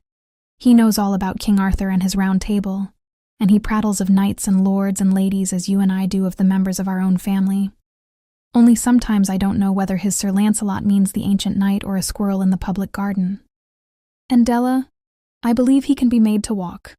I'm going to have Dr. Ames see him anyway, and so on she talked, while I sat amazed and tongue-tied, but oh, so happy. I tell you all this, dear Mrs. Chilton, so you can see for yourself how interested she is, how eagerly she is going to watch this boy's growth and development, and how, in spite of herself, it is all going to change her attitude toward life. She can't do what she is doing for this boy, Jamie, and not do for herself at the same time. Never again, I believe, will she be the soured, morose woman she was before.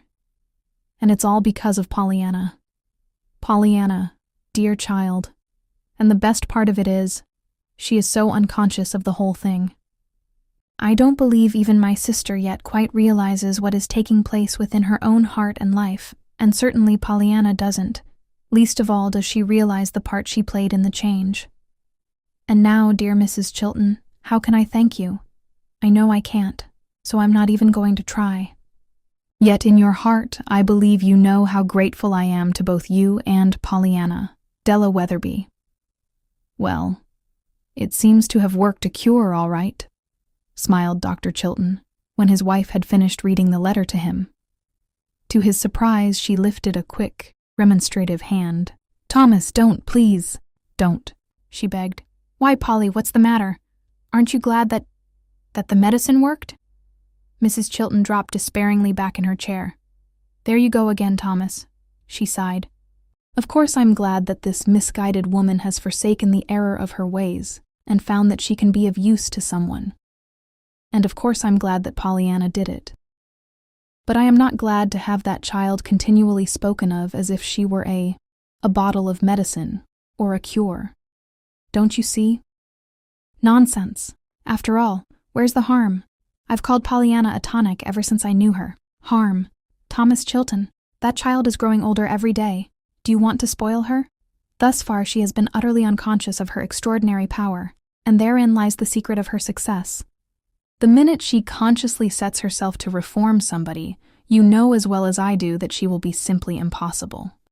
Consequently, heaven forbid that she ever gets it into her head that she's anything like a cure-all for poor, sick, suffering humanity. Nonsense. I wouldn't worry, laughed the doctor. But I do worry, Thomas. But Polly, think of what she's done, argued the doctor. Think of Mrs. Snow and John Pendleton, and quantities of others. Why, they're not the same people at all that they used to be, any more than Mrs. Carew is. And Pollyanna did do it, bless her heart. I know she did, nodded Mrs. Polly Chilton emphatically. But I don't want Pollyanna to know she did it. Oh, of course she knows it in a way. She knows she taught them to play the glad game with her, and that they are lots happier in consequence. And that's all right. It's a game. Her game. And they're playing it together. To you I will admit that Pollyanna has preached to us one of the most powerful sermons I ever heard. But the minute she knows it, well, I don't want her to. That's all. And right now, let me tell you that I've decided that I will go to Germany with you this fall. At first I thought I wouldn't. I didn't want to leave Pollyanna, and I'm not going to leave her now. I'm going to take her with me. Take her with us? Good. Why not? I've got to. That's all. Furthermore, I should be glad to plan to stay a few years, just as you said you'd like to. I want to get Pollyanna away, quite away from Beldingsville for a while. I'd like to keep her sweet and unspoiled if I can, and she shall not get silly notions into her head if I can help myself. Why, Thomas Chilton? Do we want that child made an insufferable little prig? We certainly don't, laughed the doctor. But, for that matter, I don't believe anything or anybody could make her so. However, this Germany idea suits me to a T. You know I didn't want to come away when I did, if it hadn't been for Pollyanna. So the sooner we get back there, the better I'm satisfied, and I'd like to stay, for a little practice as well as study. Then that's settled. And Aunt Polly gave a satisfied sigh. Chapter 16. When Pollyanna was expected. All Beldingsville was fairly aquiver with excitement. Not since Pollyanna Whittier came home from the sanatorium, walking, had there been such a chatter of talk over backyard fences and on every street corner. Today, too, the center of interest was Pollyanna. Once again, Pollyanna was coming home, but so different a Pollyanna, and so different a homecoming. Pollyanna was 20 now. For 6 years she had spent her winters in Germany, her summers leisurely traveling with Dr. Chilton and his wife. Only once during that time had she been in Beldingsville, and then it was for but a short 4 weeks the summer she was 16. Now she was coming home. To stay, report said. She and her Aunt Polly. The doctor would not be with them. 6 months before, the town had been shocked and saddened by the news that the doctor had died suddenly. Beldingsville had expected then that Mrs. Chilton and Pollyanna would return at once to the old home, but they had not come. Instead had come word that the widow and her niece would remain abroad for a time. The report said that in entirely new surroundings, Mrs. Chilton was trying to seek distraction and relief from her great sorrow. Very soon, however, vague rumors, and rumors not so vague, began to float through the town that, financially, all was not well with Mrs. Polly Chilton. Certain railroad stocks, in which it was known that the Harrington estate had been heavily interested, wavered uncertainly, then tumbled into ruin and disaster. Other investments, according to report, were in a most precarious condition. From the doctor's estate, little could be expected. He had not been a rich man, and his expenses had been heavy for the past 6 years. Beldingsville was not surprised, therefore, when, not quite 6 months after the doctor's death, word came that Mrs. Chilton and Pollyanna were coming home.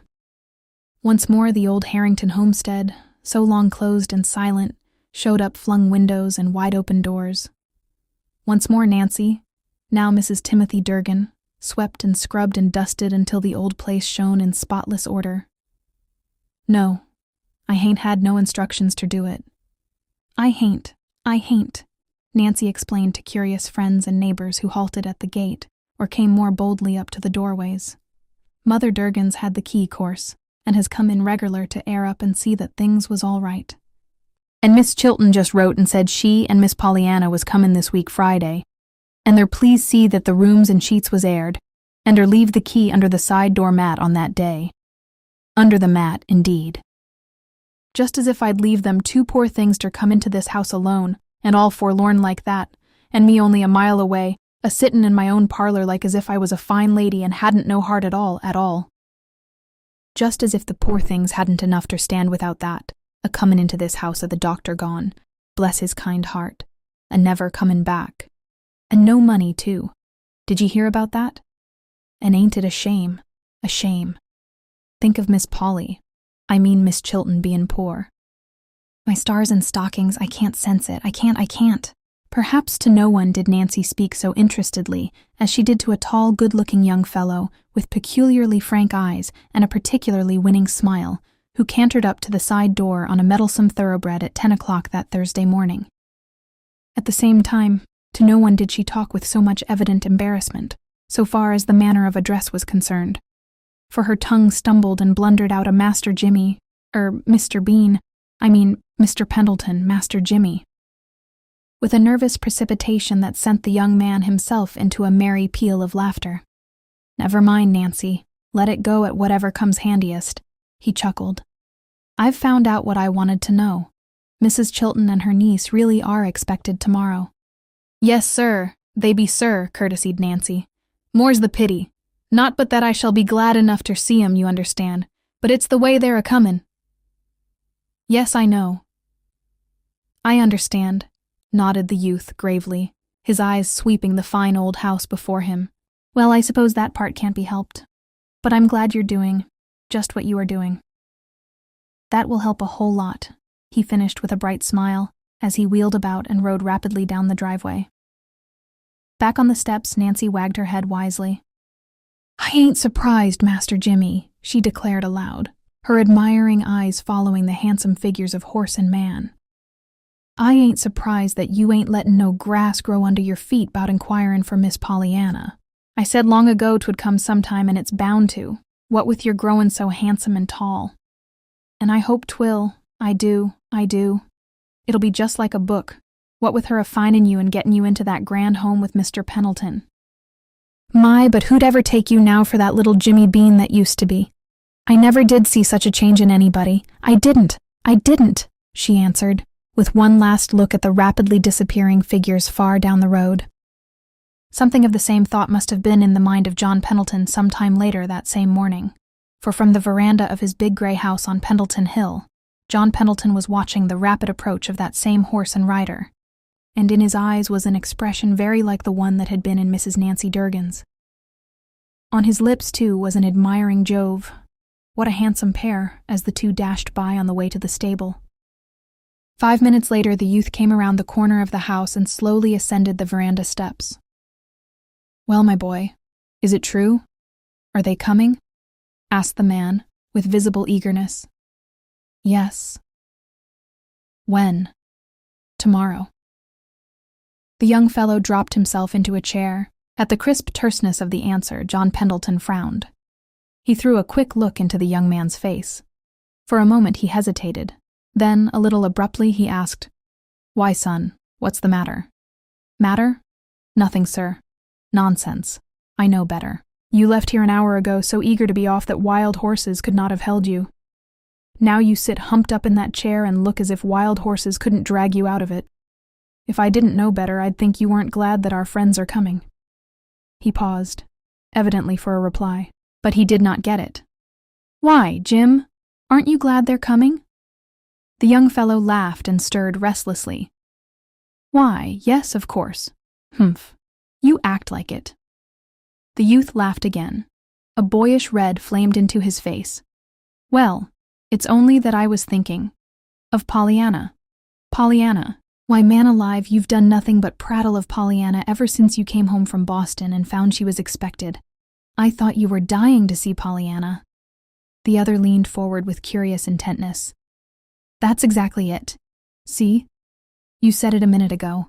It's just as if yesterday wild horses couldn't keep me from seeing Pollyanna, and now today, when I know she's coming, they couldn't drag me to see her." "Why, Jim?" At the shocked incredulity on John Pendleton's face, the younger man fell back in his chair with an embarrassed laugh. "Yes, I know. It sounds nutty, and I don't expect I can make you understand. But somehow I don't think I ever wanted Pollyanna to grow up. She was such a dear, just as she was. I like to think of her as I saw her last, her earnest, freckled little face, her yellow pigtails, her tearful, 'Oh yes, I'm glad I'm going. But I think I shall be a little gladder when I come back.' That's the last time I saw her.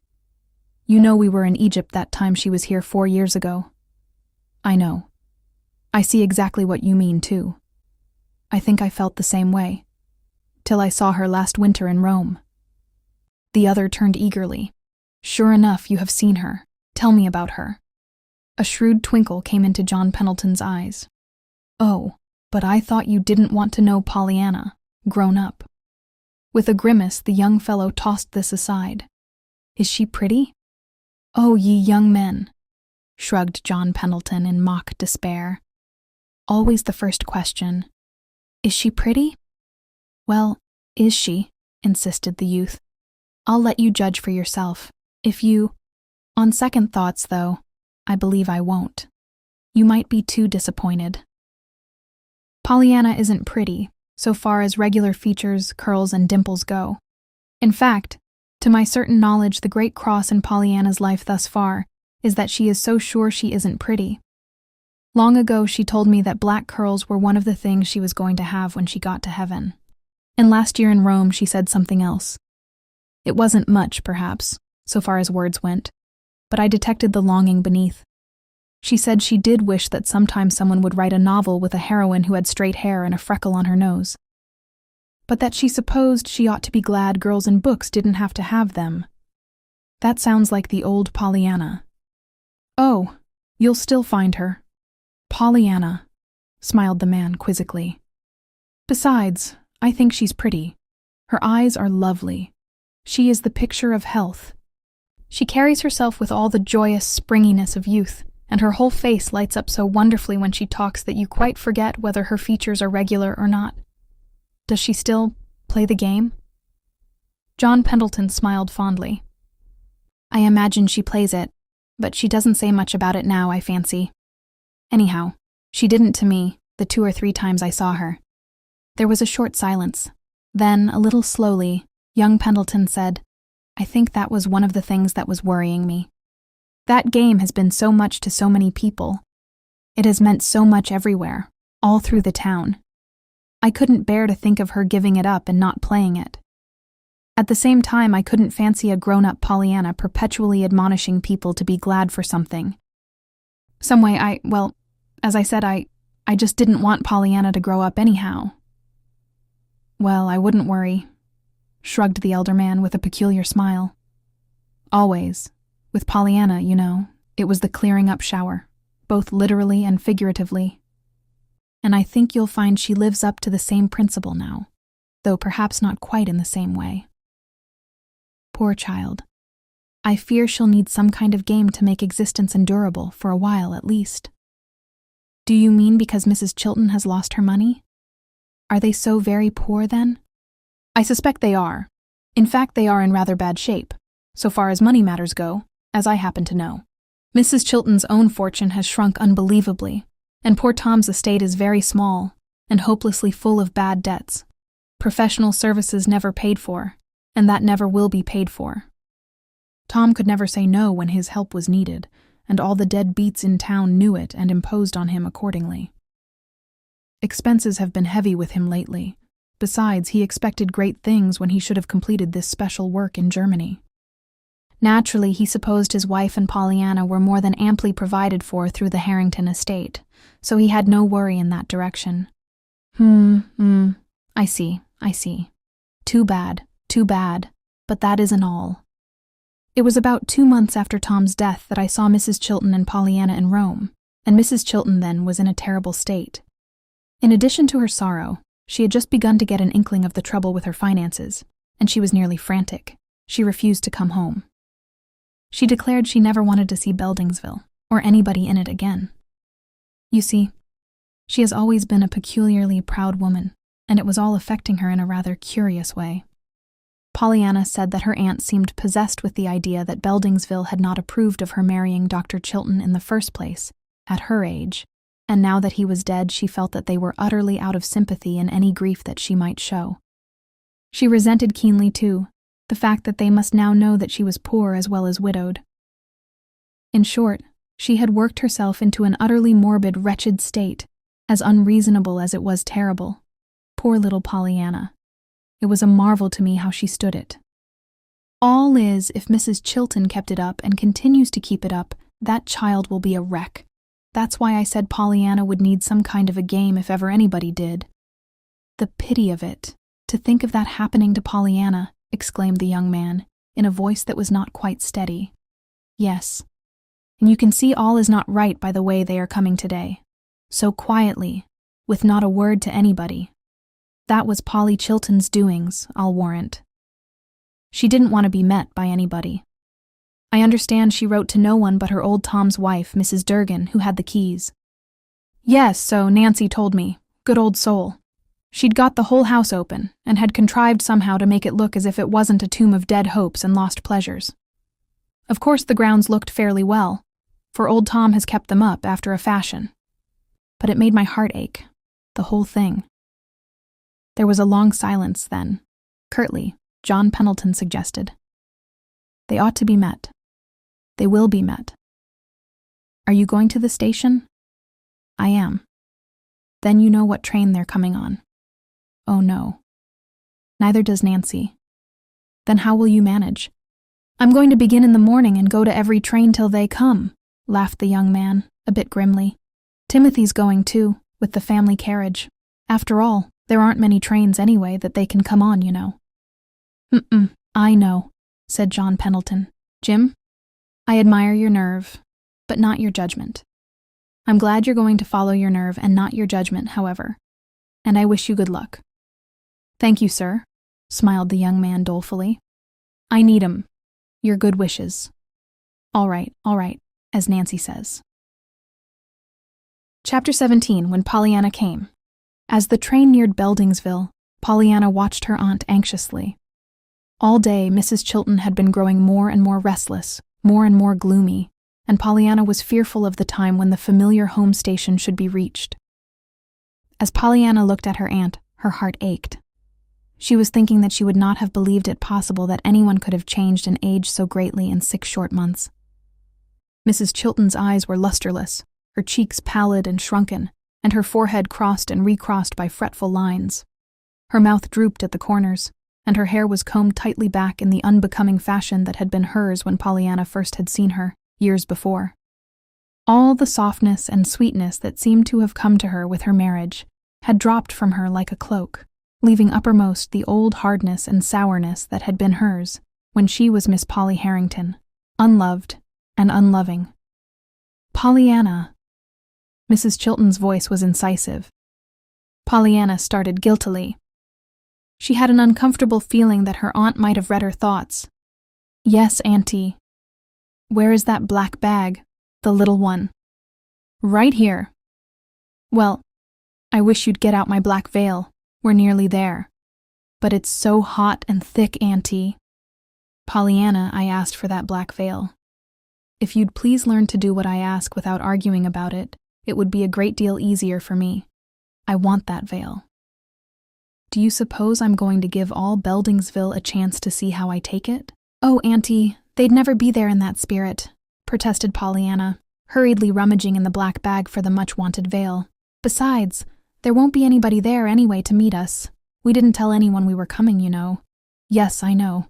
We didn't tell anyone to meet us. But we instructed Mrs. Durgan to have the rooms aired and the key under the mat for today. Do you suppose Mary Durgan has kept that information to herself? Not much. Half the town knows we're coming today, and a dozen or more will happen around the station about train time. I know them.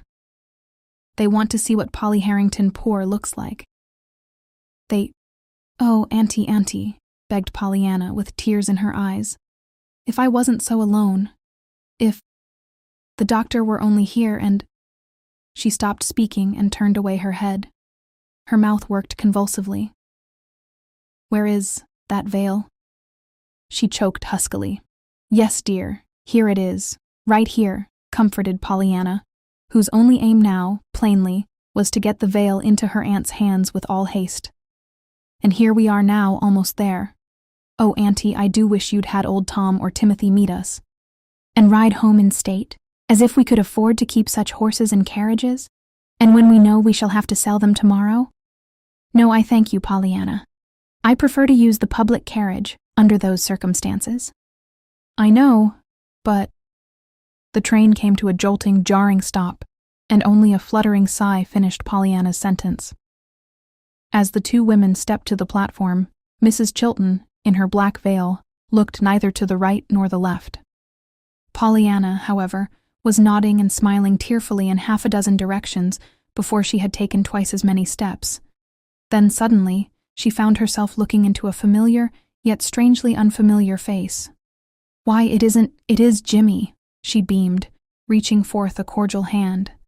That is, I suppose I should say Mr. Pendleton, she corrected herself with a shy smile that said plainly, now that you've grown so tall and fine. I'd like to see you try it, challenged the youth with a very Jimmy-like tilt to his chin. He turned then to speak to Mrs. Chilton. But that lady, with her head half averted, was hurrying on a little in advance. He turned back to Pollyanna, his eyes troubled and sympathetic. If you'd please come this way, both of you, he urged hurriedly. Timothy is here with the carriage." "Oh, how good of him!" cried Pollyanna, but with an anxious glance at the somber veiled figure ahead. Timidly, she touched her aunt's arm. "Auntie, dear, Timothy's here. He's come with the carriage. He's over this side. And this is Jimmy Bean, Auntie. You remember Jimmy Bean?" In her nervousness and embarrassment, Pollyanna did not notice that she had given the young man the old name of his boyhood. Mrs. Chilton, however, evidently did notice it. With palpable reluctance, she turned and inclined her head ever so slightly. "Mr. Pendleton is very kind, I am sure, but I am sorry that he or Timothy took quite so much trouble," she said frigidly. "No trouble at all, I assure you," laughed the young man, trying to hide his embarrassment. "Now, if you'll just let me have your checks, so I can see to your baggage." "Thank you," began Mrs. Chilton, "but I am very sure we can—" But Pollyanna, with a relieved little thank you, had already passed over the checks, and dignity demanded that Mrs. Chilton say no more. The drive home was a silent one. Timothy, vaguely hurt at the reception he had met with at the hands of his former mistress, sat up in front, stiff and straight, with tense lips. Mrs. Chilton, after a weary, well, child, just as you please. I suppose we shall have to ride home in it now," had subsided into stern gloom. Pollyanna, however, was neither stern nor tense nor gloomy. With eager though tearful eyes, she greeted each loved landmark as they came to it. Only once did she speak, and that was to say, "Isn't Jimmy fine? How he has improved? And hasn't he the nicest eyes and smile?" She waited hopefully, but as there was no reply to this, she contented herself with a cheerful, "Well, I think he has, anyhow." Timothy had been both too aggrieved and too afraid to tell Mrs. Chilton what to expect at home. So the wide-flung doors and flower-adorned rooms with Nancy courtesying on the porch were a complete surprise to Mrs. Chilton and Pollyanna. "Why, Nancy, how perfectly lovely!" cried Pollyanna, springing lightly to the ground.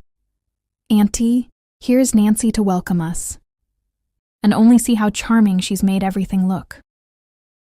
Pollyanna's voice was determinedly cheerful, though it shook audibly. This homecoming without the dear doctor whom she had loved so well was not easy for her, and if hard for her, she knew something of what it must be for her aunt. She knew, too, that the one thing her aunt was dreading was a breakdown before Nancy, than which nothing could be worse in her eyes. Behind the heavy black veil, the eyes were brimming and the lips were trembling, Pollyanna knew. She knew, too, that to hide these facts her aunt would probably seize the first opportunity for fault-finding and make her anger a cloak to hide the fact that her heart was breaking. Pollyanna was not surprised, therefore, to hear her aunt's few cold words of greeting to Nancy, followed by a sharp, "Of course all this was very kind, Nancy, but really, I would have much preferred that you had not done it."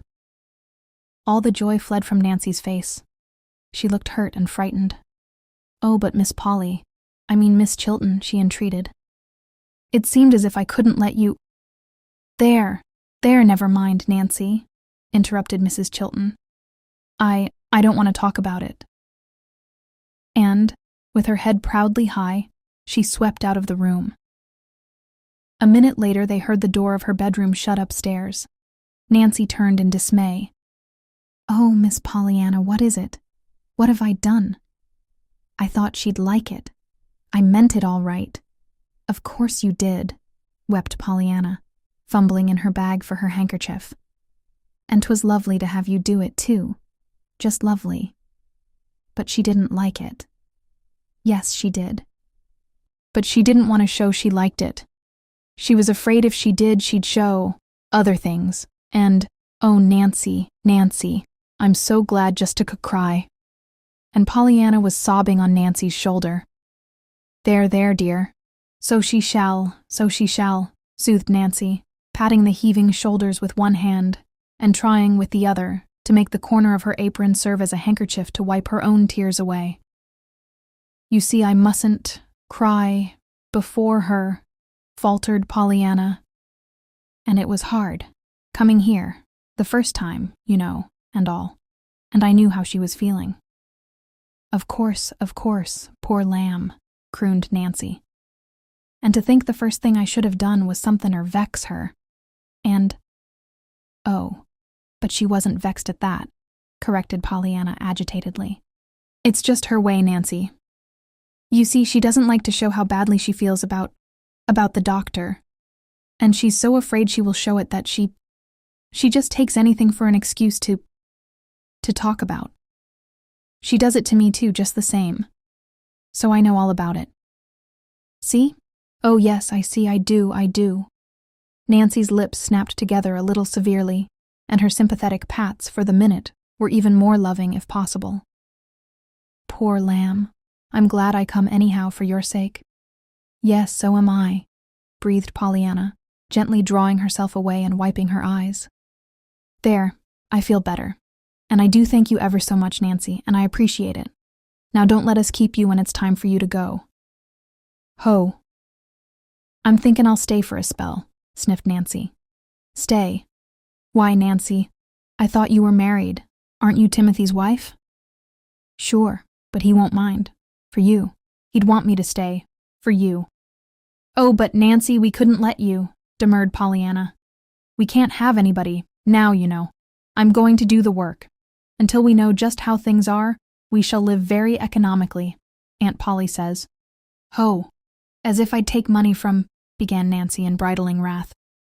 But at the expression on the other's face, she stopped and let her words dwindle off in a mumbling protest as she hurried from the room to look after her creamed chicken on the stove. Not until supper was over and everything put in order did Mrs. Timothy Durgin consent to drive away with her husband.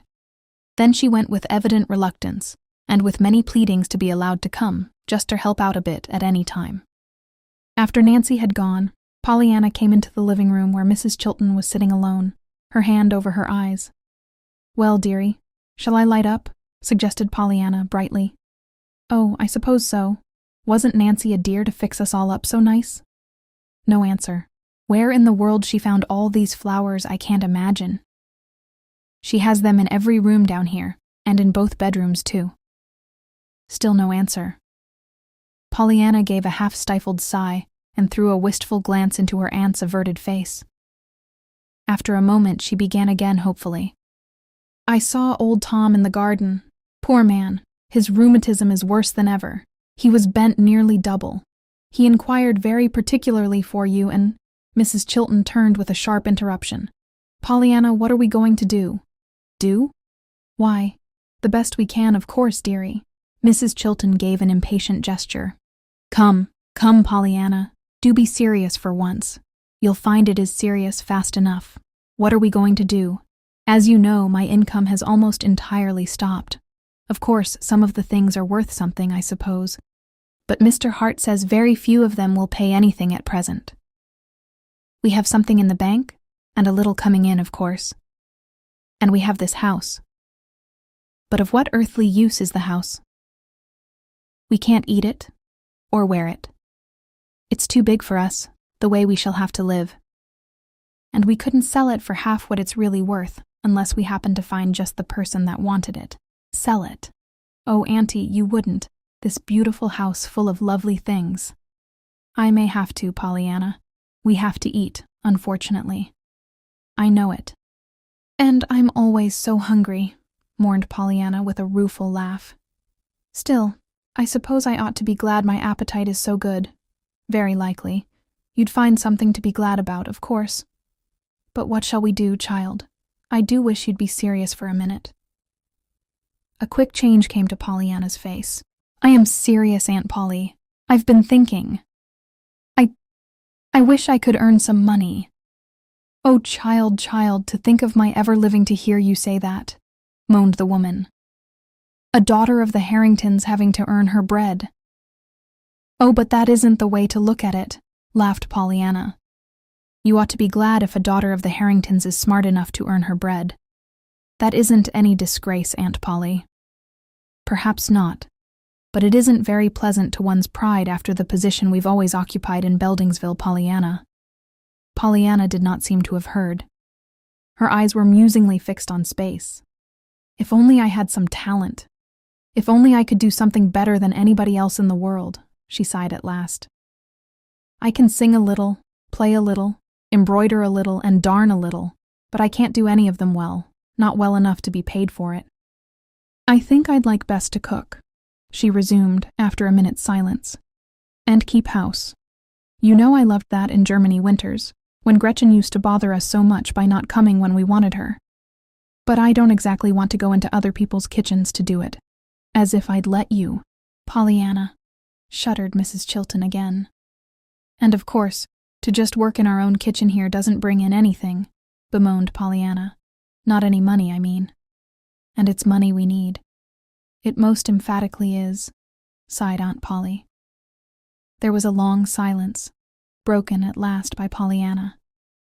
To think that after all you've done for me, Auntie, to think that now, if I only could, I'd have such a splendid chance to help.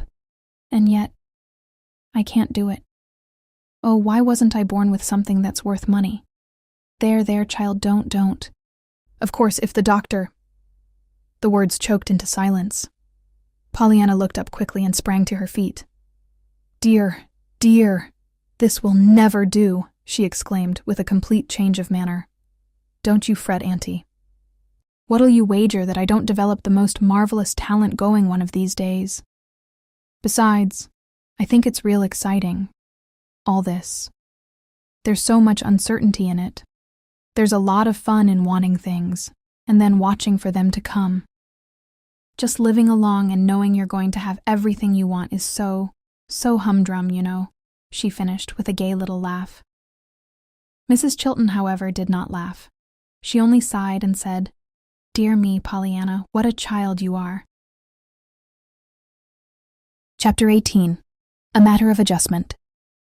The first few days at Beldingsville were not easy either for Mrs. Chilton or for Pollyanna. They were days of adjustment, and days of adjustment are seldom easy. From travel and excitement, it was not easy to put one's mind to the consideration of the price of butter and the delinquencies of the butcher. From having all one's time for one's own, it was not easy to find always the next task clamoring to be done.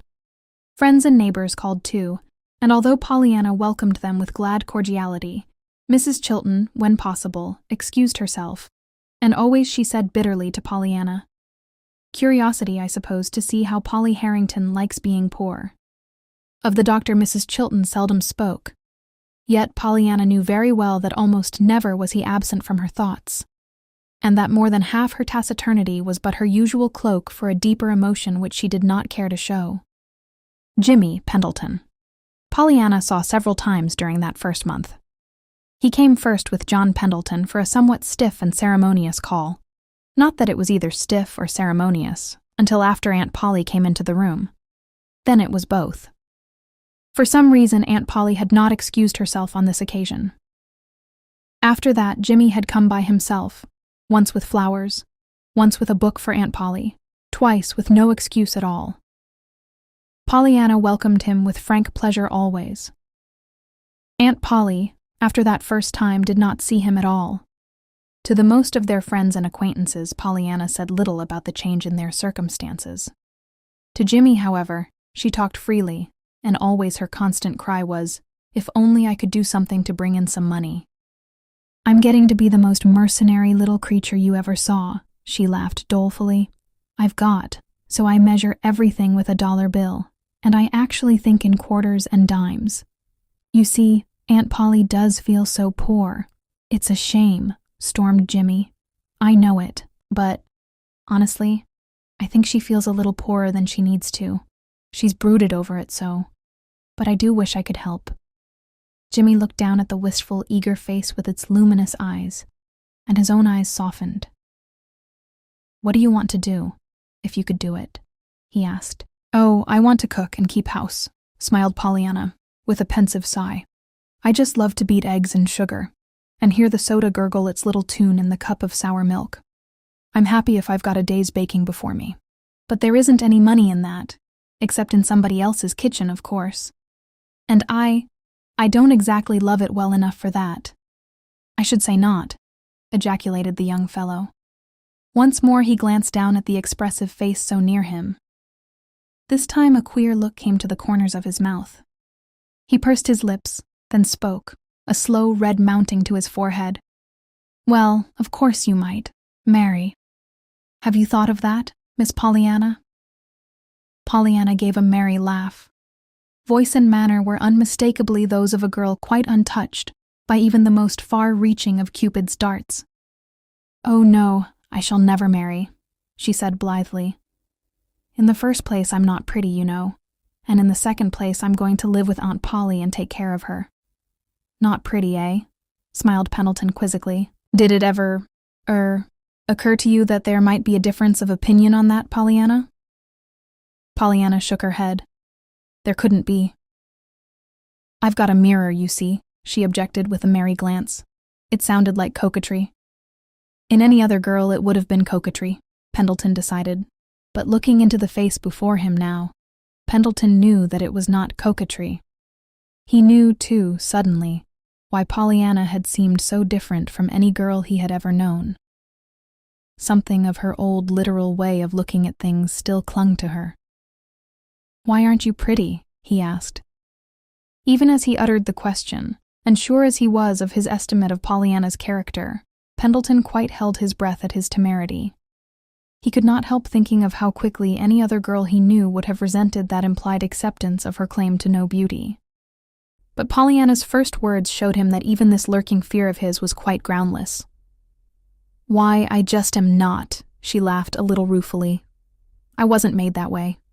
Maybe you don't remember, but long ago, when I was a little girl, it always seemed to me that one of the nicest things heaven was going to give me when I got there was black curls." "And is that your chief desire now?" No, maybe not," hesitated Pollyanna. "But I still think I'd like them. Besides, my eyelashes aren't long enough, and my nose isn't Grecian, or Roman, or any of those delightfully desirable ones that belong to a type. It's just nose. And my face is too long or too short, I've forgotten which. But I measured it once with one of those correct for beauty tests, and it wasn't right anyhow. And they said the width of the face should be equal to 5 eyes, and the width of the eyes equal to something else. I've forgotten that too, only that mine wasn't." "What a lugubrious picture," laughed Pendleton. Then, with his gaze admiringly regarding the girl's animated face and expressive eyes, he asked, "Did you ever look in the mirror when you were talking, Pollyanna?" "Why, no, of course not." "Well, you'd better try it sometime." "What a funny idea. Imagine my doing it," laughed the girl. "What shall I say? Like this? Now you, Pollyanna, what if your eyelashes aren't long, and your nose is just a nose?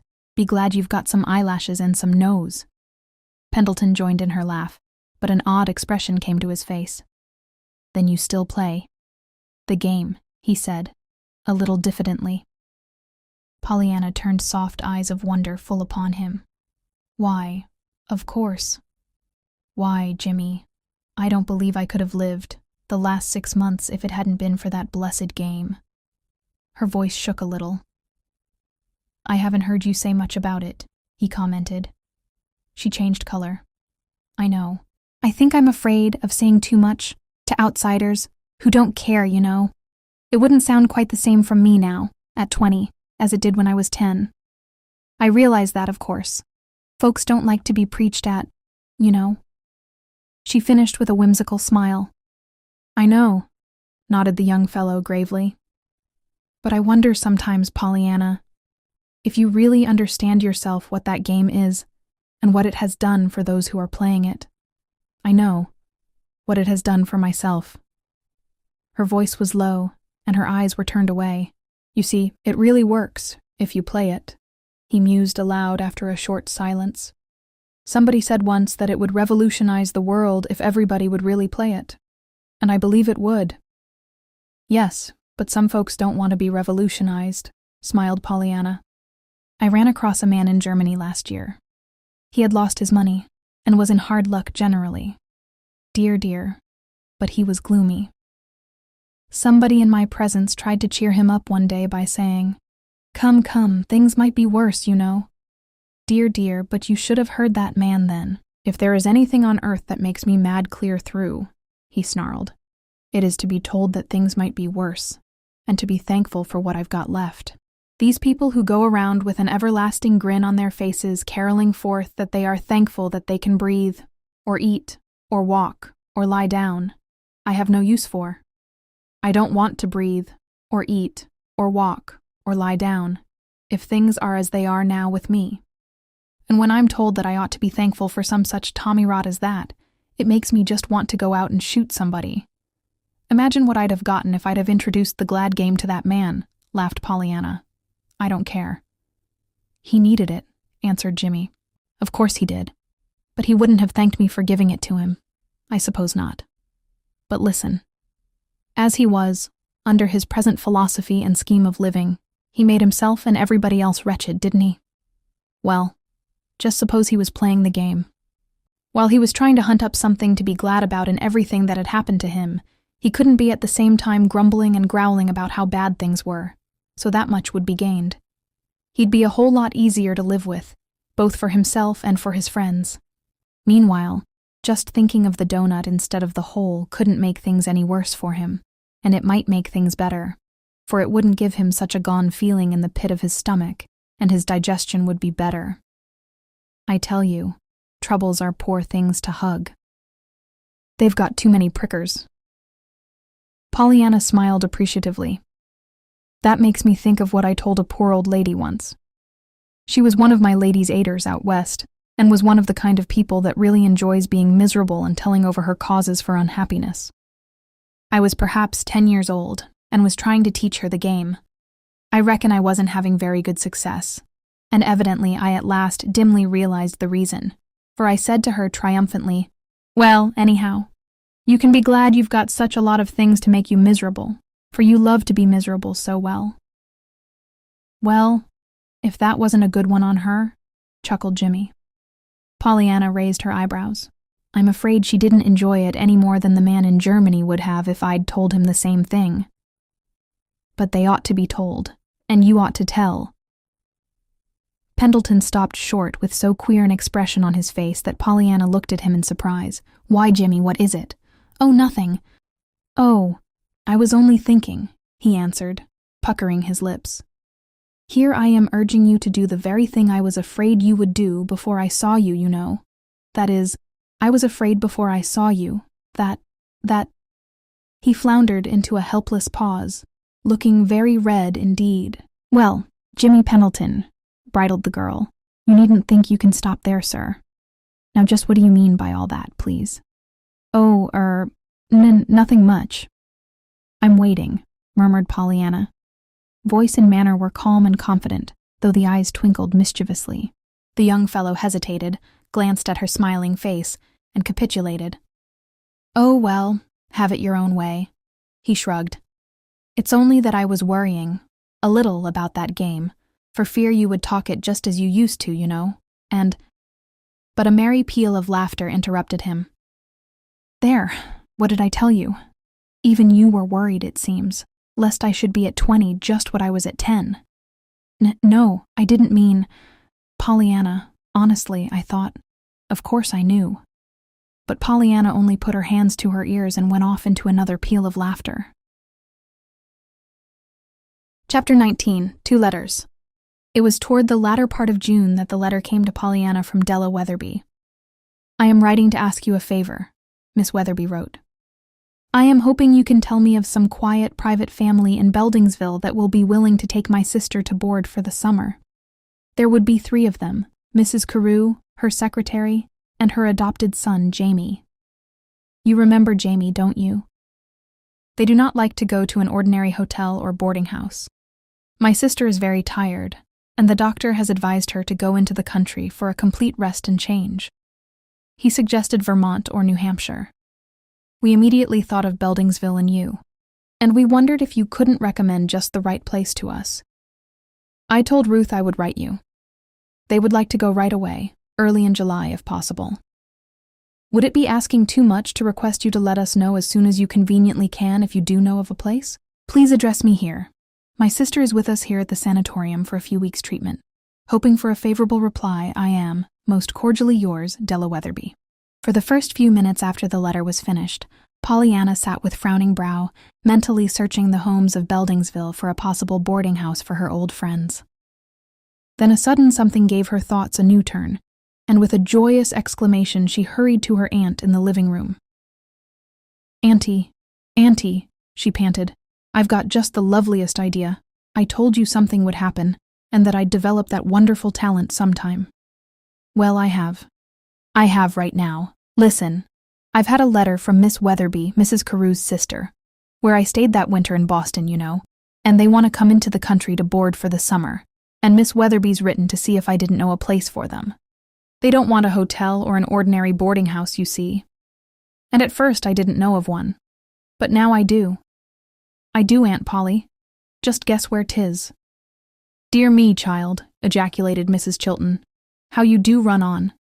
I should think you were a dozen years old instead of a woman grown. Now what are you talking about? About a boarding place for Mrs. Carew and Jamie. I've found it, babbled Pollyanna. Indeed? Well, what of it? Of what possible interest can that be to me, child? Murmured Mrs. Chilton drearily. Because it's here. I'm going to have them here, Auntie. Pollyanna. Mrs. Chilton was sitting erect in horror. Now, Auntie, please don't say no, please don't, begged Pollyanna eagerly. Don't you see? This is my chance, the chance I've been waiting for, and it's just dropped right into my hands. We can do it lovely. We have plenty of room, and you know I can cook and keep house. And now there'd be money in it, for they'd pay well, I know, and they'd love to come, I'm sure. There'd be 3 of them. There's a secretary with them. But Pollyanna, I can't. Turn this house into a boarding house? The Harrington homestead a common boarding house? Oh, Pollyanna, I can't. But it wouldn't be a common boarding house, dear. 'Twill be an uncommon one. Besides, they're our friends. It would be like having our friends come to see us. Only they'd be paying guests, so meanwhile we'd be earning money. Money that we need, Auntie, money that we need, she emphasized significantly. A spasm of hurt pride crossed Polly Chilton's face. With a low moan, she fell back in her chair.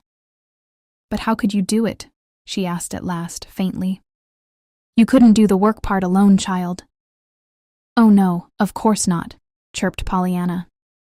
Pollyanna was on sure ground now. She knew her point was won. But I could do the cooking and the overseeing, and I'm sure I could get one of Nancy's younger sisters to help about the rest. Mrs. Durgan would do the laundry part just as she does now. But Pollyanna, I'm not well at all. You know I'm not. I couldn't do much. Of course not. There's no reason why you should, scorned Pollyanna, loftily. Oh, Auntie, won't it be splendid? Why, it seems too good to be true. Money just dropped into my hands like that. Dropped into your hands, indeed. You still have some things to learn in this world, Pollyanna. And one is that summer boarders don't drop money into anybody's hands without looking very sharply to it that they get ample return. By the time you fetch and carry and bake and brew until you are ready to sink, and by the time you nearly kill yourself trying to serve everything to order from fresh-laid eggs to the weather, you will believe what I tell you. All right, I'll remember, laughed Pollyanna. But I'm not doing any worrying now. And I'm going to hurry and write Miss Weatherby at once so I can give it to Jimmy Bean to mail when he comes out this afternoon. Mrs. Chilton stirred restlessly. Pollyanna, I do wish you'd call that young man by his proper name. That Bean gives me the shivers. His name is Pendleton now, as I understand it. So it is, agreed Pollyanna. But I do forget it half the time. I even call him that to his face sometimes. And of course that's dreadful, when he really is adopted, and all. But you see I'm so excited, she finished, as she danced from the room. She had the letter all ready for Jimmy when he called at 4 o'clock.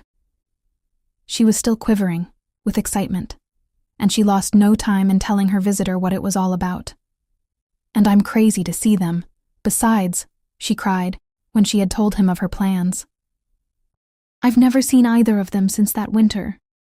You know I told you, didn't I tell you, about Jamie? Oh yes, you told me. There was a touch of constraint in the young man's voice. Well, isn't it splendid if they can come? Why, I don't know, as I should call it, exactly splendid, he parried. Not splendid that I've got such a chance to help Aunt Polly out, for even this little while?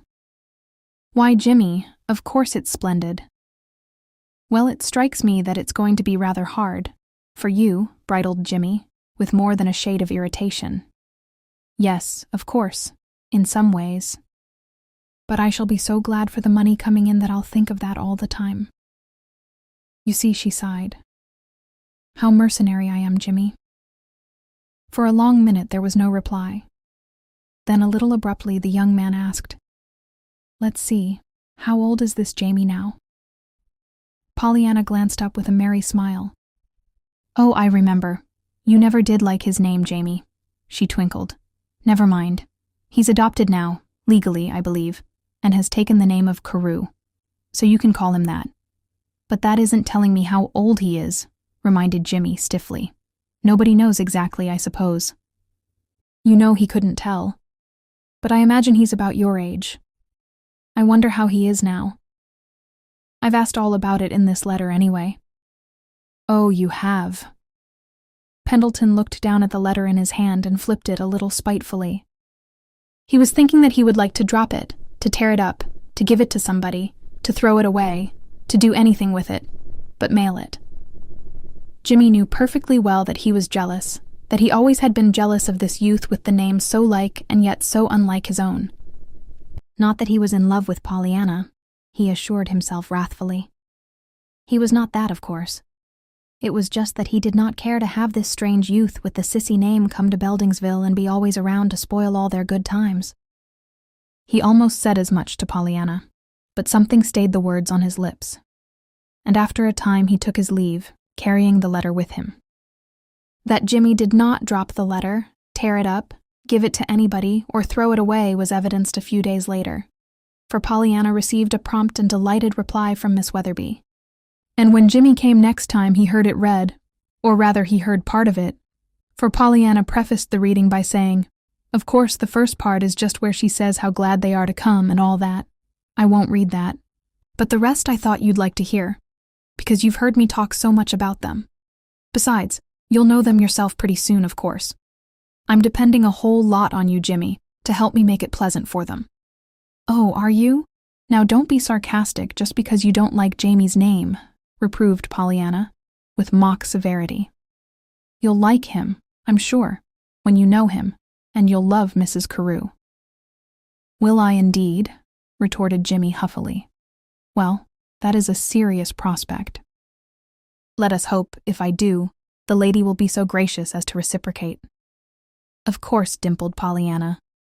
Now listen, and I'll read to you about her. This letter is from her sister, Della. Miss Weatherby, you know, at the sanatorium. All right, go ahead, directed Jimmy, with a somewhat too evident attempt at polite interest. And Pollyanna, still smiling mischievously, began to read. You ask me to tell you everything about everybody. That is a large commission, but I'll do the best I can. To begin with, I think you'll find my sister quite changed. The new interests that have come into her life during the last 6 years have done wonders for her. Just now she is a bit thin and tired from overwork, but a good rest will soon remedy that, and you'll see how young and blooming and happy she looks. Please notice I said happy. That won't mean so much to you as it does to me, of course, for you were too young to realize quite how unhappy she was when you first knew her that winter in Boston. Life was such a dreary, hopeless thing to her then, and now it is so full of interest and joy. First she has Jamie, and when you see them together you won't need to be told what he is to her. To be sure, we are no nearer knowing whether he is the real Jamie or not, but my sister loves him like an own son now, and has legally adopted him, as I presume you know. Then she has her girls.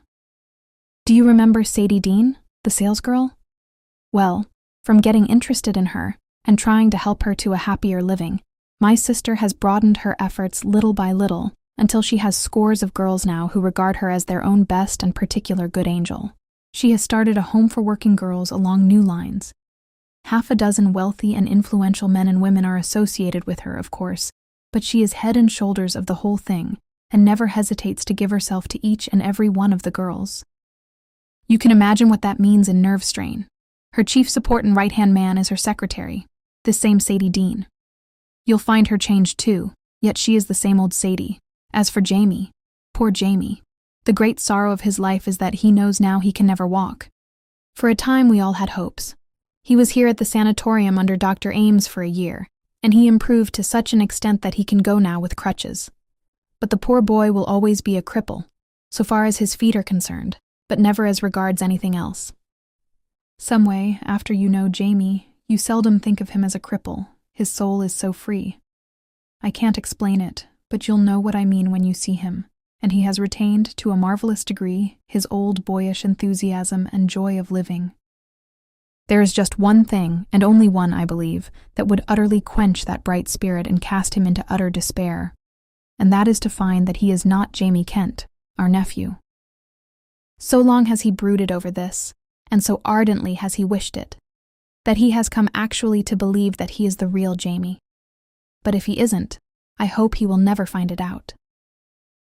There, that's all she says about them, announced Pollyanna, folding up the closely written sheets in her hands. But isn't that interesting? Indeed it is. There was a ring of genuineness in Jimmy's voice now. Jimmy was thinking suddenly of what his own good legs meant to him. He even, for the moment, was willing that this poor crippled youth should have a part of Pollyanna's thoughts and attentions, if he were not so presuming as to claim too much of them, of course. By George, it is tough for the poor chap, and no mistake. Tough. You don't know anything about it, Jimmy Bean, choked Pollyanna. But I do. I couldn't walk once. I know. Yes, of course. Of course, frowned the youth, moving restively in his seat. Jimmy, looking into Pollyanna's sympathetic face and brimming eyes, was suddenly not so sure, after all, that he was willing to have this Jamie come to town, if just to think of him made Pollyanna look like that. Chapter 20. The Paying Guests. The few intervening days before the expected arrival of those dreadful people, as Aunt Polly termed her niece's paying guests, were busy ones indeed for Pollyanna. But they were happy ones too, as Pollyanna refused to be weary or discouraged or dismayed, no matter how puzzling were the daily problems she had to meet. Summoning Nancy, and Nancy's younger sister Betty, to her aid, Pollyanna systematically went through the house, room by room, and arranged for the comfort and convenience of her expected boarders. Mrs. Chilton could do but little to assist. In the first place, she was not well. In the second place, her mental attitude toward the whole idea was not conducive to aid or comfort, for at her side stalked always the Harrington pride of name and race, and on her lips was the constant moan, "Oh, Pollyanna, Pollyanna, to think of the Harrington homestead ever coming to this." "It isn't, dearie," Pollyanna at last soothed laughingly. "It's the Carews that are coming to the Harrington homestead." But Mrs. Chilton was not to be so lightly diverted, and responded only with a scornful glance and a deeper sigh, so Pollyanna was forced to leave her to travel alone, her road of determined gloom. Upon the appointed day, Pollyanna with Timothy, who owned the Harrington horses now, went to the station to meet the afternoon train. Up to this hour there had been nothing but confidence and joyous anticipation in Pollyanna's heart. But with the whistle of the engine, there came to her a veritable panic of doubt, shyness, and dismay. She realized suddenly what she, Pollyanna, almost alone and unaided, was about to do. She remembered Mrs. Carew's wealth, position, and fastidious tastes. She recollected, too, that this would be a new, tall, young man Jamie, quite unlike the boy she had known. For one awful moment she thought only of getting away. Somewhere, anywhere. "Timothy, I feel sick. I'm not well. Tell him, not to come," she faltered, poising as if for flight. "Ma'am," exclaimed the startled Timothy. One glance into Timothy's amazed face was enough. Pollyanna laughed and threw back her shoulders alertly. "Nothing. Never mind. I didn't mean it, of course, Timothy. Quick, see? They're almost here," she panted, and Pollyanna hurried forward, quite herself once more.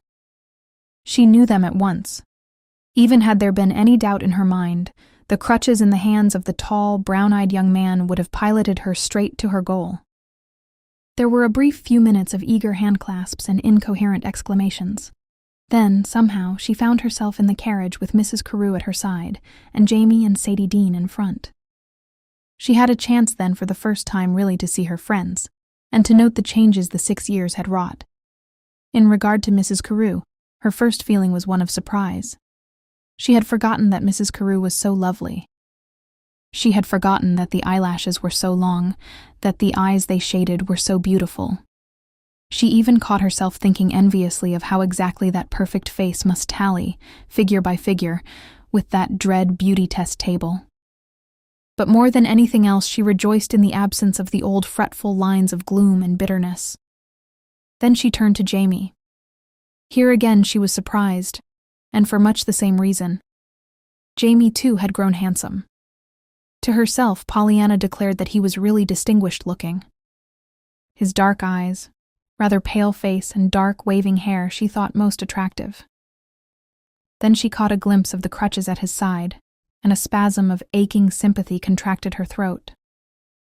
From Jamie, Pollyanna turned to Sadie Dean. Sadie, so far as features went, looked much as she had when Pollyanna first saw her in the public garden, but Pollyanna did not need a second glance to know that Sadie, so far as hair, dress, temper, speech, and disposition were concerned, was a very different Sadie indeed. Then Jamie spoke. "How good you were to let us come," he said to Pollyanna. "Do you know what I thought of when you wrote that we could come?" "Why, no, of course not," stammered Pollyanna. Pollyanna was still seeing the crutches at Jamie's side, and her throat was still tightened from that aching sympathy. "Well, I thought of the little maid in the public garden with her bag of peanuts for Sir Lancelot and Lady Guinevere. And I knew that you were just putting us in their places, for if you had a bag of peanuts, and we had none, you wouldn't be happy till you'd shared it with us." "A bag of peanuts indeed," laughed Pollyanna. "Oh, of course, in this case, your bag of peanuts happened to be airy country rooms and cow's milk and real eggs from a real hen's nest," returned Jamie whimsically, "but it amounts to the same thing. And maybe I'd better warn you. You remember how greedy Sir Lancelot was. Well," he paused meaningly. "All right, I'll take the risk," dimpled Pollyanna, thinking how glad she was that Aunt Polly was not present to hear her worst predictions so nearly fulfilled thus early. Poor Sir Lancelot. I wonder if anybody feeds him now, or if he's there at all. "Well, if he's there, he's fed," interposed Mrs. Carew merrily. "This ridiculous boy still goes down there at least once a week with his pockets bulging with peanuts and I don't know what all. He can be traced any time by the trail of small grains he leaves behind him. And half the time, when I order my cereal for breakfast, it isn't forthcoming, because, forsooth, Master Jamie has fed it to the pigeons, ma'am." "Yes, but let me tell you," plunged in Jamie, enthusiastically. And the next minute Pollyanna found herself listening with all the old fascination to a story of a couple of squirrels in a sunlit garden. Later she saw what Della Weatherby had meant in her letter, for when the house was reached, it came as a distinct shock to her to see Jamie pick up his crutches and swing himself out of the carriage with their aid. She knew then that already in 10 short minutes he had made her forget that he was lame. To Pollyanna's great relief, that first dreaded meeting between Aunt Polly and the Carew party passed off much better than she had feared. The newcomers were so frankly delighted with the old house and everything in it, that it was an utter impossibility for the mistress and owner of it all to continue her stiff attitude of disapproving resignation to their presence. Besides, as was plainly evident before an hour had passed, the personal charm and magnetism of Jamie had pierced even Aunt Polly's armor of distrust. And Pollyanna knew that at least one of her own most dreaded problems was a problem no longer. For already Aunt Polly was beginning to play the stately, yet gracious hostess to these, her guests. Notwithstanding her relief at Aunt Polly's change of attitude, however, Pollyanna did not find that all was smooth sailing by any means. There was work, and plenty of it, that must be done. Nancy's sister Betty was pleasant and willing, but she was not Nancy, as Pollyanna soon found. She needed training, and training took time. Pollyanna worried, too, for fear everything should not be quite right. To Pollyanna those days, a dusty chair was a crime and a fallen cake a tragedy. Gradually, however, after incessant arguments and pleadings on the part of Mrs. Carew and Jamie, Pollyanna came to take her tasks more easily, and to realize that the real crime and tragedy in her friend's eyes was not the dusty chair nor the fallen cake, but the frown of worry and anxiety on her own face. "Just as if it wasn't enough for you to let us come," Jamie declared, "without just killing yourself with work to get us something to eat. Besides, we ought not to eat so much anyway," Mrs. Carew laughed. or else we shall get digestion, as one of my girls calls it when her food disagrees with her. It was wonderful, after all, how easily the 3 new members of the family fitted into the daily life. Before 24 hours had passed, Mrs. Carew had gotten Mrs. Chilton to asking really interested questions about the new home for working girls, and Sadie Dean and Jamie were quarreling over the chance to help with the pea shelling or the flower picking. The Carews had been at the Harrington homestead nearly a week when one evening, John Pendleton and Jimmy called. Pollyanna had been hoping they would come soon. She had indeed urged it very strongly before the Carews came. She made the introductions now with visible pride. "You are such good friends of mine. I want you to know each other and be good friends together," she explained. That Jimmy and Mr. Pendleton should be clearly impressed with the charm and beauty of Mrs. Carew did not surprise Pollyanna in the least. But the look that came into Mrs. Carew's face at sight of Jimmy did surprise her very much. It was almost a look of recognition. "Why, Mr. Pendleton, haven't I met you before?" Mrs. Carew cried. Jimmy's frank eyes met Mrs. Carew's gaze squarely, admiringly. "I think not." He smiled back at her. "I'm sure I never have met you. I should have remembered it, if I had met you." He bowed. So unmistakable was his significant emphasis that everybody laughed, and John Pendleton chuckled. "Well done, son, for a youth of your tender years. I couldn't have done half so well myself." Mrs. Carew flushed slightly and joined in the laugh. "No, but really," she urged, joking aside, "there certainly is a strangely familiar something in your face. I think I must have seen you somewhere if I haven't actually met you." "And maybe you have," cried Pollyanna, "in Boston. Jimmy goes to Tech there winters, you know. Jimmy's going to build bridges and dams, you see. When he grows up, I mean," she finished with a merry glance at the big 6-foot fellow still standing before Mrs. Carew. Everybody laughed again. That is, everybody but Jamie. And only Sadie Dean noticed that Jamie, instead of laughing, closed his eyes as if at the sight of something that hurt. And only Sadie Dean knew how, and why, the subject was so quickly changed. For it was Sadie herself who changed it. It was Sadie, too, who, when the opportunity came, saw to it that books and flowers and beasts and birds, things that Jamie knew and understood, were talked about as well as dams and bridges which, as Sadie knew, Jamie could never build. That Sadie did all this, however, was not realized by anybody, least of all by Jamie, the one who most of all was concerned. When the call was over and the Pendletons had gone, Mrs. Carew referred again to the curiously haunting feeling that somewhere she had seen young Pendleton before. I know I have. Somewhere," she declared musingly. "Of course it may have been in Boston, but—" She let the sentence remain unfinished. Then, after a minute, she added, "He's a fine young fellow anyway. I like him. I'm so glad." "I do, too," nodded Pollyanna. "I've always liked Jimmy." "You've known him some time, then?" queried Jamie, a little wistfully. "Oh, yes. I knew him years ago when I was a little girl, you know. He was Jimmy Bean then." "Jimmy Bean! Why, isn't he Mr. Pendleton's son?" asked Mrs. Carew in surprise. "No, only by adoption." "Adoption!" exclaimed Jamie.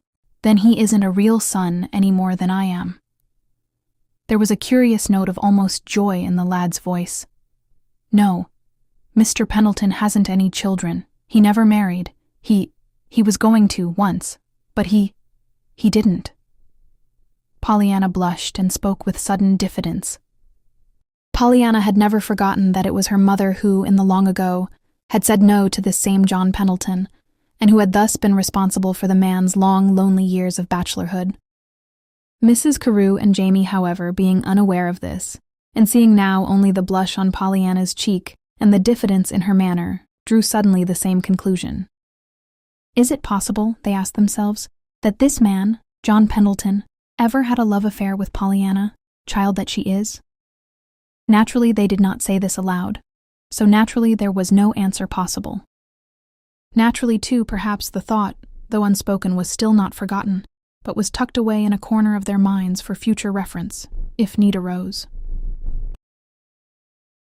Chapter 21. Summer Days.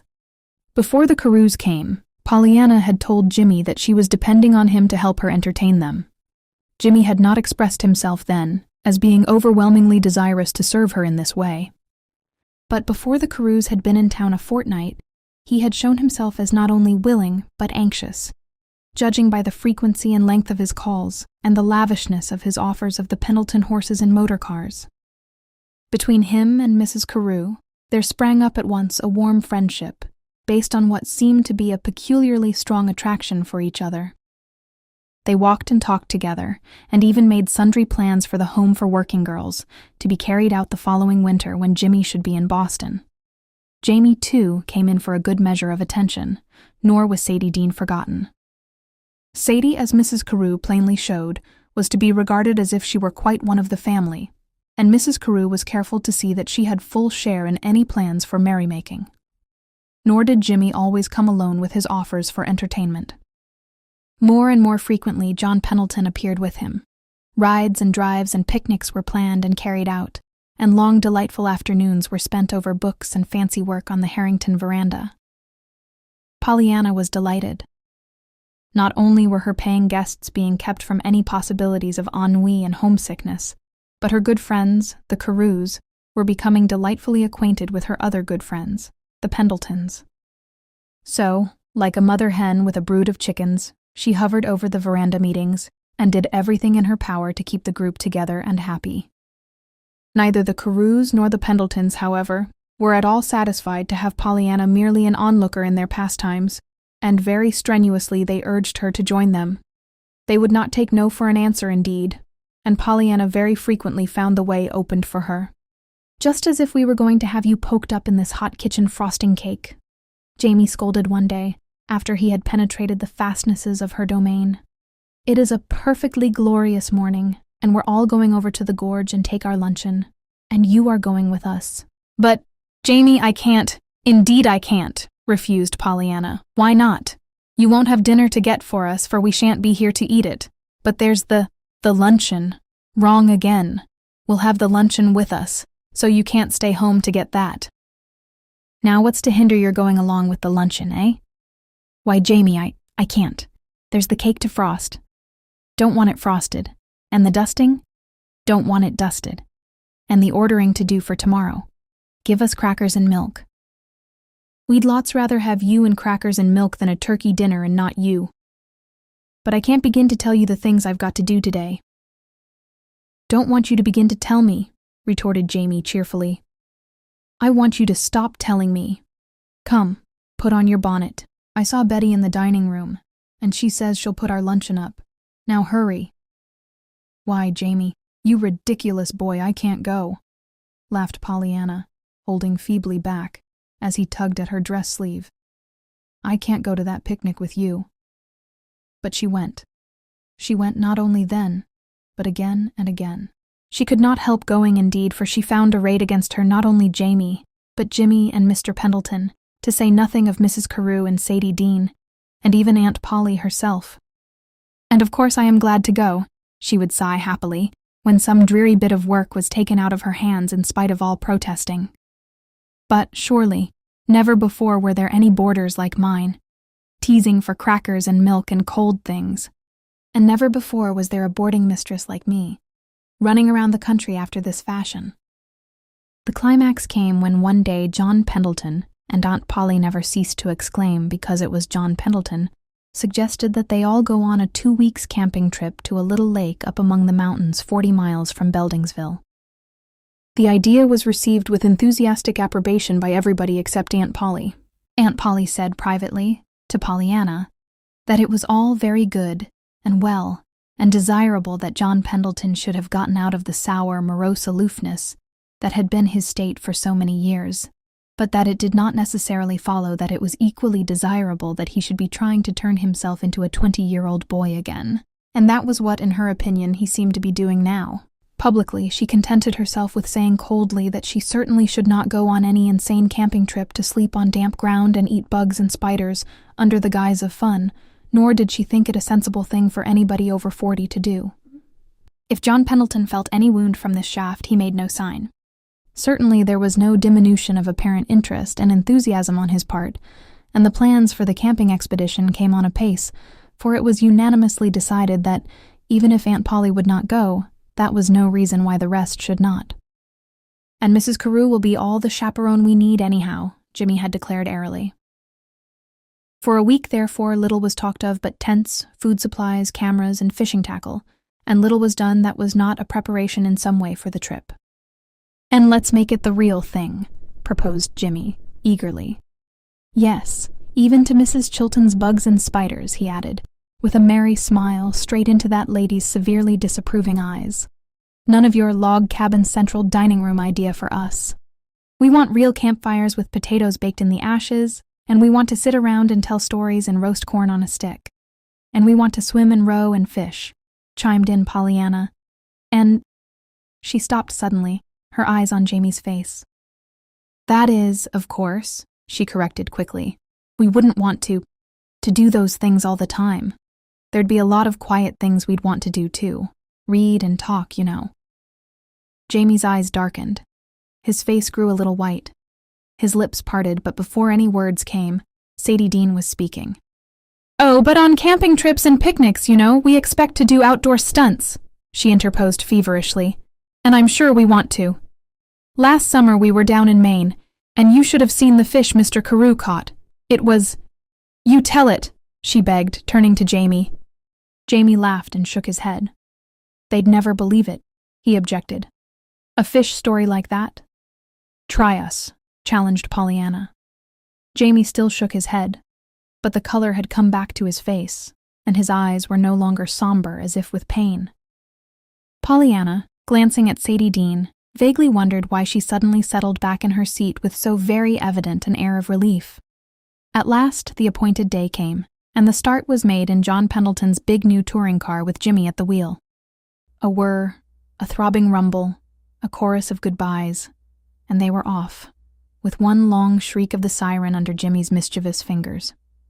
In after days, Pollyanna often went back in her thoughts to that first night in camp. The experience was so new and so wonderful in so many ways. It was 4 o'clock when their 40-mile automobile journey came to an end. Since 3:30, their big car had been ponderously picking its way over an old logging road not designed for 6-cylinder automobiles. For the car itself and for the hand at the wheel, this part of the trip was a most wearing one. But for the merry passengers, who had no responsibility concerning hidden holes and muddy curves, it was nothing but a delight growing more poignant with every new vista through the green arches, and with every echoing laugh that dodged the low-hanging branches.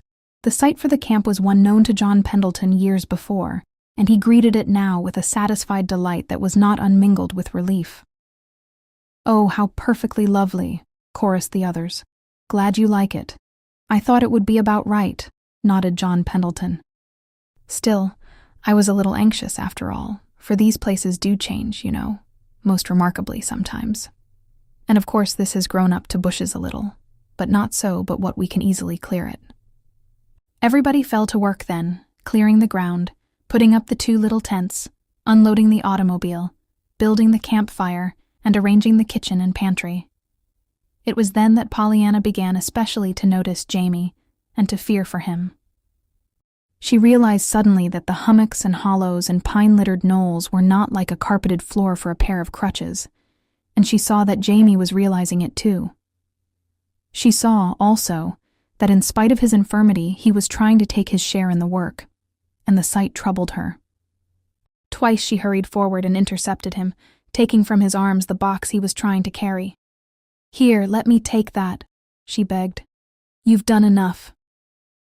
And the second time she added, "Do go and sit down somewhere to rest, Jamie.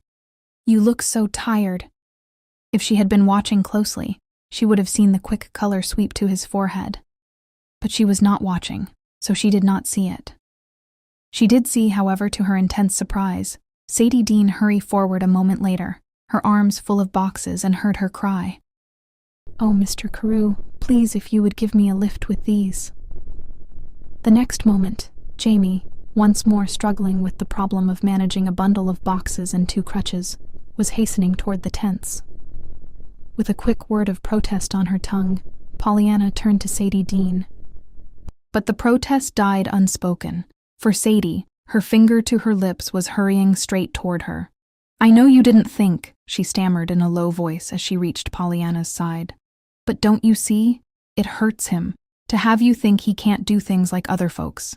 There, look. See how happy he is now." Pollyanna looked, and she saw. She saw Jamie, his whole self alert, deftly balance his weight on one crutch and swing his burden to the ground. She saw the happy light on his face, and she heard him say nonchalantly, "Here's another contribution from Miss Dean. She asked me to bring this over."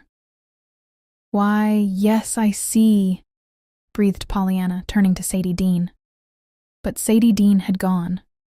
Pollyanna watched Jamie a good deal after that, though she was careful not to let him, or anyone else, see that she was watching him. And as she watched, her heart ached. Twice she saw him essay a task and fail. Once with a box too heavy for him to lift, once with a folding table too unwieldy for him to carry with his crutches.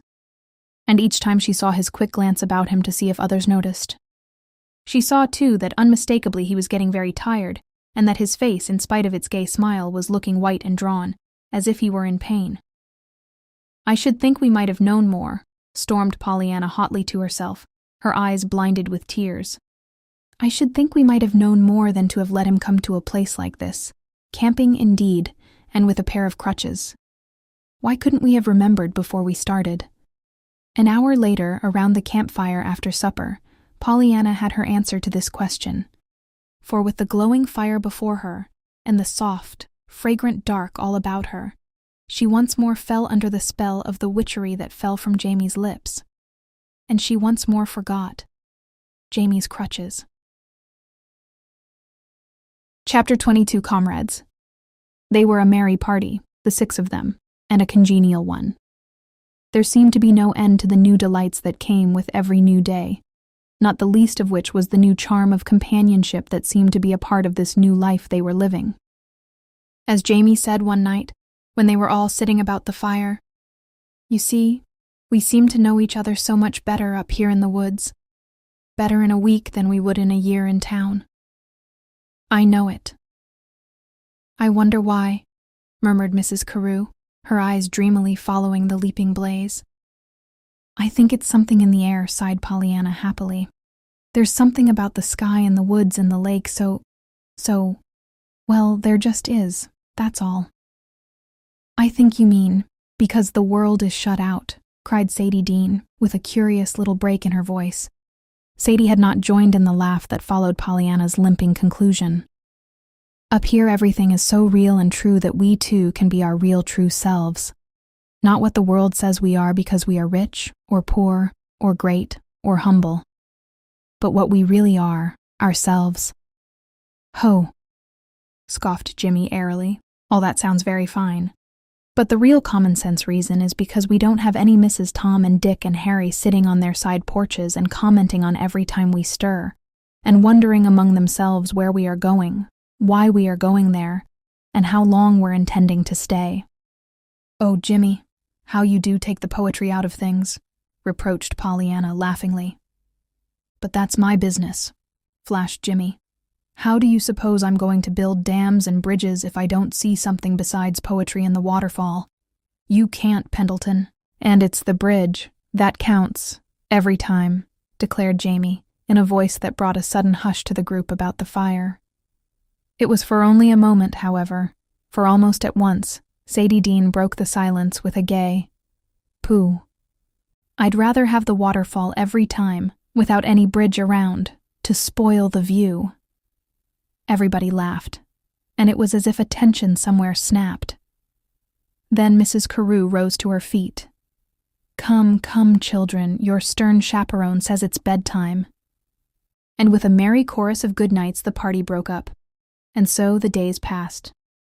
To Pollyanna they were wonderful days, and still the most wonderful part was the charm of close companionship, a companionship that, while differing as to details with each one, was yet delightful with all. With Sadie Dean, she talked of the new home, and of what a marvelous work Mrs. Carew was doing.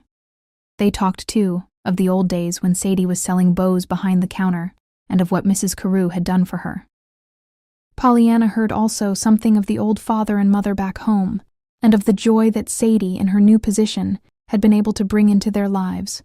"And after all, it's really you that began it, you know," she said one day to Pollyanna. But Pollyanna only shook her head at this with an emphatic, "Nonsense. It was all Mrs. Carew." With Mrs. Carew herself, Pollyanna talked also of the home and of her plans for the girls. And once, in the hush of a twilight walk, Mrs. Carew spoke of herself and of her changed outlook on life. And she, like Sadie Dean, said brokenly, "After all, it's really you that began it, Pollyanna." But Pollyanna, as in Sadie Dean's case, would have none of this, and she began to talk of Jamie and of what he had done. "Jamie's a dear," Mrs. Carew answered affectionately, "and I love him like an own son. He couldn't be dearer to me if he were really my sister's boy." "Then you don't think he is?" "I don't know. We've never learned anything conclusive. Sometimes I'm sure he is. Then again, I doubt it. I think he really believes he is, bless his heart. At all events, one thing is sure. He has good blood in him from somewhere. Jamie's no ordinary waif of the streets, you know, with his talents. And the wonderful way he has responded to teaching and training proves it." "Of course," nodded Pollyanna. "And as long as you love him so well, it doesn't really matter anyway, does it? Whether he's the real Jamie or not?" Mrs. Carew hesitated. Into her eyes crept the old somberness of heartache. "Not so far as he is concerned," she sighed at last. "It's only that sometimes I get to thinking, if he isn't our Jamie, where is Jamie Kent? Is he well? Is he happy? Has he anyone to love him? When I get to thinking like that, Pollyanna, I'm nearly wild. I'd give everything I have in the world, it seems to me, to really know that this boy is Jamie Kent." Pollyanna used to think of this conversation sometimes, in her after-talks with Jamie. Jamie was so sure of himself. "It's just somehow that I feel it's so," he said once to Pollyanna. "I believe I am Jamie Kent. I've believed it quite a while. I'm afraid I've believed it so long now that I just couldn't bear it, to find out I wasn't he. Mrs. Carew has done so much for me. Just think if, after all, I were only a stranger. But she loves you, Jamie. I know she does. And that would only hurt all the more. Don't you see? Because it would be hurting her. She wants me to be the real Jamie. I know she does. Now if I could only do something for her, make her proud of me in some way. If I could only do something to support myself even like a man. But what can I do with these?" He spoke bitterly and laid his hand on the crutches at his side. Pollyanna was shocked and distressed. It was the first time she had heard Jamie speak of his infirmity since the old boyhood days. Frantically, she cast about in her mind for just the right thing to say. But before she had even thought of anything, Jamie's face had undergone a complete change. "But there, forget it. I didn't mean to say it," he cried gaily. "And 'twas rank heresy to the game, wasn't it? I'm sure I'm glad I've got the crutches. They're a whole lot nicer than the wheelchair. And the Jolly Book, do you keep it now?" asked Pollyanna, in a voice that trembled a little. "Sure, I've got a whole library of Jolly Books now," he retorted. "They're all in leather, dark red, except the first one. That is the same little old notebook that Jerry gave me." "Jerry, and I've been meaning all the time to ask for him," cried Pollyanna. "Where is he?" "In Boston, and his vocabulary is just as picturesque as ever, only he has to tone it down at times. Jerry's still in the newspaper business, but he's getting the news, not selling it. Reporting, you know. I have been able to help him and Mumsy, and don't you suppose I was glad? Mumsy's in a sanatorium for her rheumatism. And is she better? Very much. She's coming out pretty soon and going to housekeeping with Jerry. Jerry's been making up some of his lost schooling during these past few years. He's let me help him, but only as a loan. He's been very particular to stipulate that." "Of course," nodded Pollyanna, in approval. "He'd want it that way, I'm sure." "I should. It isn't nice to be under obligations that you can't pay. I know how it is. That's why I so wish I could help Aunt Polly out, after all she's done for me.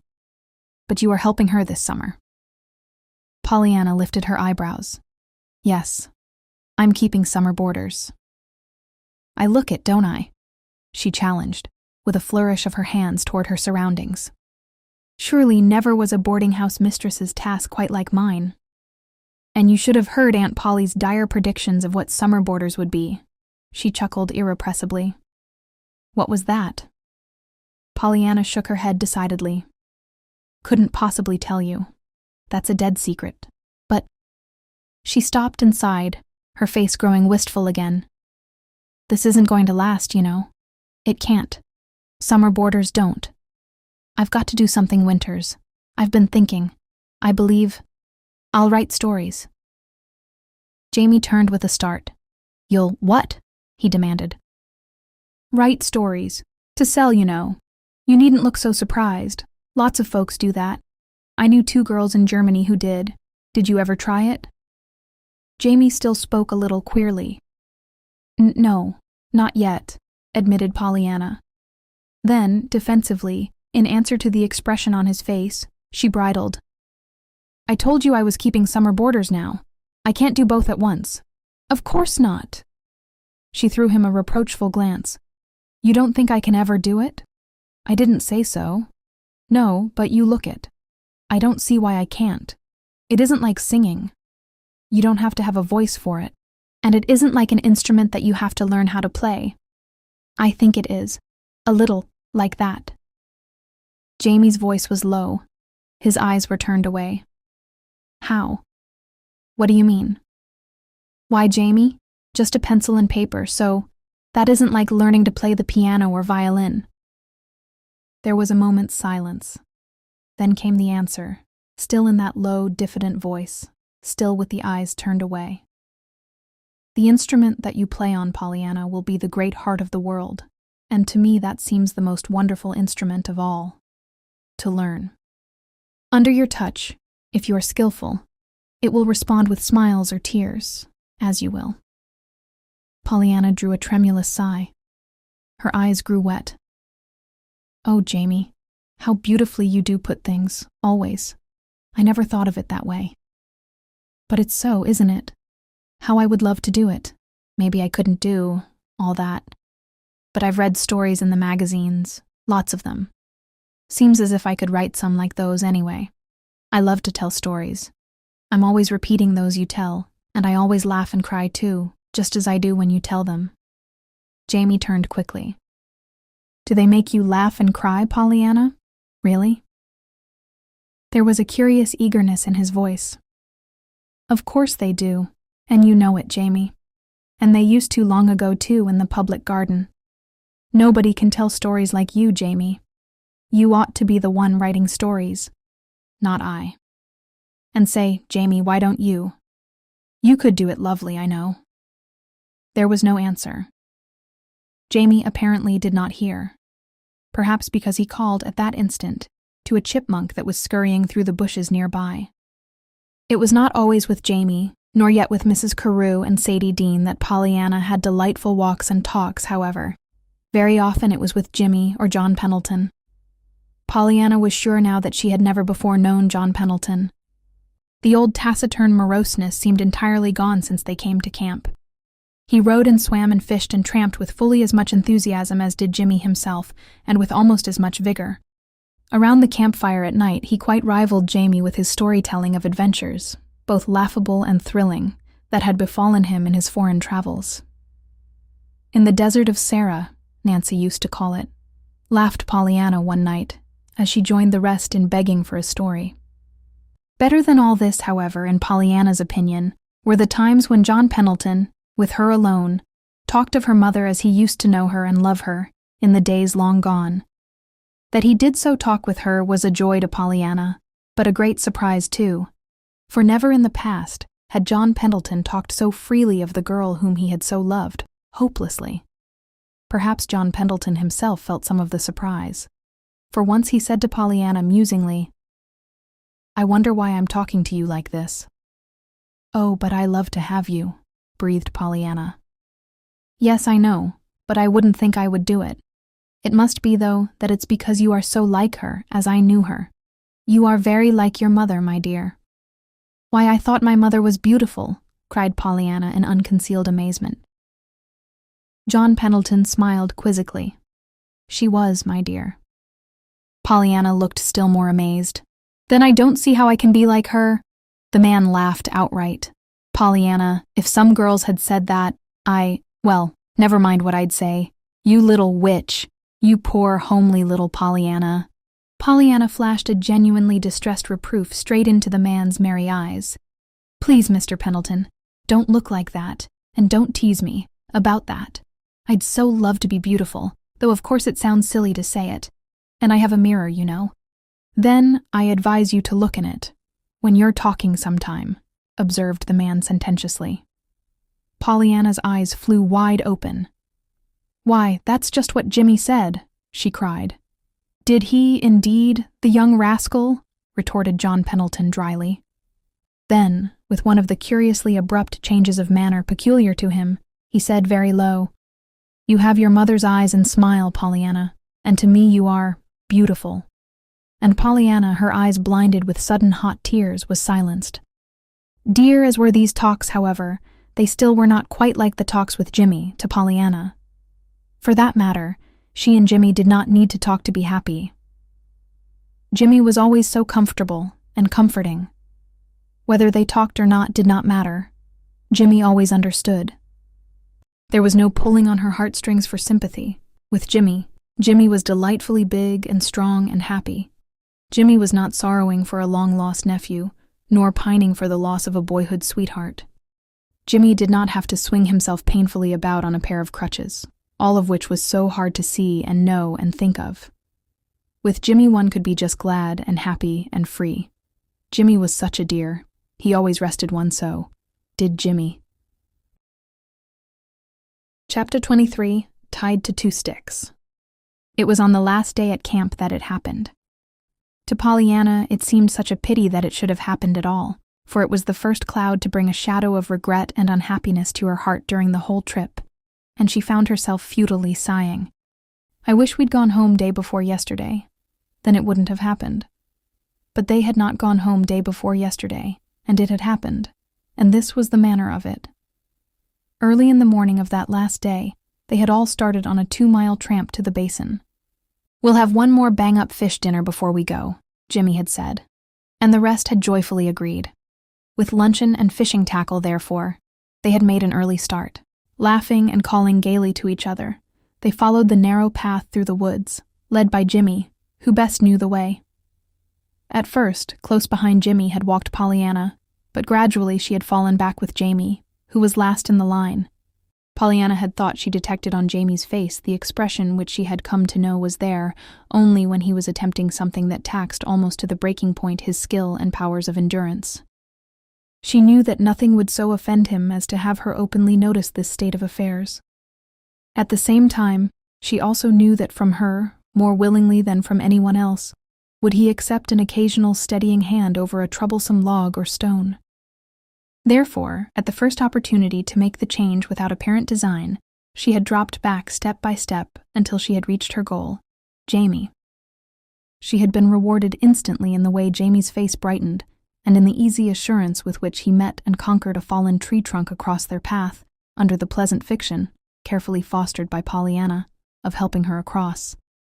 Once out of the woods, their way led along an old stone wall for a time, with wide reaches of sunny, sloping pastures on each side, and a more distant picturesque farmhouse. It was in the adjoining pasture that Pollyanna saw the goldenrod which she immediately coveted. Jamie, wait. I'm going to get it, she exclaimed eagerly. It'll make such a beautiful bouquet for our picnic table. And nimbly she scrambled over the high stone wall and dropped herself down on the other side. It was strange how tantalizing was that goldenrod. Always just ahead she saw another bunch, and yet another, each a little finer than the one within her reach. With joyous exclamations and gay little calls back to the waiting Jamie, Pollyanna, looking particularly attractive in her scarlet sweater, skipped from bunch to bunch, adding to her store. She had both hands full when there came the hideous bellow of an angry bull, the agonized shout from Jamie, and the sound of hoofs thundering down the hillside. What happened next was never clear to her. She knew she dropped her goldenrod and ran. Ran as she never ran before, ran as she thought she never could run, back toward the wall and Jamie.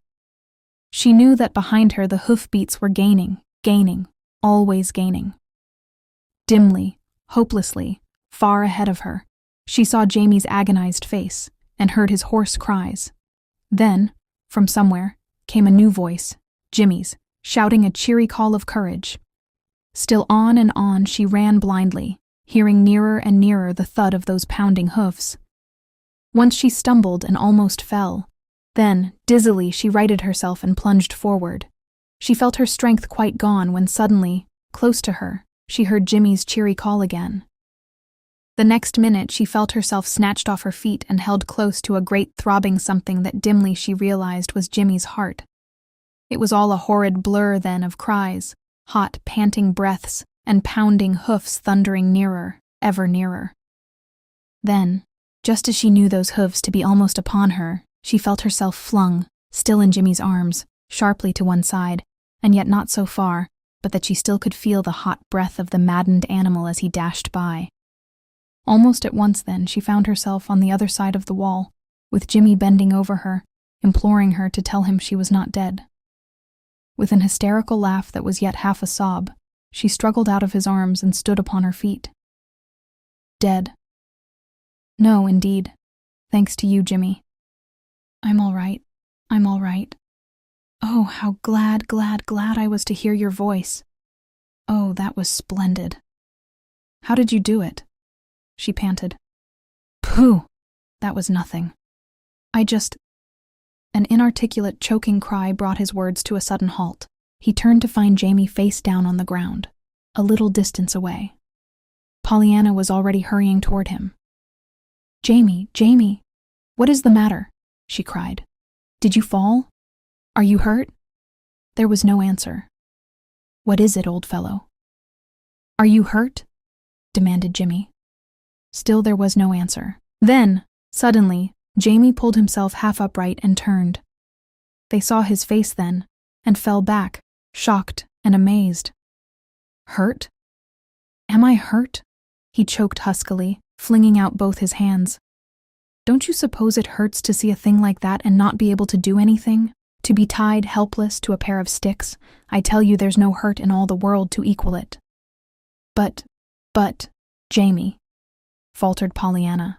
Don't, interrupted the cripple almost harshly. He had struggled to his feet now. Don't say anything. I didn't mean to make a scene. Like this, he finished brokenly, as he turned and swung back along the narrow path that led to the camp. For a minute, as if transfixed, the two behind him watched him go. Well, by Jove, breathed Jimmy then, in a voice that shook a little. That was tough on him. And I didn't think, and praised you right before him, half-sobbed Pollyanna. And his hands, did you see them? They were bleeding where the nails had cut right into the flesh, she finished, as she turned and stumbled blindly up the path. But Pollyanna, where are you going? Cried Jimmy. I'm going to Jamie, of course. Do you think I'd leave him like that? Come, we must get him to come back. And Jimmy, with a sigh that was not all for Jamie, went. Chapter 24. Jimmy Wakes Up. Outwardly, the camping trip was pronounced a great success. But inwardly, Pollyanna wondered sometimes if it were all herself, or if there really were a peculiar, indefinable constraint in everybody with everybody else. Certainly she felt it, and she thought she saw evidences that the others felt it too. As for the cause of it all, unhesitatingly she attributed it to that last day at camp, with its unfortunate trip to the basin. To be sure, she and Jimmy had easily caught up with Jamie, and had, after considerable coaxing, persuaded him to turn about and go on to the basin with them. But, in spite of everybody's very evident efforts to act as if nothing out of the ordinary had happened, nobody really succeeded in doing so. Pollyanna, Jamie, and Jimmy overdid their gaiety a bit, perhaps, and the others, while not knowing exactly what had happened, very evidently felt that something was not quite right, though they plainly tried to hide the fact that they did feel so. Naturally, in this state of affairs, restful happiness was out of the question. Even the anticipated fish dinner was flavorless, and early in the afternoon the start was made back to the camp. Once home again, Pollyanna had hoped that the unhappy episode of the angry bull would be forgotten, but she could not forget it, so in all fairness she could not blame the others if they could not. Always she thought of it now when she looked at Jamie. She saw again the agony on his face, the crimson stain on the palms of his hands. Her heart ached for him, and because it did so ache, his mere presence had come to be a pain to her. Remorsefully she confessed to herself that she did not like to be with Jamie now, nor to talk with him, but that did not mean that she was not often with him. She was with him indeed, much oftener than before, for so remorseful was she, and so fearful was she that he would detect her unhappy frame of mind, that she lost no opportunity of responding to his overtures of comradeship, and sometimes she deliberately sought him out. This last she did not often have to do, however, for more and more frequently these days, Jamie seemed to be turning to her for companionship. The reason for this, Pollyanna believed, was to be found in this same incident of the bull and the rescue. Not that Jamie ever referred to it directly. He never did that. He was, too, even gayer than usual. But Pollyanna thought she detected sometimes a bitterness underneath it all that was never there before. Certainly she could not help seeing that at times he seemed almost to want to avoid the others, and that he actually sighed, as if with relief, when he found himself alone with her. She thought she knew why this was so, after he said to her, as he did say one day, while they were watching the others play tennis. "You see, after all, Pollyanna, there isn't anyone who can quite understand as you can. Understand?" Pollyanna had not known what he meant at first. They had been watching the players for 5 minutes without a word between them. "Yes, for you, once, couldn't walk, yourself." "Oh, yes, I know," faltered Pollyanna, and she knew that her great distress must have shown in her face, for so quickly and so blithely did he change the subject, after a laughing, Come, Pollyanna, why don't you tell me to play the game? I would if I were in your place. Forget it, please. I was a brute to make you look like that." And Pollyanna smiled and said, No, indeed." But she did not forget it. She could not. And it all made her only the more anxious to be with Jamie and help him all she could. As if now I'd ever let him see that I was ever anything but glad when he was with me. She thought fervently, as she hurried forward a minute later to take her turn in the game. Pollyanna, however, was not the only one in the party who felt a new awkwardness and constraint. Jimmy Pendleton felt it, though he, too, tried not to show it. Jimmy was not happy these days. From a carefree youth whose visions were of wonderful spans across hitherto unbridgeable chasms, he has come to be an anxious-eyed young man whose visions were of a feared rival bearing away the girl he loved. Jimmy knew very well now that he was in love with Pollyanna. He suspected that he had been in love with her for some time. He stood aghast, indeed, to find himself so shaken and powerless before this thing that had come to him. He knew that even his beloved bridges were as nothing when weighed against the smile in a girl's eyes and the word on a girl's lips. He realized that the most wonderful span in the world to him would be the thing that could help him to cross the chasm of fear and doubt that he felt lay between him and Pollyanna. Doubt because of Pollyanna, fear because of Jamie. Not until he had seen Pollyanna in jeopardy that day in the pasture had he realized how empty would be the world, his world, without her. Not until his wild dash for safety with Pollyanna in his arms had he realized how precious she was to him. For a moment, indeed, with his arms about her, and hers clinging about his neck, he had felt that she was indeed his, and even in that supreme moment of danger, he knew the thrill of supreme bliss. Then, a little later, he had seen Jamie's face and Jamie's hands. To him they could mean but one thing. Jamie, too, loved Pollyanna, and Jamie had to stand by, helpless, tied to 2 sticks. That was what he had said. Jimmy believed that, had he himself been obliged to stand by helpless, tied to 2 sticks, while another rescued the girl that he loved, he would have looked like that. Jimmy had gone back to camp that day with his thoughts in a turmoil of fear and rebellion. He wondered if Pollyanna cared for Jamie. That was where the fear came in. But even if she did care, a little, must he stand aside, weakly, and let Jamie, without a struggle, make her learn to care more? That was where the rebellion came in. Indeed, no, he would not do it, decided Jimmy. It should be a fair fight between them. Then, all by himself as he was, Jimmy flushed hot to the roots of his hair. Would it be a fair fight? Could any fight between him and Jamie be a fair fight? Jimmy felt suddenly as he had felt years before when, as a lad, he had challenged a new boy to a fight for an apple they both claimed. Then, at the first blow, had discovered that the new boy had a crippled arm. He had purposely lost then, of course, and had let the crippled boy win. But he told himself fiercely now that this case was different. It was no apple that was at stake. It was his life's happiness. It might even be Pollyanna's life's happiness, too. Perhaps she did not care for Jamie at all, but would care for her old friend Jimmy, if he but once showed her he wanted her to care. And he would show her. He would. Once again Jimmy blushed hotly. But he frowned too, angrily. If only he could forget how Jamie had looked when he had uttered that moaning tied to 2 sticks. If only. But what was the use? It was not a fair fight, and he knew it. He knew too, right there and then, that his decision would be just what it afterwards proved to be. He would watch and wait. He would give Jamie his chance, and if Pollyanna showed that she cared, he would take himself off and away quite out of their lives, and they should never know, either of them, how bitterly he was suffering. He would go back to his bridges, as if any bridge, though it led to the moon itself, could compare for a moment with Pollyanna. But he would do it.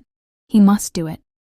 It was all very fine and heroic, and Jimmy felt so exalted he was a-tingle with something that was almost happiness when he finally dropped off to sleep that night. But martyrdom in theory and practice differs woefully, as would-be martyrs have found out from time immemorial. It was all very well to decide alone and in the dark that he would give Jamie his chance, but it was quite another matter really to do it when it involved nothing less than the leaving of Pollyanna and Jamie together almost every time he saw them.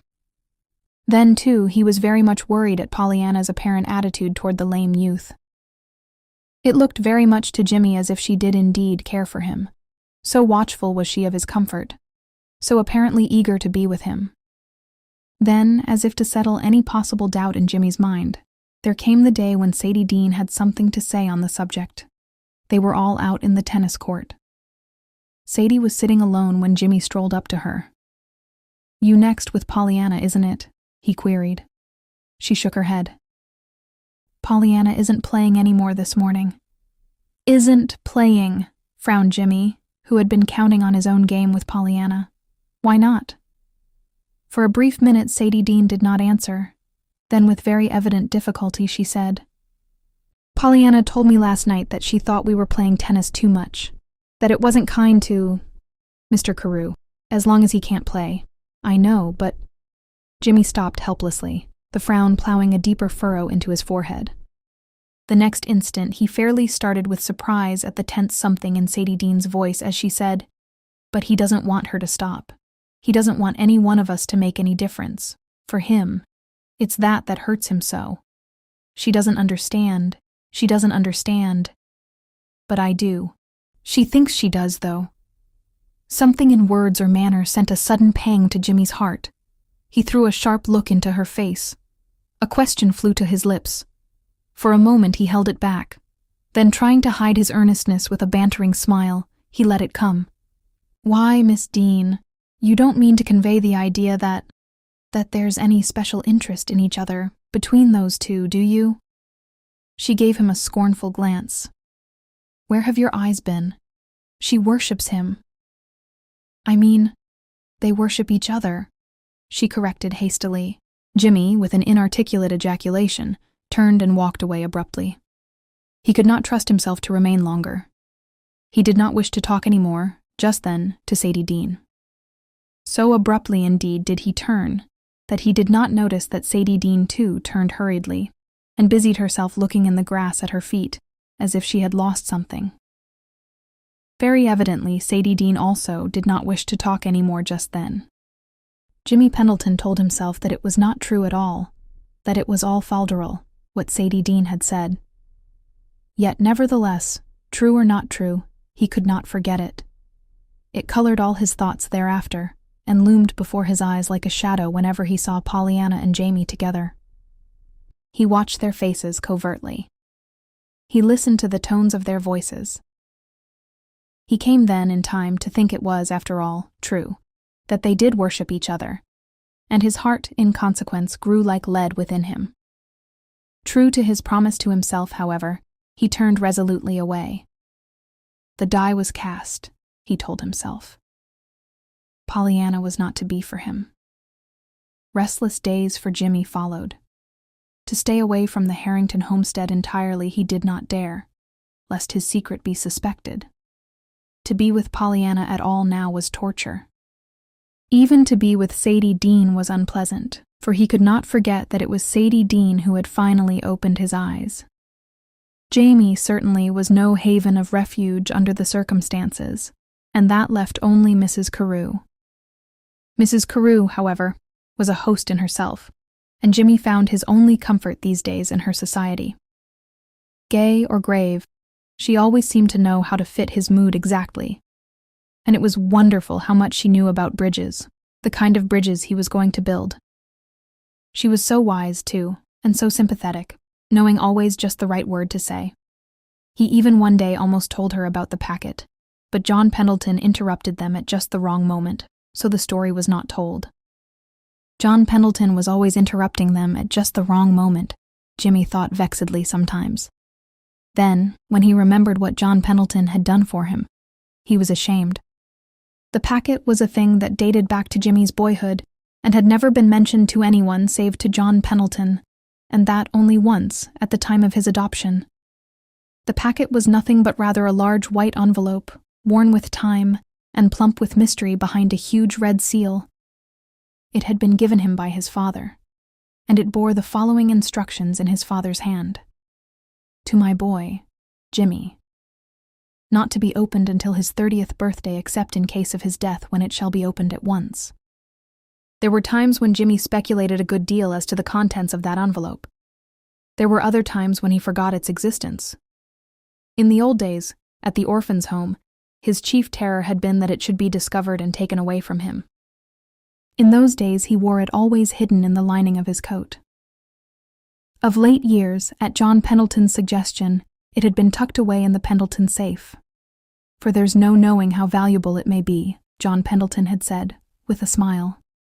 And anyway, your father evidently wanted you to have it, and we wouldn't want to run the risk of losing it. No, I wouldn't want to lose it, of course. Jimmy had smiled back a little soberly. But I'm not counting on its being real valuable, sir. Poor Dad didn't have anything that was very valuable about him, as I remember. It was this packet that Jimmy came so near mentioning to Mrs. Carew one day. If only John Pendleton had not interrupted them.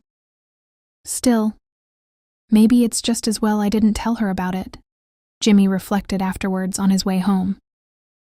She might have thought Dad had something in his life that wasn't quite right. And I wouldn't have wanted her to think that of Dad. Chapter 25. The Game and Pollyanna. Before the middle of September, the Carews and Sadie Dean said goodbye and went back to Boston. Much as she knew she would miss them, Pollyanna drew an actual sigh of relief as the train bearing them away rolled out of the Beldingsville station. Pollyanna would not have admitted having this feeling of relief to anyone else, and even to herself she apologized in her thoughts. It isn't that I don't love them dearly, every one of them, she sighed, watching the train disappear around the curve far down the track. It's only that I'm so sorry for poor Jamie all the time, and I am tired. I shall be glad for a while, just to go back to the old quiet days with Jimmy. Pollyanna, however, did not go back to the old quiet days with Jimmy. The days that immediately followed the going of the Carews were quiet, certainly, but they were not passed with Jimmy.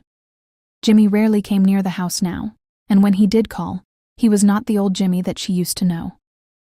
He was moody, restless, and silent, or else very gay and talkative in a nervous fashion that was most puzzling and annoying. Before long, too, he himself went to Boston, and then, of course, she did not see him at all. Pollyanna was surprised then to see how much she missed him. Even to know that he was in town, and that there was a chance that he might come over, was better than the dreary emptiness of certain absence, and even his puzzling moods of alternating gloominess and gaiety were preferable to this utter silence of nothingness. Then, one day, Suddenly she pulled herself up with hot cheeks and shamed eyes. "Well, Pollyanna Whittier," she upbraided herself sharply, "one would think you were in love with Jimmy Bean Pendleton. Can't you think of anything but him?" Whereupon, forthwith, she bestirred herself to be very gay and lively indeed, and to put this Jimmy Bean Pendleton out of her thoughts. As it happened, Aunt Polly, though unwittingly, helped her to this. With the going of the Carews had gone also their chief source of immediate income, and Aunt Polly was beginning to worry again, audibly, about the state of their finances. "I don't know, really, Pollyanna, what is going to become of us?" she would moan frequently. "Of course we are a little ahead now from this summer's work, and we have a small sum from the estate right along. But I never know how soon that's going to stop, like all the rest. If only we could do something to bring in some ready cash." It was after one of these moaning lamentations one day that Pollyanna's eyes chanced to fall on a prize story contest offer. It was a most alluring one. The prizes were large and numerous. The conditions were set forth in glowing terms. To read it, one would think that to win out were the easiest thing in the world. It contained even a special appeal that might have been framed for Pollyanna herself. "This is for you. You who read this," it ran. "What if you never have written a story before? That is no sign you cannot write one. Try it, that's all. Wouldn't you like $3,000, $2,000, $1,000, $500, or even $100? Then why not go after it?" "The very thing," cried Pollyanna, clapping her hands. "I'm so glad I saw it, and it says I can do it too. I thought I could, if I'd just try. I'll go tell Auntie, so she needn't worry anymore." Pollyanna was on her feet and halfway to the door when a second thought brought her steps to a pause. "Come to think of it, I reckon I won't, after all. It'll be all the nicer to surprise her. And if I should get the first one—" Pollyanna went to sleep that night planning what she could do with that $3,000. Pollyanna began her story the next day. That is, she, with a very important air, got out a quantity of paper, sharpened up half a dozen pencils, and established herself at the big old-fashioned Harrington desk in the living room. After biting restlessly at the ends of two of her pencils, she wrote down 3 words on the fair white page before her. Then she drew a long sigh, threw aside the second ruined pencil, and picked up a slender green one with a beautiful point. This point she eyed with a meditative frown. "Oh dear, I wonder where they get their titles," she despaired. "Maybe, though, I ought to decide on the story first, and then make a title to fit. Anyhow, I'm going to do it." And forthwith she drew a black line through the 3 words and poised the pencil for a fresh start. The start was not made at once, however. Even when it was made, it must have been a false one, for at the end of half an hour, the whole page was nothing but a jumble of scratched-out lines, with only a few words here and there left to tell the tale. At this juncture, Aunt Polly came into the room. She turned tired eyes upon her niece. "Well, Pollyanna, what are you up to now?" she demanded. Pollyanna laughed and colored guiltily. "Nothing much, Auntie. Anyhow, it doesn't look as if it were much. Yet," she admitted with a rueful smile. "Besides, it's a secret, and I'm not going to tell it yet." "Very well. Suit yourself," sighed Aunt Polly. "But I can tell you right now that if you're trying to make anything different out of those mortgage papers Mr. Hart left, it's useless. I've been all over them myself twice. No, dear, it isn't the papers. It's a whole heap nicer than any papers ever could be," crowed Pollyanna triumphantly, turning back to her work. In Pollyanna's eyes suddenly had risen a glowing vision of what it might be, with that $3,000 once hers. For still another half hour, Pollyanna wrote and scratched and chewed her pencils.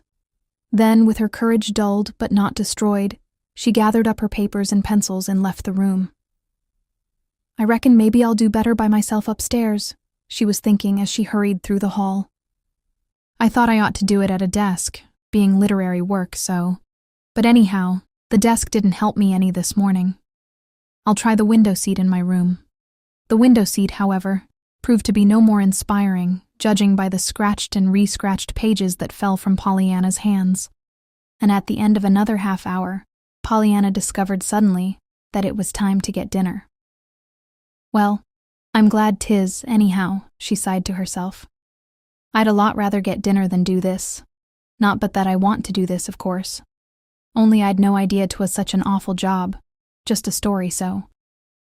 During the following month, Pollyanna worked faithfully, doggedly, but she soon found that just a story, so was indeed no small matter to accomplish. Pollyanna, however, was not one to set her hand to the plow and look back. Besides, there was that $3,000 prize, or even any of the others, if she should not happen to win the first one. Of course, even $100 was something. So day after day she wrote and erased and rewrote, until finally the story, such as it was, lay completed before her. Then, with some misgivings, it must be confessed, she took the manuscript to Millie Snow to be typewritten. It reads all right, that is, it makes sense, mused Pollyanna doubtfully, as she hurried along toward the Snow cottage. And it's a real nice story about a perfectly lovely girl. But there's something somewhere that isn't quite right about it, I'm afraid. Anyhow, I don't believe I'd better count too much on the first prize. Then I won't be too much disappointed when I get one of the littler ones. Pollyanna always thought of Jimmy when she went to the Snows, for it was at the side of the road near their cottage that she had first seen him as a forlorn little runaway lad from the orphan's home years before. She thought of him again today, with a little catch of her breath. Then, with the proud lifting of her head that always came now with the second thought of Jimmy, she hurried up the Snows' doorsteps and rang the bell. As was usually the case, the Snows had nothing but the warmest of welcomes for Pollyanna. And also, as usual, it was not long before they were talking of the game. In no home in Beldingsville was the glad game more ardently played than in the Snows. "Well, and how are you getting along?" asked Pollyanna, when she had finished the business part of her call. "Splendidly," beamed Millie Snow. "This is the third job I've got this week. Oh, Miss Pollyanna, I'm so glad you had me take up typewriting, for you see I can do that right at home, and it's all owing to you." "Nonsense," disclaimed Pollyanna merrily. "But it is. In the first place, I couldn't have done it anyway if it hadn't been for the game, making Mother so much better, you know, that I had some time to myself. And then, at the very first, you suggested typewriting and helped me to buy a machine. I should like to know if that doesn't come pretty near owing it all to you." But once again Pollyanna objected. This time she was interrupted by Mrs. Snow from her wheelchair by the window. And so earnestly and gravely did Mrs. Snow speak that Pollyanna, in spite of herself, could but hear what she had to say. "Listen, child, I don't think you know quite what you've done, but I wish you could. There's a little look in your eyes, my dear, today, that I don't like to see there. You are plagued and worried over something, I know. I can see it. And I don't wonder. Your uncle's death, your aunt's condition, everything. I won't say more about that. But there's something I do want to say, my dear, and you must let me say it, for I can't bear to see that shadow in your eyes without trying to drive it away by telling you what you've done for me, for this whole town, and for countless other people everywhere." "Mrs. Snow," protested Pollyanna, in genuine distress. "Oh, I mean it, and I know what I'm talking about," nodded the invalid triumphantly. "To begin with, look at me. Didn't you find me a fretful, whining creature who never by any chance wanted what she had until she found what she didn't have? And didn't you open my eyes by bringing me 3 kinds of things so I'd have to have what I wanted for once? Oh, Mrs. Snow, was I really ever quite so impertinent as that?" murmured Pollyanna with a painful blush. "It wasn't impertinent," objected Mrs. Snow stoutly. "You didn't mean it as impertinence, and that made all the difference in the world. You didn't preach either, my dear. If you had, you'd never have got me to playing the game, nor anybody else, I fancy. But you did get me to playing it, and see what it's done for me, and for Millie. Here I am so much better that I can sit in a wheelchair and go anywhere on this floor in it.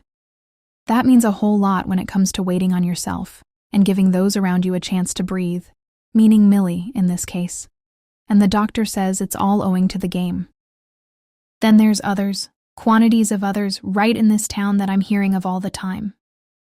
Nellie Mahoney broke her wrist and was so glad it wasn't her leg that she didn't mind the wrist at all. Old Mrs. Tibbets has lost her hearing, but she's so glad 'tisn't her eyesight that she's actually happy. Do you remember cross-eyed Joe that they used to call Cross Joe because of his temper? Nothing went to suit him either, any more than it did me. Well, somebody's taught him the game, they say, and made a different man of him. And listen, dear, it's not only this town but other places. I had a letter yesterday from my cousin in Massachusetts, and she told me all about Mrs. Tom Payson that used to live here. Do you remember them? They lived on the way up Pendleton Hill. Yes, oh, yes, I remember them, cried Pollyanna. Well, they left here that winter you were in the sanatorium and went to Massachusetts where my sister lives. She knows them well. She says Mrs. Payson told her all about you, and how your glad game actually saved them from a divorce. And now not only do they play it themselves, but they've got quite a lot of others playing it down there, and they're getting still others. So you see, dear, there's no telling where that glad game of yours is going to stop. I wanted you to know. I thought it might help. Even you to play the game sometimes. For don't think I don't understand, dearie, that it is hard for you to play your own game. Sometimes. Pollyanna rose to her feet. She smiled, but her eyes glistened with tears as she held out her hand in goodbye. Thank you, Mrs. Snow, she said unsteadily. It is hard, sometimes, and maybe I did need a little help about my own game. But anyhow now, her eyes flashed with their old merriment. If any time I think I can't play the game myself, I can remember that I can still always be glad there are some folks playing it. Pollyanna walked home a little soberly that afternoon. Touched as she was by what Mrs. Snow had said, there was yet an undercurrent of sadness in it all. She was thinking of Aunt Polly who played the game now so seldom, and she was wondering if she herself always played it when she might. Maybe I haven't been careful, always, to hunt up the glad side of the things Aunt Polly says, she thought with undefined guiltiness. And maybe if I played the game better myself, Aunt Polly would play it. A little. Anyhow, I'm going to try. If I don't look out, all these other people will be playing my own game better than I am myself. Chapter 26. John Pendleton. It was just a week before Christmas that Pollyanna sent her story, now neatly typewritten, in for the contest. The prize winners would not be announced until April, the magazine notice said. So Pollyanna settled herself for the long wait with characteristic philosophical patience. I don't know anyhow, but I'm glad 'tis so long, she told herself. For all winter I can have the fun of thinking it may be the first one instead of one of the others that I'll get. I might just as well think I'm going to get it. Then if I do get it, I won't have been unhappy any. While if I don't get it, I won't have had all these weeks of unhappiness beforehand anyway, and I can be glad for one of the smaller ones then. That she might not get any prize was not in Pollyanna's calculations at all. The story, so beautifully typed by Millie Snow, looked almost as good as printed already, to Pollyanna. Christmas was not a happy time at the Harrington homestead that year, in spite of Pollyanna's strenuous efforts to make it so. Aunt Polly refused absolutely to allow any sort of celebration of the day, and made her attitude so unmistakably plain that Pollyanna could not give even the simplest of presents. Christmas evening, John Pendleton called. Mrs. Chilton excused herself, but Pollyanna, utterly worn out from a long day with her aunt, welcomed him joyously. But even here she found a fly in the amber of her content. For John Pendleton had brought with him a letter from Jimmy, and the letter was full of nothing but the plans he and Mrs. Carew were making for a wonderful Christmas celebration at the Home for Working Girls. And Pollyanna, ashamed though she was to own it to herself, was not in a mood to hear about Christmas celebrations just then, least of all Jimmy's. John Pendleton, however, was not ready to let the subject drop, even when the letter had been read. Great doings, those, he exclaimed as he folded the letter. Yes, indeed. Fine, murmured Pollyanna, trying to speak with due enthusiasm. And it's tonight, too, isn't it? I'd like to drop in on them about now. Yes, murmured Pollyanna again, with still more careful enthusiasm. Mrs. Carew knew what she was about when she got Jimmy to help her, I fancy, chuckled the man. But I'm wondering how Jimmy likes it, playing Santa Claus to 100 young women at once. Why, he finds it delightful, of course. Pollyanna lifted her chin ever so slightly. Maybe, Still, it's a little different from learning to build bridges, you must confess. Oh, yes. But I'll risk Jimmy, and I'll risk wagering that those girls never had a better time than he'll give them tonight, too. Yes, of course, stammered Pollyanna, trying to keep the hated tremulousness out of her voice, and trying very hard not to compare her own dreary evening in Beldingsville with nobody but John Pendleton to that of those 50 girls in Boston, with Jimmy. There was a brief pause during which John Pendleton gazed dreamily at the dancing fire on the hearth. "She's a wonderful woman, Mrs. Carew is," he said at last. "She is indeed." This time the enthusiasm in Pollyanna's voice was all pure gold. "Jimmy's written me before something of what she's done for those girls," went on the man, still gazing into the fire. In just the last letter before this he wrote a lot about it, and about her. He said he always admired her, but never so much as now, when he can see what she really is. "She's a dear. That's what Mrs. Carew is," declared Pollyanna warmly. "She's a dear in every way, and I love her." John Pendleton stirred suddenly. He turned to Pollyanna with an oddly whimsical look in his eyes. "I know you do, my dear. For that matter, there may be others, too, that love her." Pollyanna's heart skipped a beat. A sudden thought came to her with stunning, blinding force. Jimmy! Could John Pendleton be meaning that Jimmy cared that way? For Mrs. Carew, you mean? She faltered. She could not finish.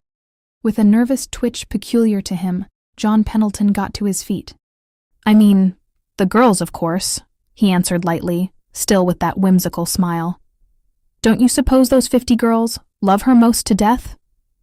Pollyanna said yes, of course, and murmured something else appropriate, in answer to John Pendleton's next remark. But her thoughts were in a tumult, and she let the man do most of the talking for the rest of the evening. Nor did John Pendleton seem averse to this. Restlessly he took a turn or two about the room, then sat down in his old place, and when he spoke, it was on his old subject, Mrs. Carew. "Queer, about that Jamie of hers, isn't it? I wonder if he is her nephew." As Pollyanna did not answer, the man went on, after a moment's silence. "He's a fine fellow anyway. I like him. There's something fine and genuine about him. She's bound up in him. That's plain to be seen, whether he's really her kin or not." There was another pause then, in a slightly altered voice. John Pendleton said, "Still, it's queer, too, when you come to think of it, that she never married again. She is certainly now a very beautiful woman. Don't you think so?" Yes, indeed she is," plunged in Pollyanna with precipitate haste. A very beautiful woman." There was a little break at the last in Pollyanna's voice. Pollyanna just then had caught sight of her own face in the mirror opposite, and Pollyanna to herself was never a very beautiful woman.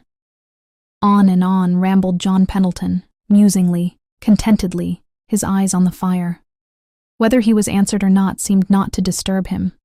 Whether he was even listened to or not, he seemed hardly to know. He wanted apparently only to talk. But at last he got to his feet reluctantly and said good night.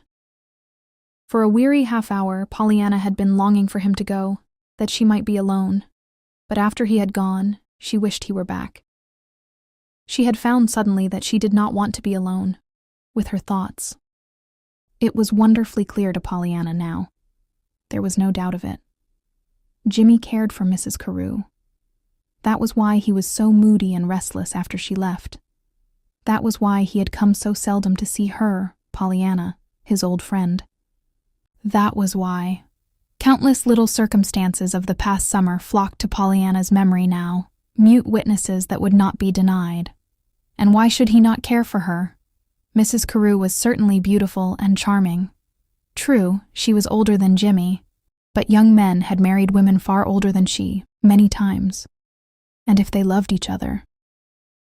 Pollyanna cried herself to sleep that night. In the morning, bravely she tried to face the thing.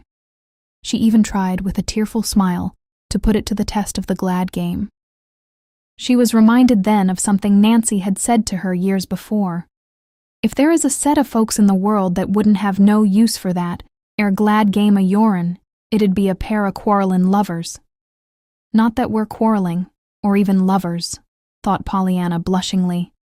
But just the same, I can be glad he's glad. And glad she's glad too, only. Even to herself, Pollyanna could not finish this sentence. Being so sure now that Jimmy and Mrs. Carew cared for each other, Pollyanna became peculiarly sensitive to everything that tended to strengthen that belief. And being ever on the watch for it, she found it, as was to be expected. First in Mrs. Carew's letters.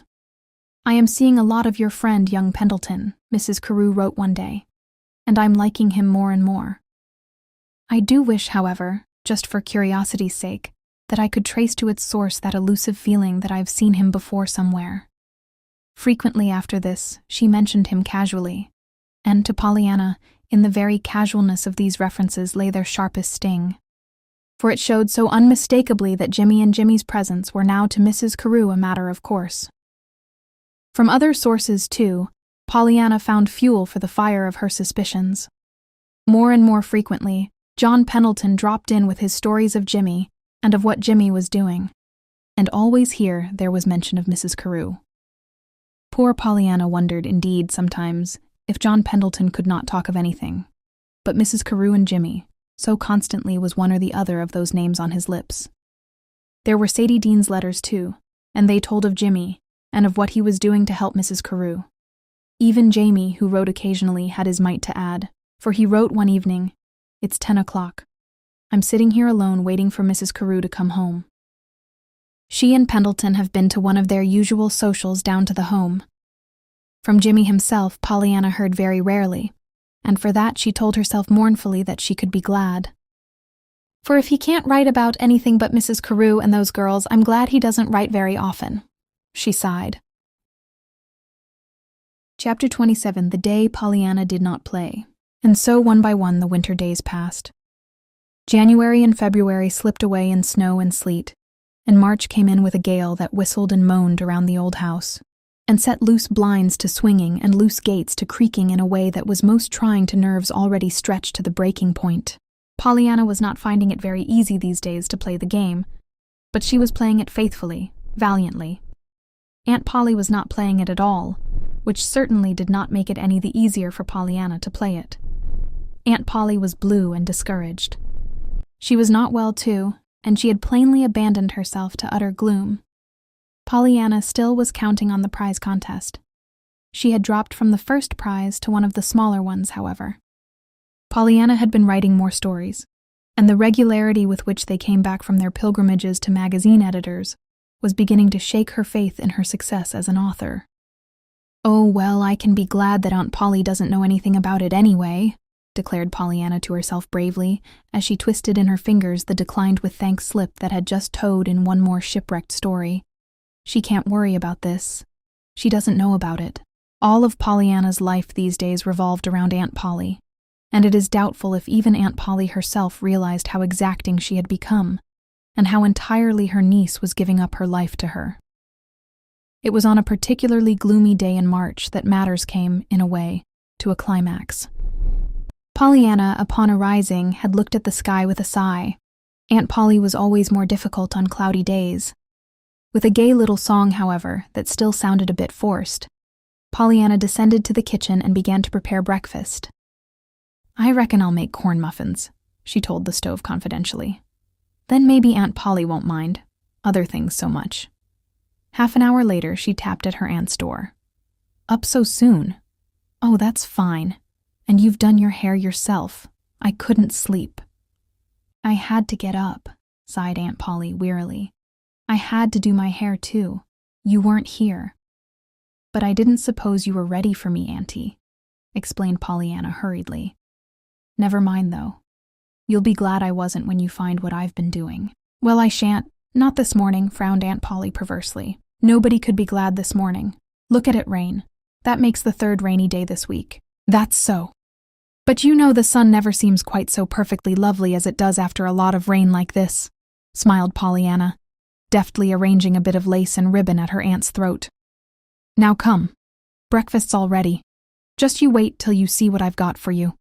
Aunt Polly, however, was not to be diverted, even by corn muffins this morning. Nothing was right. Nothing was even endurable, as she felt. and Pollyanna's patience was sorely taxed before the meal was over. To make matters worse, the roof over the east attic window was found to be leaking, and an unpleasant letter came in the mail. Pollyanna, true to her creed, laughingly declared that, for her part, she was glad they had a roof to leak, and that, as for the letter, she'd been expecting it for a week anyway, and she was actually glad she wouldn't have to worry anymore for fear it would come. It couldn't come now, because it had come, and 'twas over with. All this, together with sundry other hindrances and annoyances, delayed the usual morning work until far into the afternoon, something that was always particularly displeasing to methodical Aunt Polly, who ordered her own life, preferably, by the tick of the clock. "But it's 3:30, Pollyanna, already." "Did you know it?" she fretted at last.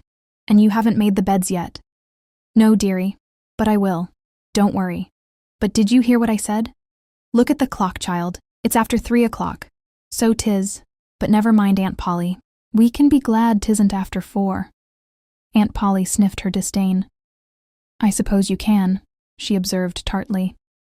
Pollyanna laughed. "Well, you see, Auntie, clocks are accommodating things, when you stop to think about it. I found that out long ago at the sanatorium, when I was doing something that I liked, and I didn't want the time to go fast. I'd just look at the hour hand, and I'd feel as if I had lots of time. It went so slow. Then, other days, when I had to keep something that hurt on for an hour maybe, I'd watch the little second hand. And you see, then I felt as if old time was just humping himself to help me out by going as fast as ever he could. Now I'm watching the hour hand today, 'cause I don't want time to go fast. See?" She twinkled mischievously, as she hurried from the room before Aunt Polly had time to answer. It was certainly a hard day, and by night Pollyanna looked pale and worn out. This, too, was a source of worriment to Aunt Polly. "Dear me, child, you look tired to death," she fumed. "What we're going to do, I don't know. I suppose you'll be sick next." "Nonsense, Auntie. I'm not sick a bit," declared Pollyanna, dropping herself with a sigh onto the couch. "But I am tired. My, how good this couch feels. I'm glad I'm tired after all. It's so nice to rest." Aunt Polly turned with an impatient gesture. "Glad, glad, glad. Of course you're glad, Pollyanna. You're always glad for everything. I never saw such a girl." "Oh yes, I know it's the game," she went on, in answer to the look that came to Pollyanna's face. "And it's a very good game too, but I think you carry it altogether too far. This eternal doctrine of it might be worse has got on my nerves, Pollyanna. Honestly, it would be a real relief if you wouldn't be glad for something sometime." "Why, Auntie?" Pollyanna pulled herself half erect. "Well, it would.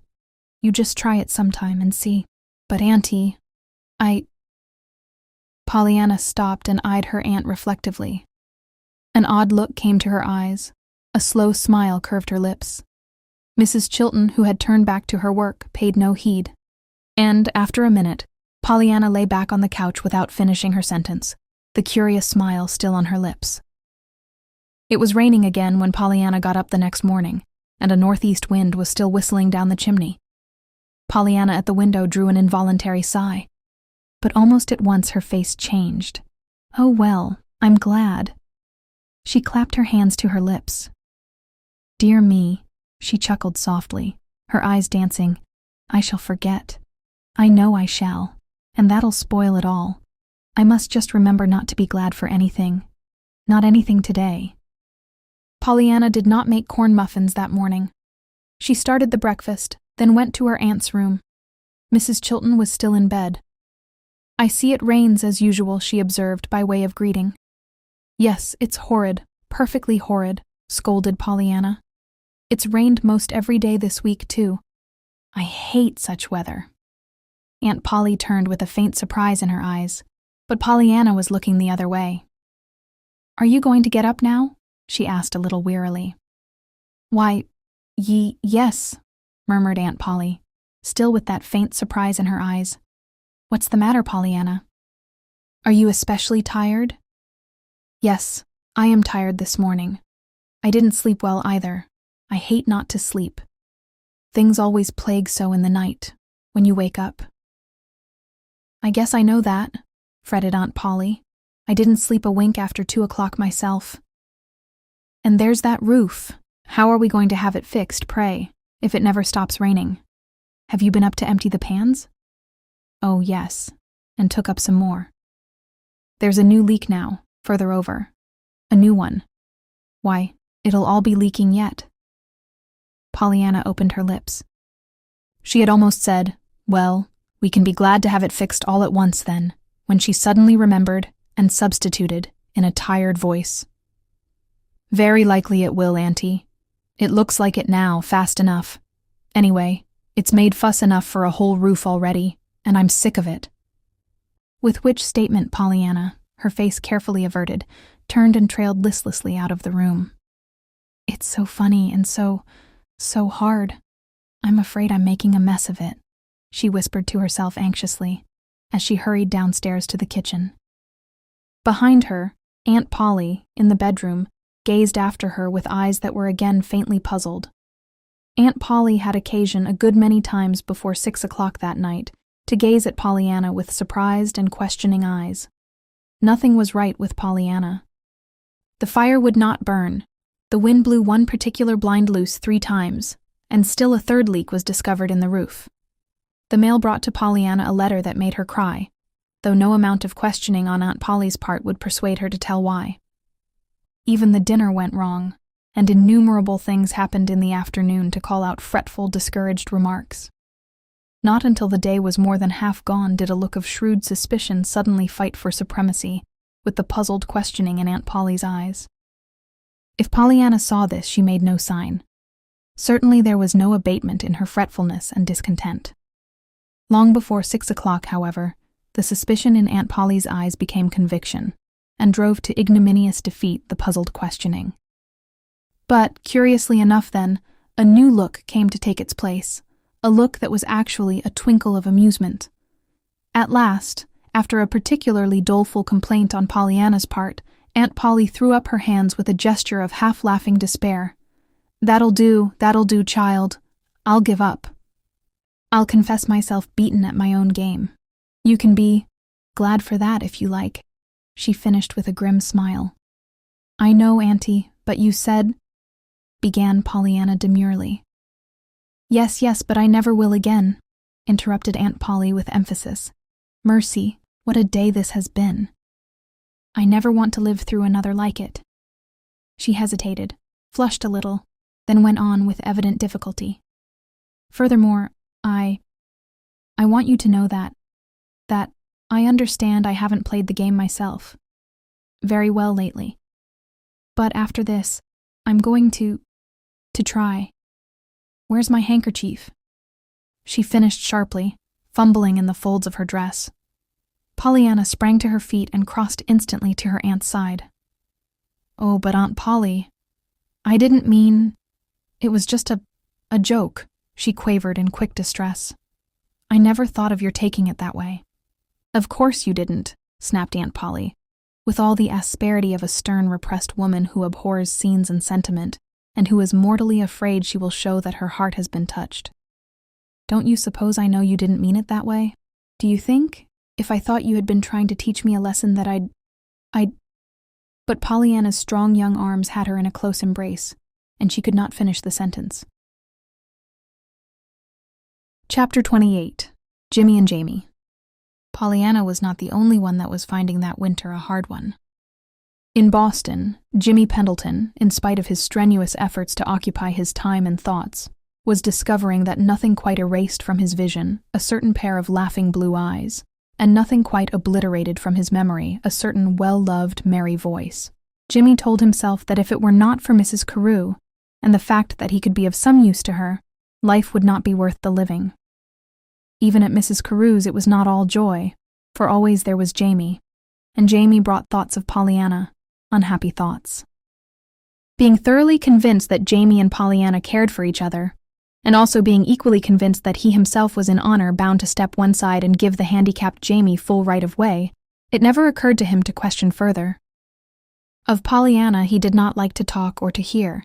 He knew that both Jamie and Mrs. Carew heard from her, and when they spoke of her, he forced himself to listen in spite of his heartache. but he always changed the subject as soon as possible, and he limited his own letters to her to the briefest and most infrequent epistles possible. For to Jimmy, a Pollyanna that was not his was nothing but a source of pain and wretchedness, and he had been so glad when the time came for him to leave Beldingsville and take up his studies again in Boston. To be so near Pollyanna, and yet so far from her, he had found to be nothing but torture. In Boston, with all the feverishness of a restless mind that seeks distraction from itself, he had thrown himself into the carrying out of Mrs. Carew's plans for her beloved working girls, and such time as could be spared from his own duties he had devoted to this work, much to Mrs. Carew's delight and gratitude.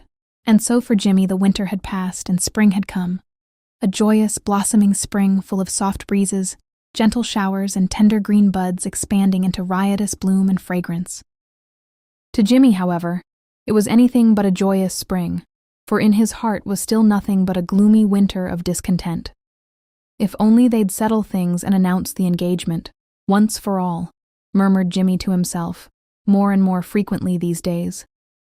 If only I could know something for sure, I think I could stand it better.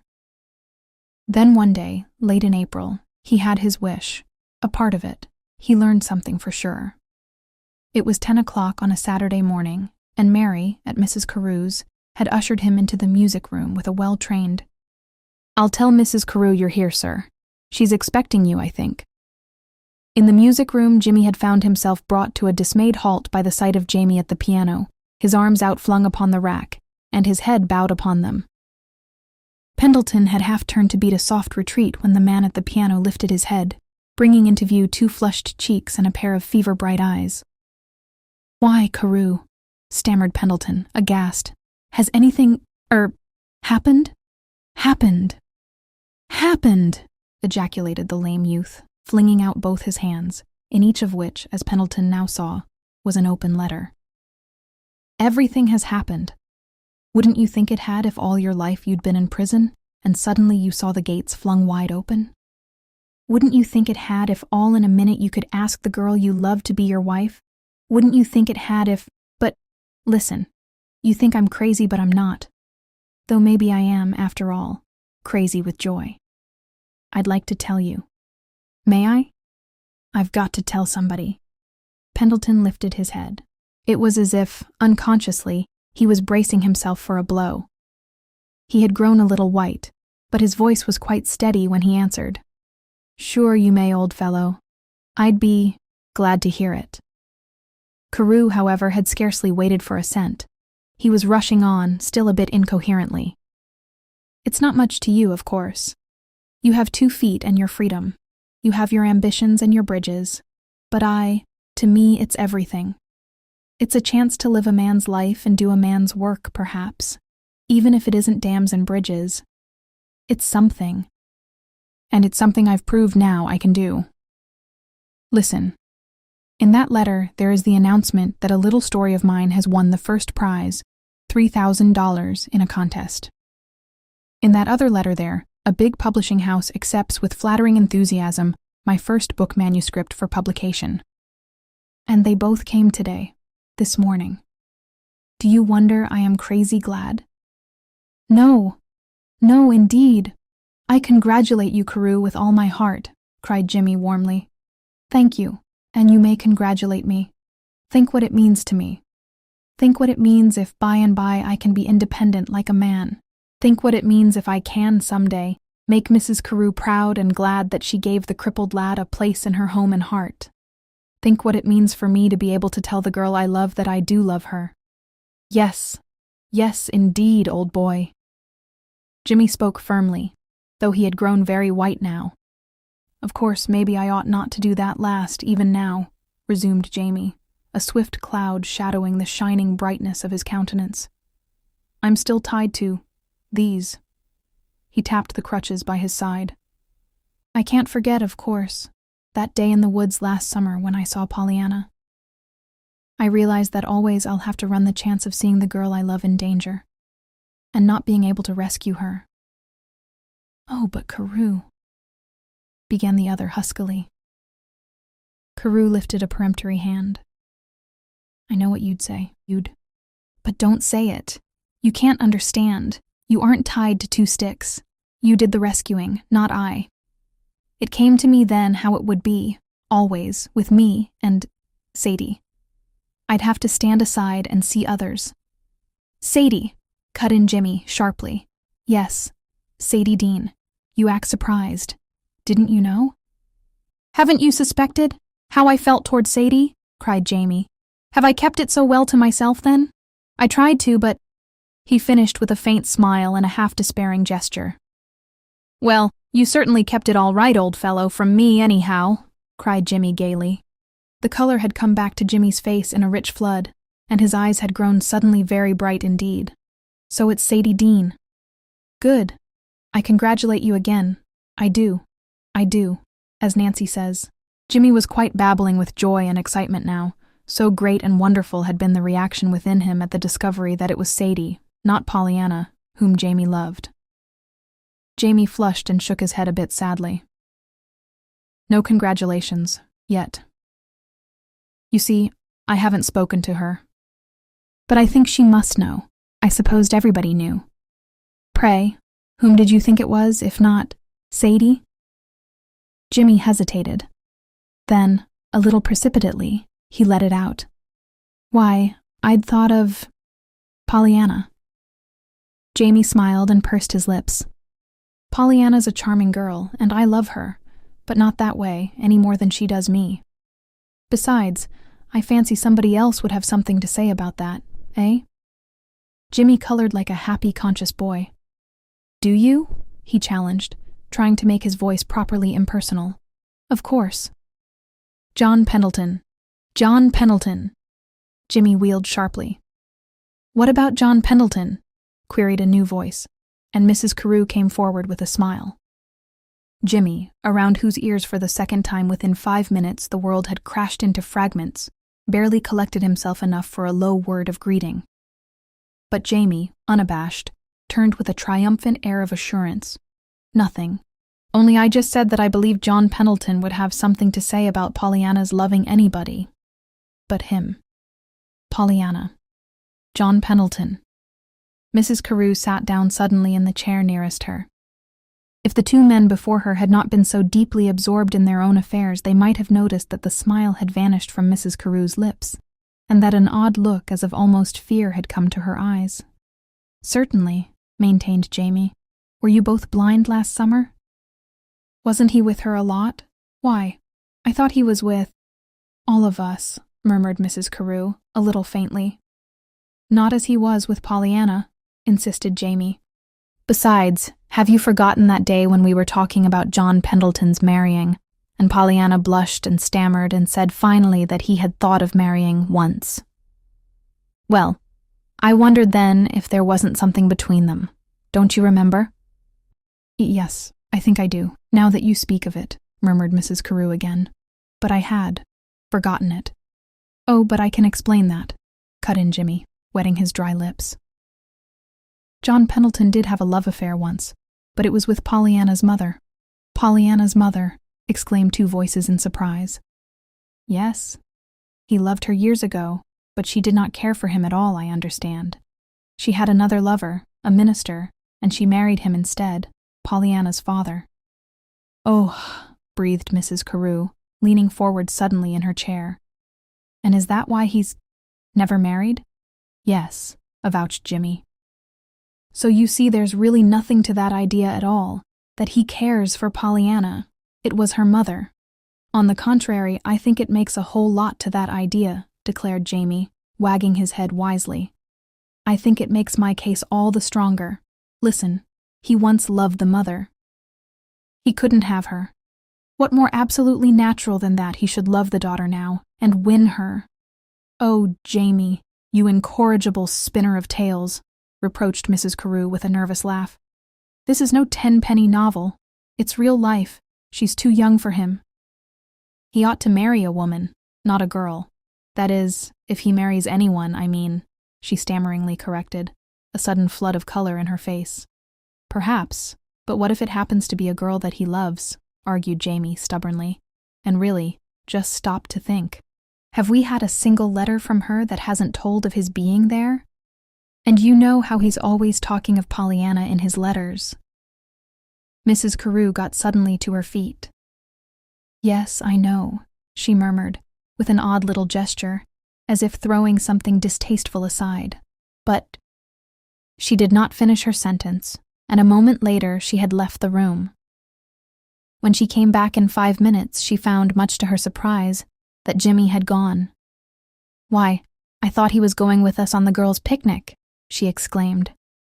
"So did I," frowned Jamie. "But the first thing I knew he was explaining, or apologizing, or something about unexpectedly having to leave town, and he'd come to tell you he couldn't go with us. Anyhow, the next thing I knew, he'd gone. You see," Jamie's eyes were glowing again, "I don't think I knew quite what he did say anyway. I had something else to think of." And he jubilantly spread before her the 2 letters which all the time he had still kept in his hands. "Oh, Jamie," breathed Mrs. Carew when she had read the letters through. "How proud I am of you." Then suddenly her eyes filled with tears at the look of ineffable joy that illumined Jamie's face. Chapter 29. Jimmy and John. It was a very determined, square-jawed young man that alighted at the Beldingsville station late that Saturday night.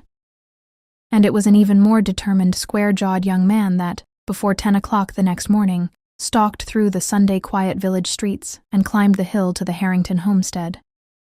Catching sight of a loved and familiar flaxen coil of hair on a well-poised little head just disappearing into the summer house, the young man ignored the conventional front steps and doorbell, crossed the lawn, and strode through the garden paths until he came face to face with the owner of the flaxen coil of hair. "Jimmy!" gasped Pollyanna, falling back with startled eyes. "Why, where did you come from?" "Boston. Last night. I had to see you, Pollyanna. To see me." Pollyanna was plainly fencing for time to regain her composure.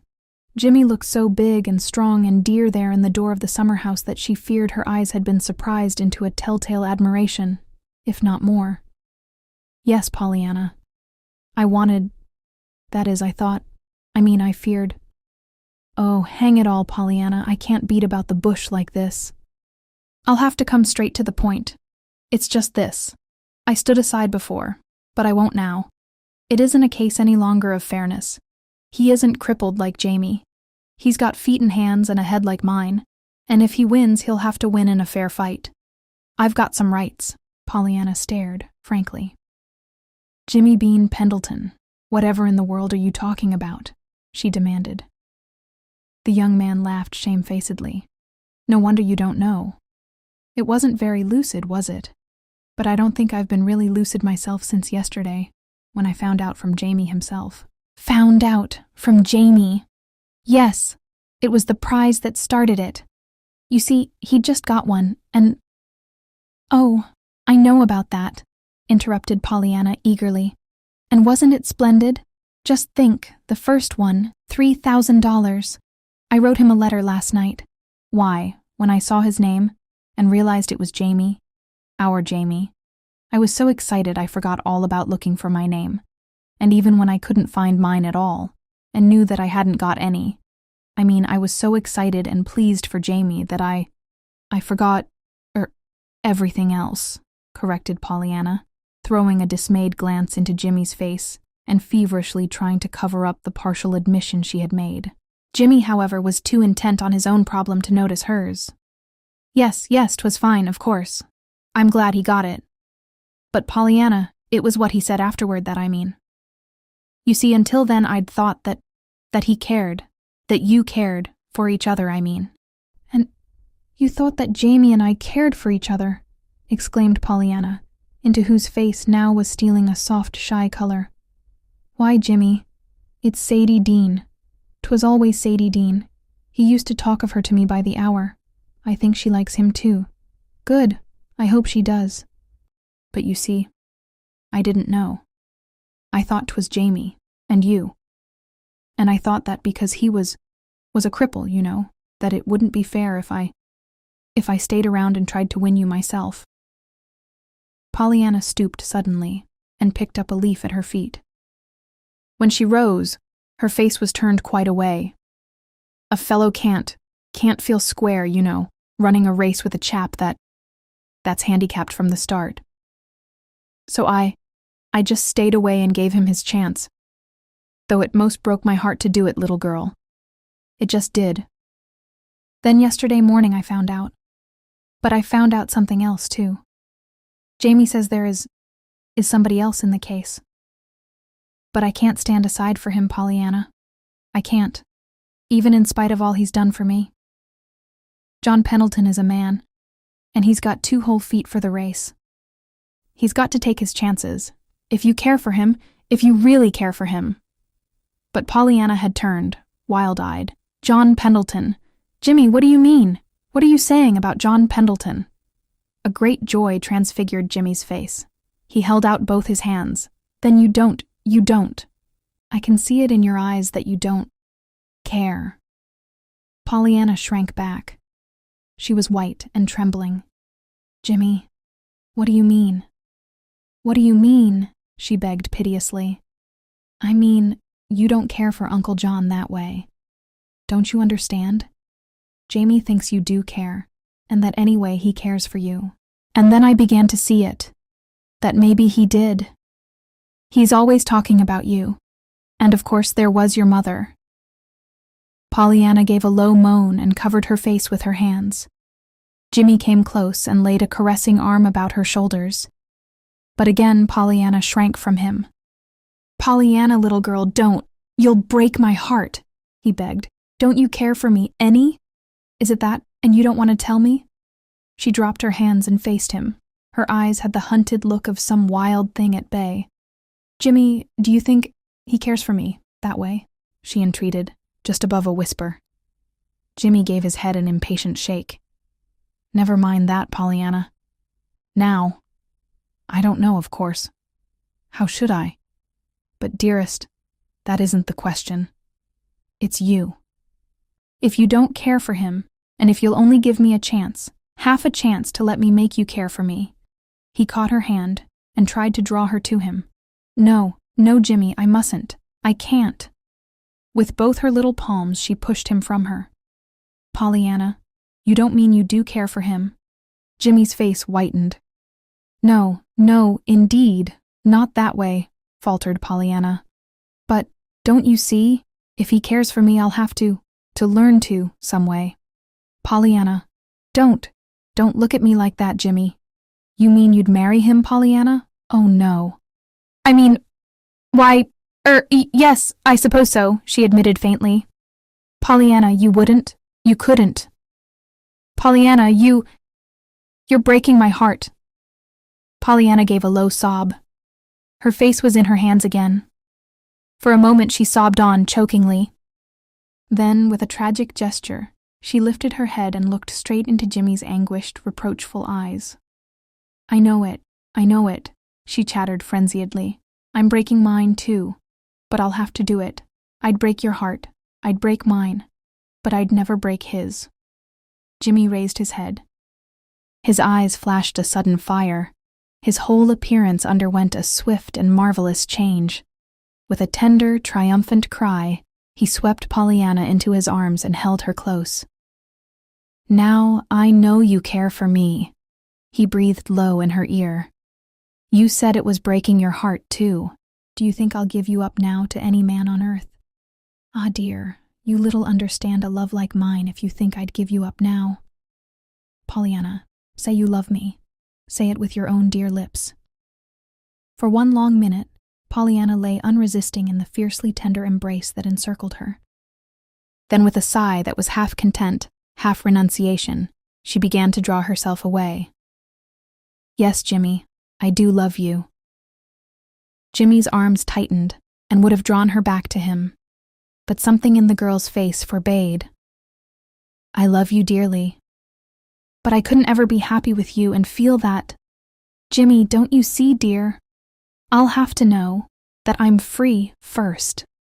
Nonsense, Pollyanna. Of course you're free. Jimmy's eyes were mutinous again. Pollyanna shook her head. Not with this hanging over me, Jimmy. Don't you see? It was Mother, long ago, that broke his heart. My mother. And all these years he's lived a lonely, unloved life in consequence.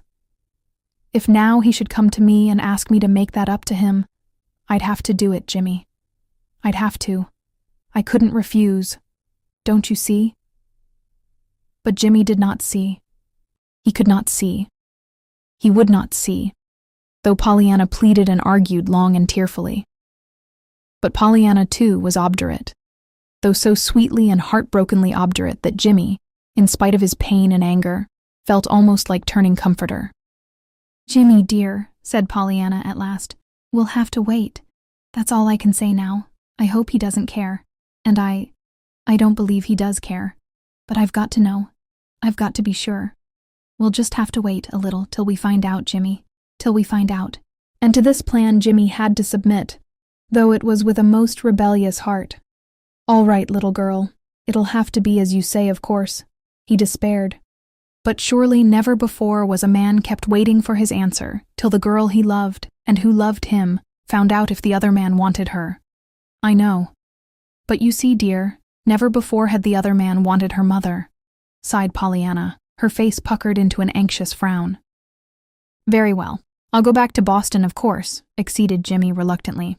"But you needn't think I've given up, because I haven't. Nor I shan't give up, just so long as I know you really care for me, my little sweetheart," he finished, with a look that sent her palpitatingly into retreat, just out of reach of his arms. Chapter 30. John Pendleton turns the key. Jimmy went back to Boston that night in a state that was a most tantalizing commingling of happiness, hope, exasperation, and rebellion. Behind him he left a girl who was in a scarcely less enviable frame of mind.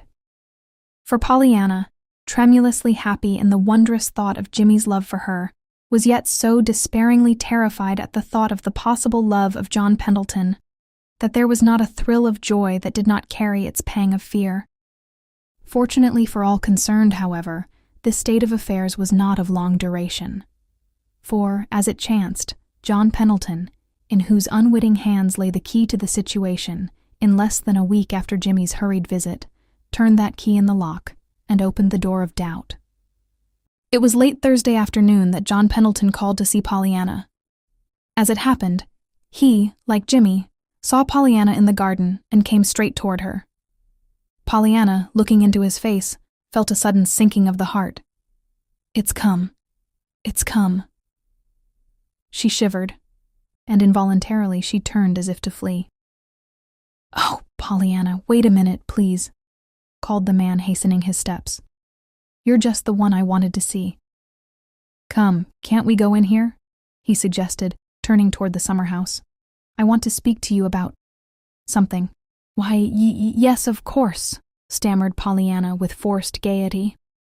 Pollyanna knew that she was blushing, and she particularly wished not to blush just then. It did not help matters any either that he should have elected to go into the summer house for his talk. The summer house now, to Pollyanna, was sacred to certain dear memories of Jimmy, and to think it should be here. She was shuddering frantically. But aloud she said, still gaily, "It's a lovely evening, isn't it?" There was no answer. John Pendleton strode into the summer house and dropped himself into a rustic chair without even waiting for Pollyanna to seat herself, a most unusual proceeding on the part of John Pendleton. Pollyanna, stealing a nervous glance at his face, found it so startlingly like the old stern, sour visage of her childhood's remembrance that she uttered an involuntary exclamation. Still John Pendleton paid no heed. Still moodily he sat wrapped in thought. At last, however, he lifted his head and gazed somberly into Pollyanna's startled eyes. "Pollyanna." "Yes, Mr. Pendleton. Do you remember the sort of man I was when you first knew me years ago?" "Why, yes, I think so. Delightfully agreeable specimen of humanity, wasn't I?" In spite of her perturbation, Pollyanna smiled faintly. I liked you, sir." Not until the words were uttered did Pollyanna realize just how they would sound. She strove then, frantically, to recall or modify them and had almost added I liked you then. When she stopped just in time, certainly that would not have helped matters any. She listened then, fearfully, for John Pendleton's next words. They came almost at once. "I know you did. Bless your little heart. and it was that was the saving of me. I wonder, Pollyanna, if I could ever make you realize just what your childish trust and liking did for me." Pollyanna stammered a confused protest, but he brushed it smilingly aside. "Oh yes, it was. It was you, and no one else." "I wonder if you remember another thing, too," resumed the man, after a moment's silence, during which Pollyanna looked furtively, but longingly toward the door.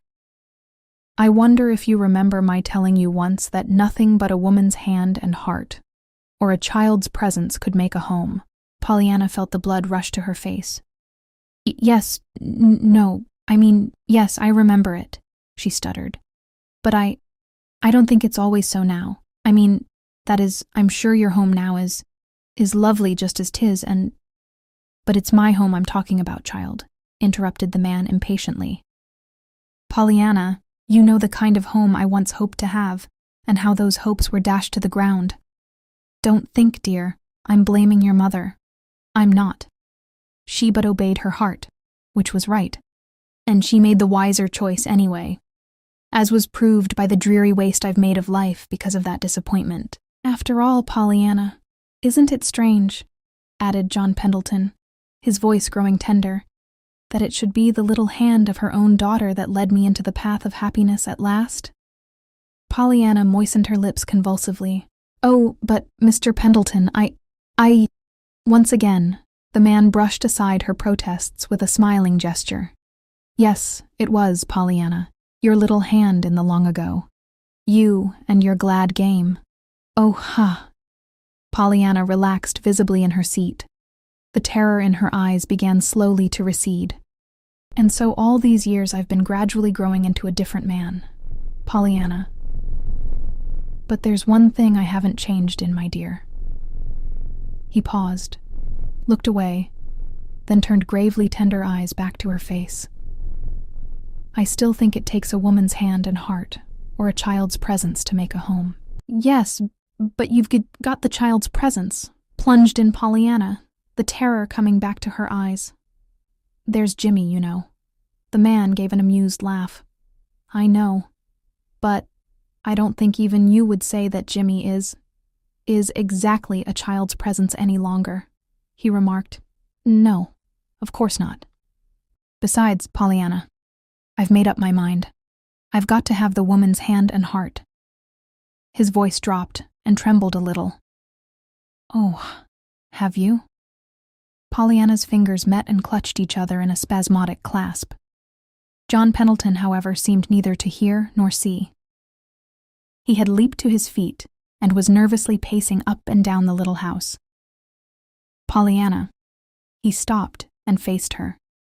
If you were I and were going to ask the woman you love to come and make your old gray pile of stone a home, how would you go to work to do it?" Pollyanna half started from her chair. Her eyes sought the door, this time openly, longingly. "Oh, but Mr. Pendleton, I wouldn't do it at all, she stammered, a little wildly. "I'm sure you'd be much happier as you are." The man stared in puzzled surprise, then laughed grimly. "Upon my word, Pollyanna, is it quite so bad as that?" he asked. "Be bad?" Pollyanna had the appearance of being poised for flight. "Yes. Is that just your way of trying to soften the blow of saying that you don't think she'd have me anyway?" "Oh, no, indeed. She'd say yes. She'd have to say yes, you know," explained Pollyanna, with terrified earnestness.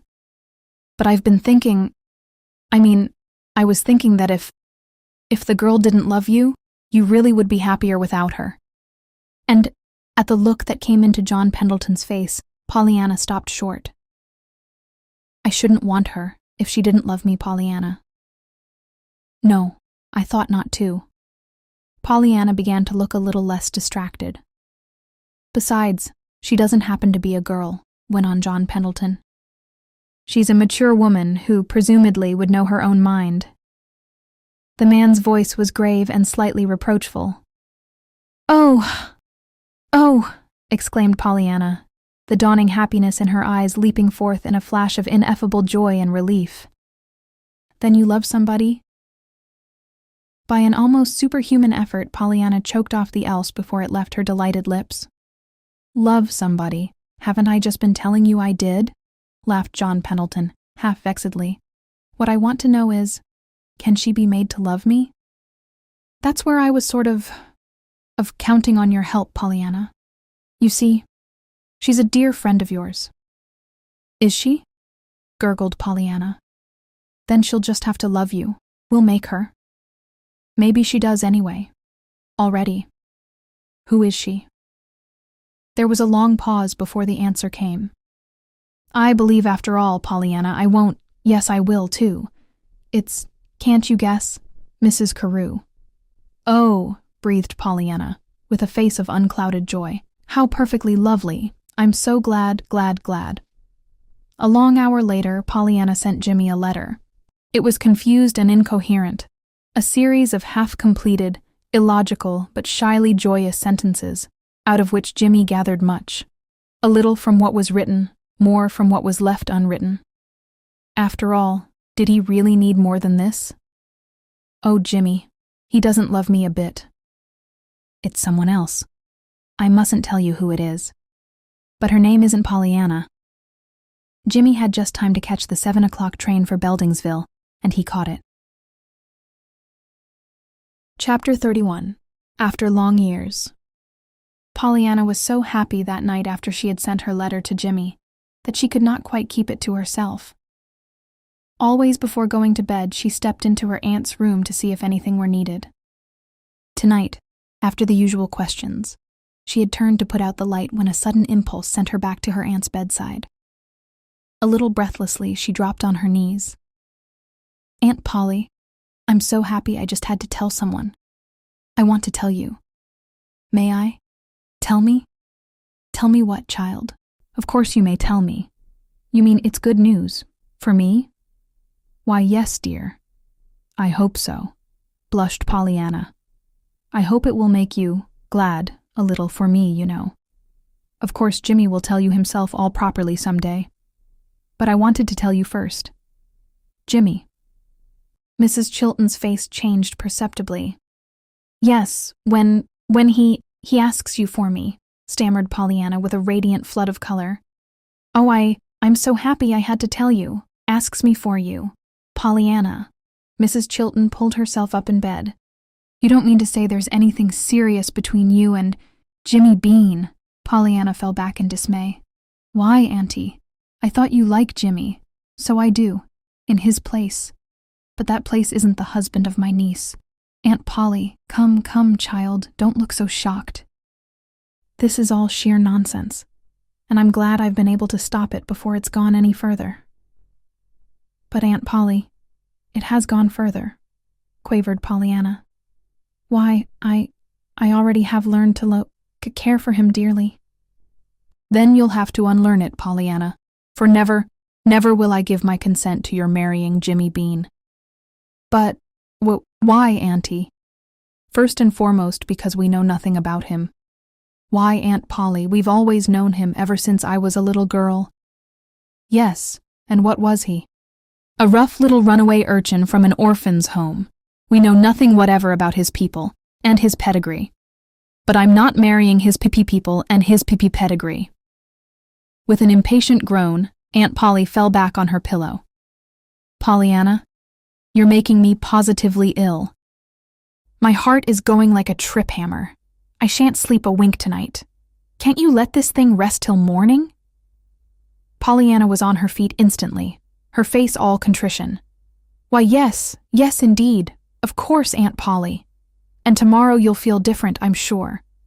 "I'm sure you will," reiterated the girl, her voice quivering with hope again, as she turned to extinguish the light. But Aunt Polly did not feel different in the morning. If anything, her opposition to the marriage was even more determined. In vain Pollyanna pleaded and argued. In vain she showed how deeply her happiness was concerned. Aunt Polly was obdurate. She would have none of the idea. She sternly admonished Pollyanna as to the possible evils of heredity, and warned her of the dangers of marrying into she knew not what sort of family. She even appealed at last to her sense of duty and gratitude toward herself, and reminded Pollyanna of the long years of loving care that had been hers in the home of her aunt, and she begged her piteously not to break her heart by this marriage, as had her mother years before by her marriage. When Jimmy himself, radiant-faced and glowing-eyed, came at 10 o'clock, he was met by a frightened, sob-shaken little Pollyanna that tried ineffectually to hold him back with 2 trembling hands.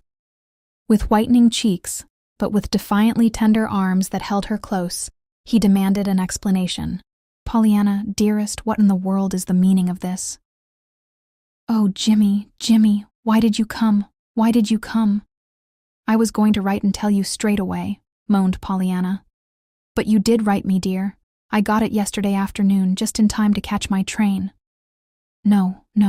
Again, I mean. "I didn't know then that I couldn't. Pollyanna," his eyes flamed into stern wrath. "You don't mean to tell me there's anybody else's love you think you've got to keep me waiting for?" he demanded, holding her at arm's length. No, Jimmy. Don't look at me like that. I can't bear it." "Then what is it? What is it you can't do? I can't marry you. Pollyanna, do you love me?" "Yes. Oh, yes. Then you shall marry me," triumphed Jimmy, his arms enfolding her again. No, Jimmy, you don't understand. It's Aunt Polly," struggled Pollyanna. "Aunt Polly, yes, she won't let me." "Oh." Jimmy tossed his head with a light laugh. "We'll fix Aunt Polly. She thinks she's going to lose you, but we'll just remind her that she's going to gain a new nephew," he finished in mock importance. But Pollyanna did not smile. She turned her head hopelessly from side to side. No, Jimmy, you don't understand. She, oh, how can I tell you? She objects to you, for me." Jimmy's arms relaxed a little. His eyes sobered. "Oh, well, I suppose I can't blame her for that.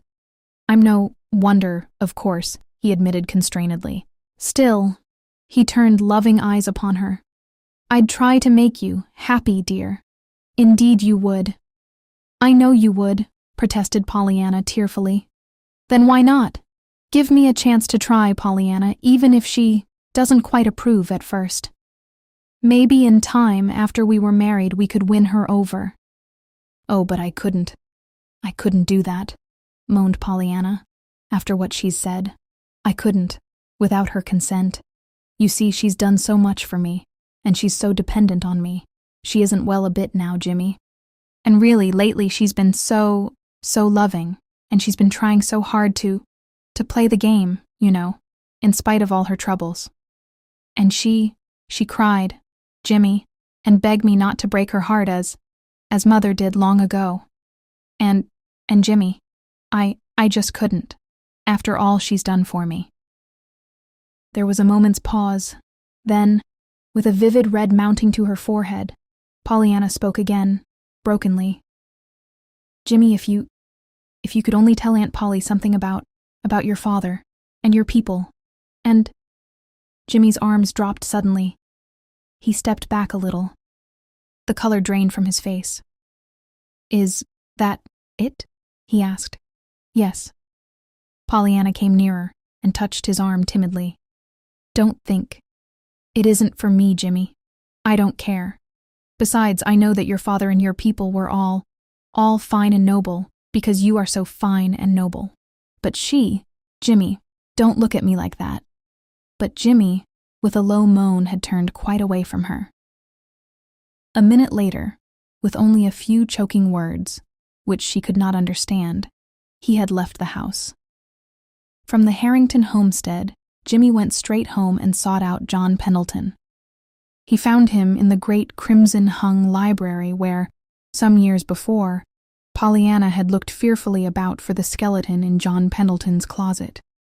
"Uncle John, do you remember that packet Father gave me?" demanded Jimmy. "Why, yes. What's the matter, son?" John Pendleton had given a start of surprise at sight of Jimmy's face. "That packet has got to be opened, sir. But the conditions. I can't help it. It's got to be. That's all. Will you do it?" "Why, yes, my boy, of course, if you insist. But—" He paused helplessly, Uncle John, as perhaps you have guessed, I love Pollyanna. I asked her to be my wife, and she consented. The elder man made a delighted exclamation, but the other did not pause or change his sternly intent expression. She says now she can't. Marry me. Mrs. Chilton objects. She objects to me. Objects to you. John Pendleton's eyes flashed angrily. Yes. I found out why when Pollyanna begged if I couldn't tell her aunt something about my father and my people. Shucks. I thought Polly Chilton had more sense. Still, it's just like her after all. The Harringtons have always been inordinately proud of race and family, snapped John Pendleton. Well, could you? Could I? It was on the end of my tongue to tell Pollyanna that there couldn't have been a better father than mine was. Then suddenly, I remembered the packet and what it said. And I was afraid. I didn't dare say a word till I knew what was inside that packet. There's something Dad didn't want me to know till I was 30 years old, when I would be a man grown and could stand anything. See, there's a secret somewhere in our lives. I've got to know that secret, and I've got to know it now. But Jimmy, lad, don't look so tragic. It may be a good secret. Perhaps it'll be something you'll like to know. Perhaps. But if it had been, would he have been apt to keep it from me till I was 30 years old? No, Uncle John, it was something he was trying to save me from till I was old enough to stand it and not flinch. Understand, I'm not blaming Dad. Whatever it was something he couldn't help, I'll warrant. But what it was, I've got to know. Will you get it, please? It's in your safe, you know. John Pendleton rose at once. I'll get it, he said. 3 minutes later it lay in Jimmy's hand, but Jimmy held it out at once. I would rather you read it, sir, please. Then tell me. But Jimmy, very well. With a decisive gesture, John Pendleton picked up a paper cutter, opened the envelope, and pulled out the contents. There was a package of several papers tied together, and one folded sheet alone, apparently a letter. This John Pendleton opened and read first. And as he read, Jimmy, tense and breathless, watched his face. He saw, therefore, the look of amazement, joy, and something else he could not name, that leaped into John Pendleton's countenance. Uncle John, what is it? What is it? He demanded. Read it, for yourself, answered the man, thrusting the letter into Jimmy's outstretched hand. And Jimmy read this. The enclosed papers are the legal proof that my boy Jimmy is really James Kent, son of John Kent, who married Doris Weatherby, daughter of William Weatherby of Boston. There is also a letter in which I explain to my boy why I have kept him from his mother's family all these years. If this packet is opened by him at 30 years of age, he will read this letter, and I hope will forgive a father who feared to lose his boy entirely, so took this drastic course to keep him to himself. If it is opened by strangers because of his death, I request that his mother's people in Boston be notified at once, and the enclosed package of papers be given, intact, into their hands. John Kent. Jimmy was pale and shaken when he looked up to meet John Pendleton's eyes. Am I the lost Jamie? He faltered. That letter says you have documents there to prove it, nodded the other. Mrs. Carew's nephew? Of course. But why? What? I can't realize it. There was a moment's pause before into Jimmy's face flashed a new joy. Then, surely now I know who I am. I can tell Mrs. Chilton something of my people. I should say you could, retorted John Pendleton dryly. The Boston Weatherbys can trace straight back to the Crusades, and I don't know but to the year 1. That ought to satisfy her. As for your father, he came of good stock too, Mrs. Carew told me, though he was rather eccentric, and not pleasing to the family, as you know, of course. Yes, poor Dad, and what a life he must have lived with me all those years, always dreading pursuit. I can understand. Lots of things now that used to puzzle me. A woman called me Jamie once. Jove. How angry he was. I know now why he hurried me away that night without even waiting for supper. Poor Dad. It was right after that he was taken sick. He couldn't use his hands or his feet, and very soon he couldn't talk straight. Something ailed his speech. I remember when he died he was trying to tell me something about this packet. I believe now he was telling me to open it and go to my mother's people. But I thought then he was just telling me to keep it safe, so that's what I promised him. But it didn't comfort him any. It only seemed to worry him more. You see, I didn't understand. Poor Dad. Suppose we take a look at these papers, suggested John Pendleton. Besides, there's a letter from your father to you, I understand. Don't you want to read it? Yes, of course. And then, the young fellow laughed shamefacedly and glanced at the clock. I was wondering just how soon I could go back, to Pollyanna. A thoughtful frown came to John Pendleton's face. He glanced at Jimmy, hesitated, then spoke. I know you want to see Pollyanna, lad, and I don't blame you, but it strikes me that, under the circumstances, you should go first to Mrs. Carew and take these. He tapped the papers before him. Jimmy drew his brows together and pondered. All right, sir, I will, he agreed resignedly. And if you don't mind, I'd like to go with you, further suggested John Pendleton, a little diffidently. I have a little matter of my own that I'd like to see your aunt about. Suppose we go down today on the 3 o'clock? Good, we will, sir. Gorry, and so I'm Jamie. I can't grasp it yet, exclaimed the young man, springing to his feet and restlessly moving about the room. I wonder now, he stopped, and colored boyishly. Do you think Aunt Ruth will mind very much? John Pendleton shook his head. A hint of the old somberness came into his eyes. Hardly, my boy. But I'm thinking of myself. How about it? When you're her boy, where am I coming in? You. Do you think anything could put you one side? Scoffed Jimmy fervently. You needn't worry about that, and she won't mind. She has Jamie, you know, and… He stopped short, a dawning dismay in his eyes. By George! Uncle John, I forgot. Jamie. This is going to be tough on Jamie. Yes, I'd thought of that. Still, he's legally adopted, isn't he? Oh yes, it isn't that. It's the fact that he isn't the real Jamie himself, and he with his 2 poor useless legs. Why, Uncle John, it'll just about kill him. I've heard him talk, I know. Besides, Pollyanna and Mrs. Carew both have told me how he feels, how sure he is, and how happy he is. Great Scott. I can't take away from him this. But what can I do? I don't know, my boy. I don't see as there's anything you can do, but what you are doing. There was a long silence. Jimmy had resumed his nervous pacing up and down the room. Suddenly he wheeled, his face alight. There is a way, and I'll do it. I know Mrs. Carew will agree. We won't tell. We won't tell anybody but Mrs. Carew herself and Pollyanna and her aunt. I'll have to tell them, he added defensively. You certainly will, my boy. As for the rest, John Pendleton paused doubtfully. It's nobody's business.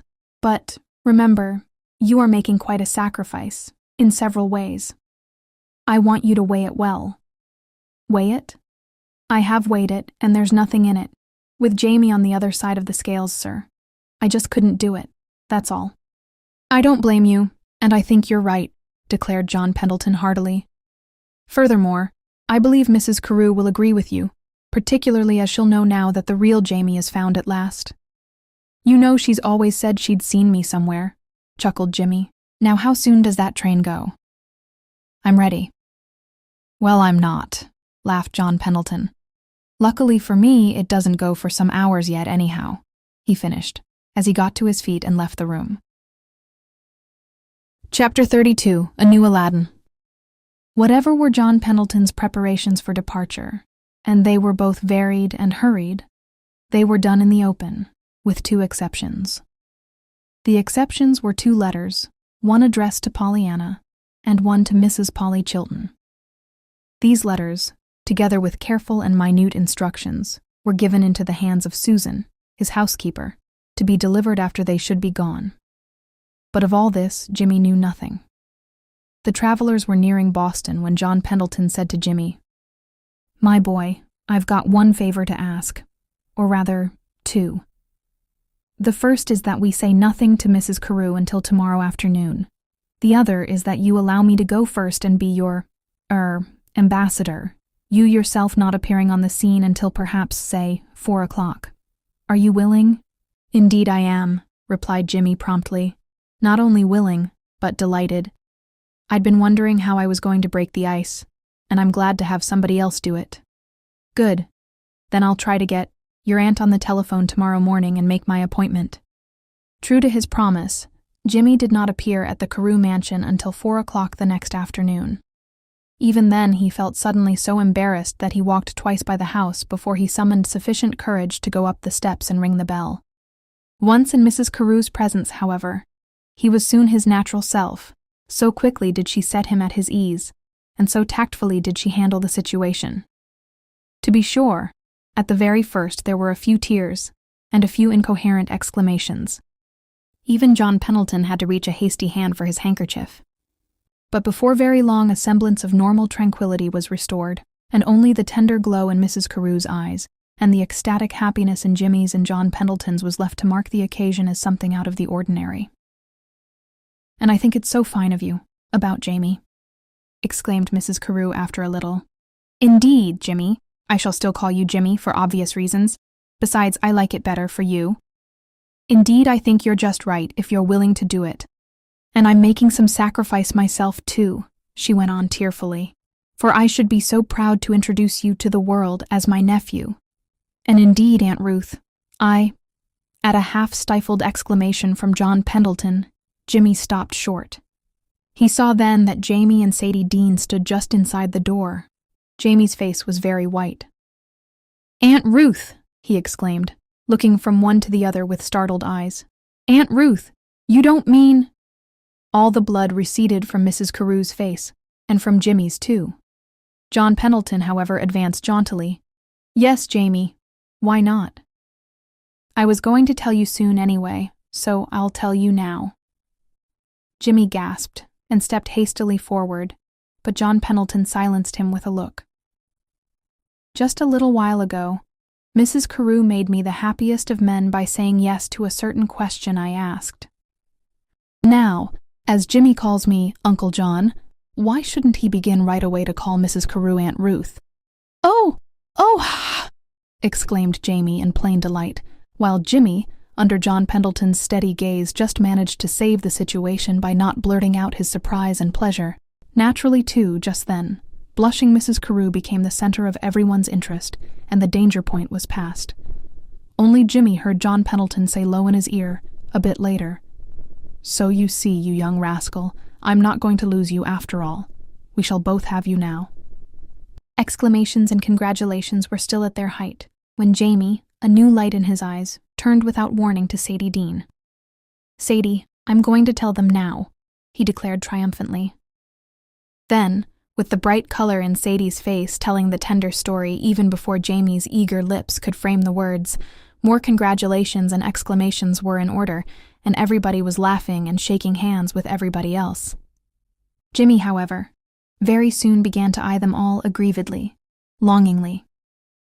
"This is all very well for you," he complained then. "You each have each other. But where do I come in? I can just tell you, though, that if only a certain young lady I know were here, I should have something to tell you, perhaps." "Just a minute, Jimmy," interposed John Pendleton. "Let's play I was Aladdin and let me rub the lamp. Mrs. Carew, have I your permission to ring for Mary?" "Why, yes, certainly," murmured that lady, in a puzzled surprise that found its duplicate on the faces of the others. A few moments later, Mary stood in the doorway. "Did I hear Miss Pollyanna come in a short time ago?" asked John Pendleton. "Yes, sir. She is here. Won't you ask her to come down, please?" "Pollyanna here!" exclaimed an amazed chorus as Mary disappeared. Jimmy turned very white, then very red. "Yes, I sent a note to her yesterday by my housekeeper. I took the liberty of asking her down for a few days to see you, Mrs. Carew. I thought the little girl needed a rest and a holiday. And my housekeeper has instructions to remain and care for Mrs. Chilton. I also wrote a note to Mrs. Chilton herself," he added, turning suddenly to Jimmy, with unmistakable meaning in his eyes. And I thought after she read what I said that she'd let Pollyanna come. It seems she did, for here she is. And there she was in the doorway, blushing, starry-eyed, yet withal just a bit shy and questioning. Pollyanna, dearest, it was Jimmy who sprang forward to meet her, and who, without 1 minute's hesitation, took her in his arms and kissed her. Oh, Jimmy, before all these people, breathed Pollyanna in embarrassed protest. Pooh! I should have kissed you then, Pollyanna, if you'd been straight in the middle of Washington Street itself, vowed Jimmy. For that matter, look at all these people and see for yourself if you need to worry about them. And Pollyanna looked, and she saw. Over by one window, backs carefully turned, Jamie and Sadie Dean. Over by another window, backs also carefully turned, Mrs. Carew and John Pendleton. Pollyanna smiled, so adorably that Jimmy kissed her again. Oh, Jimmy, isn't it all beautiful and wonderful? She murmured softly. And Aunt Polly, she knows everything now, and it's all right. I think it would have been all right anyway. She was beginning to feel so bad. For me. Now she's so glad. And I am too. Why, Jimmy, I'm glad for everything now. Jimmy caught his breath with a joy that hurt. God grant, little girl, that always it may be so, with you, he choked unsteadily, his arms holding her close. I'm sure it will, sighed Pollyanna, with shining eyes of confidence. This concludes the end of the story. Thank you for listening to Classic Audiobooks Library. To hear more free stories like this, be sure to subscribe and turn on notifications. We hope you'll join us again for more timeless stories and original works. Until next time.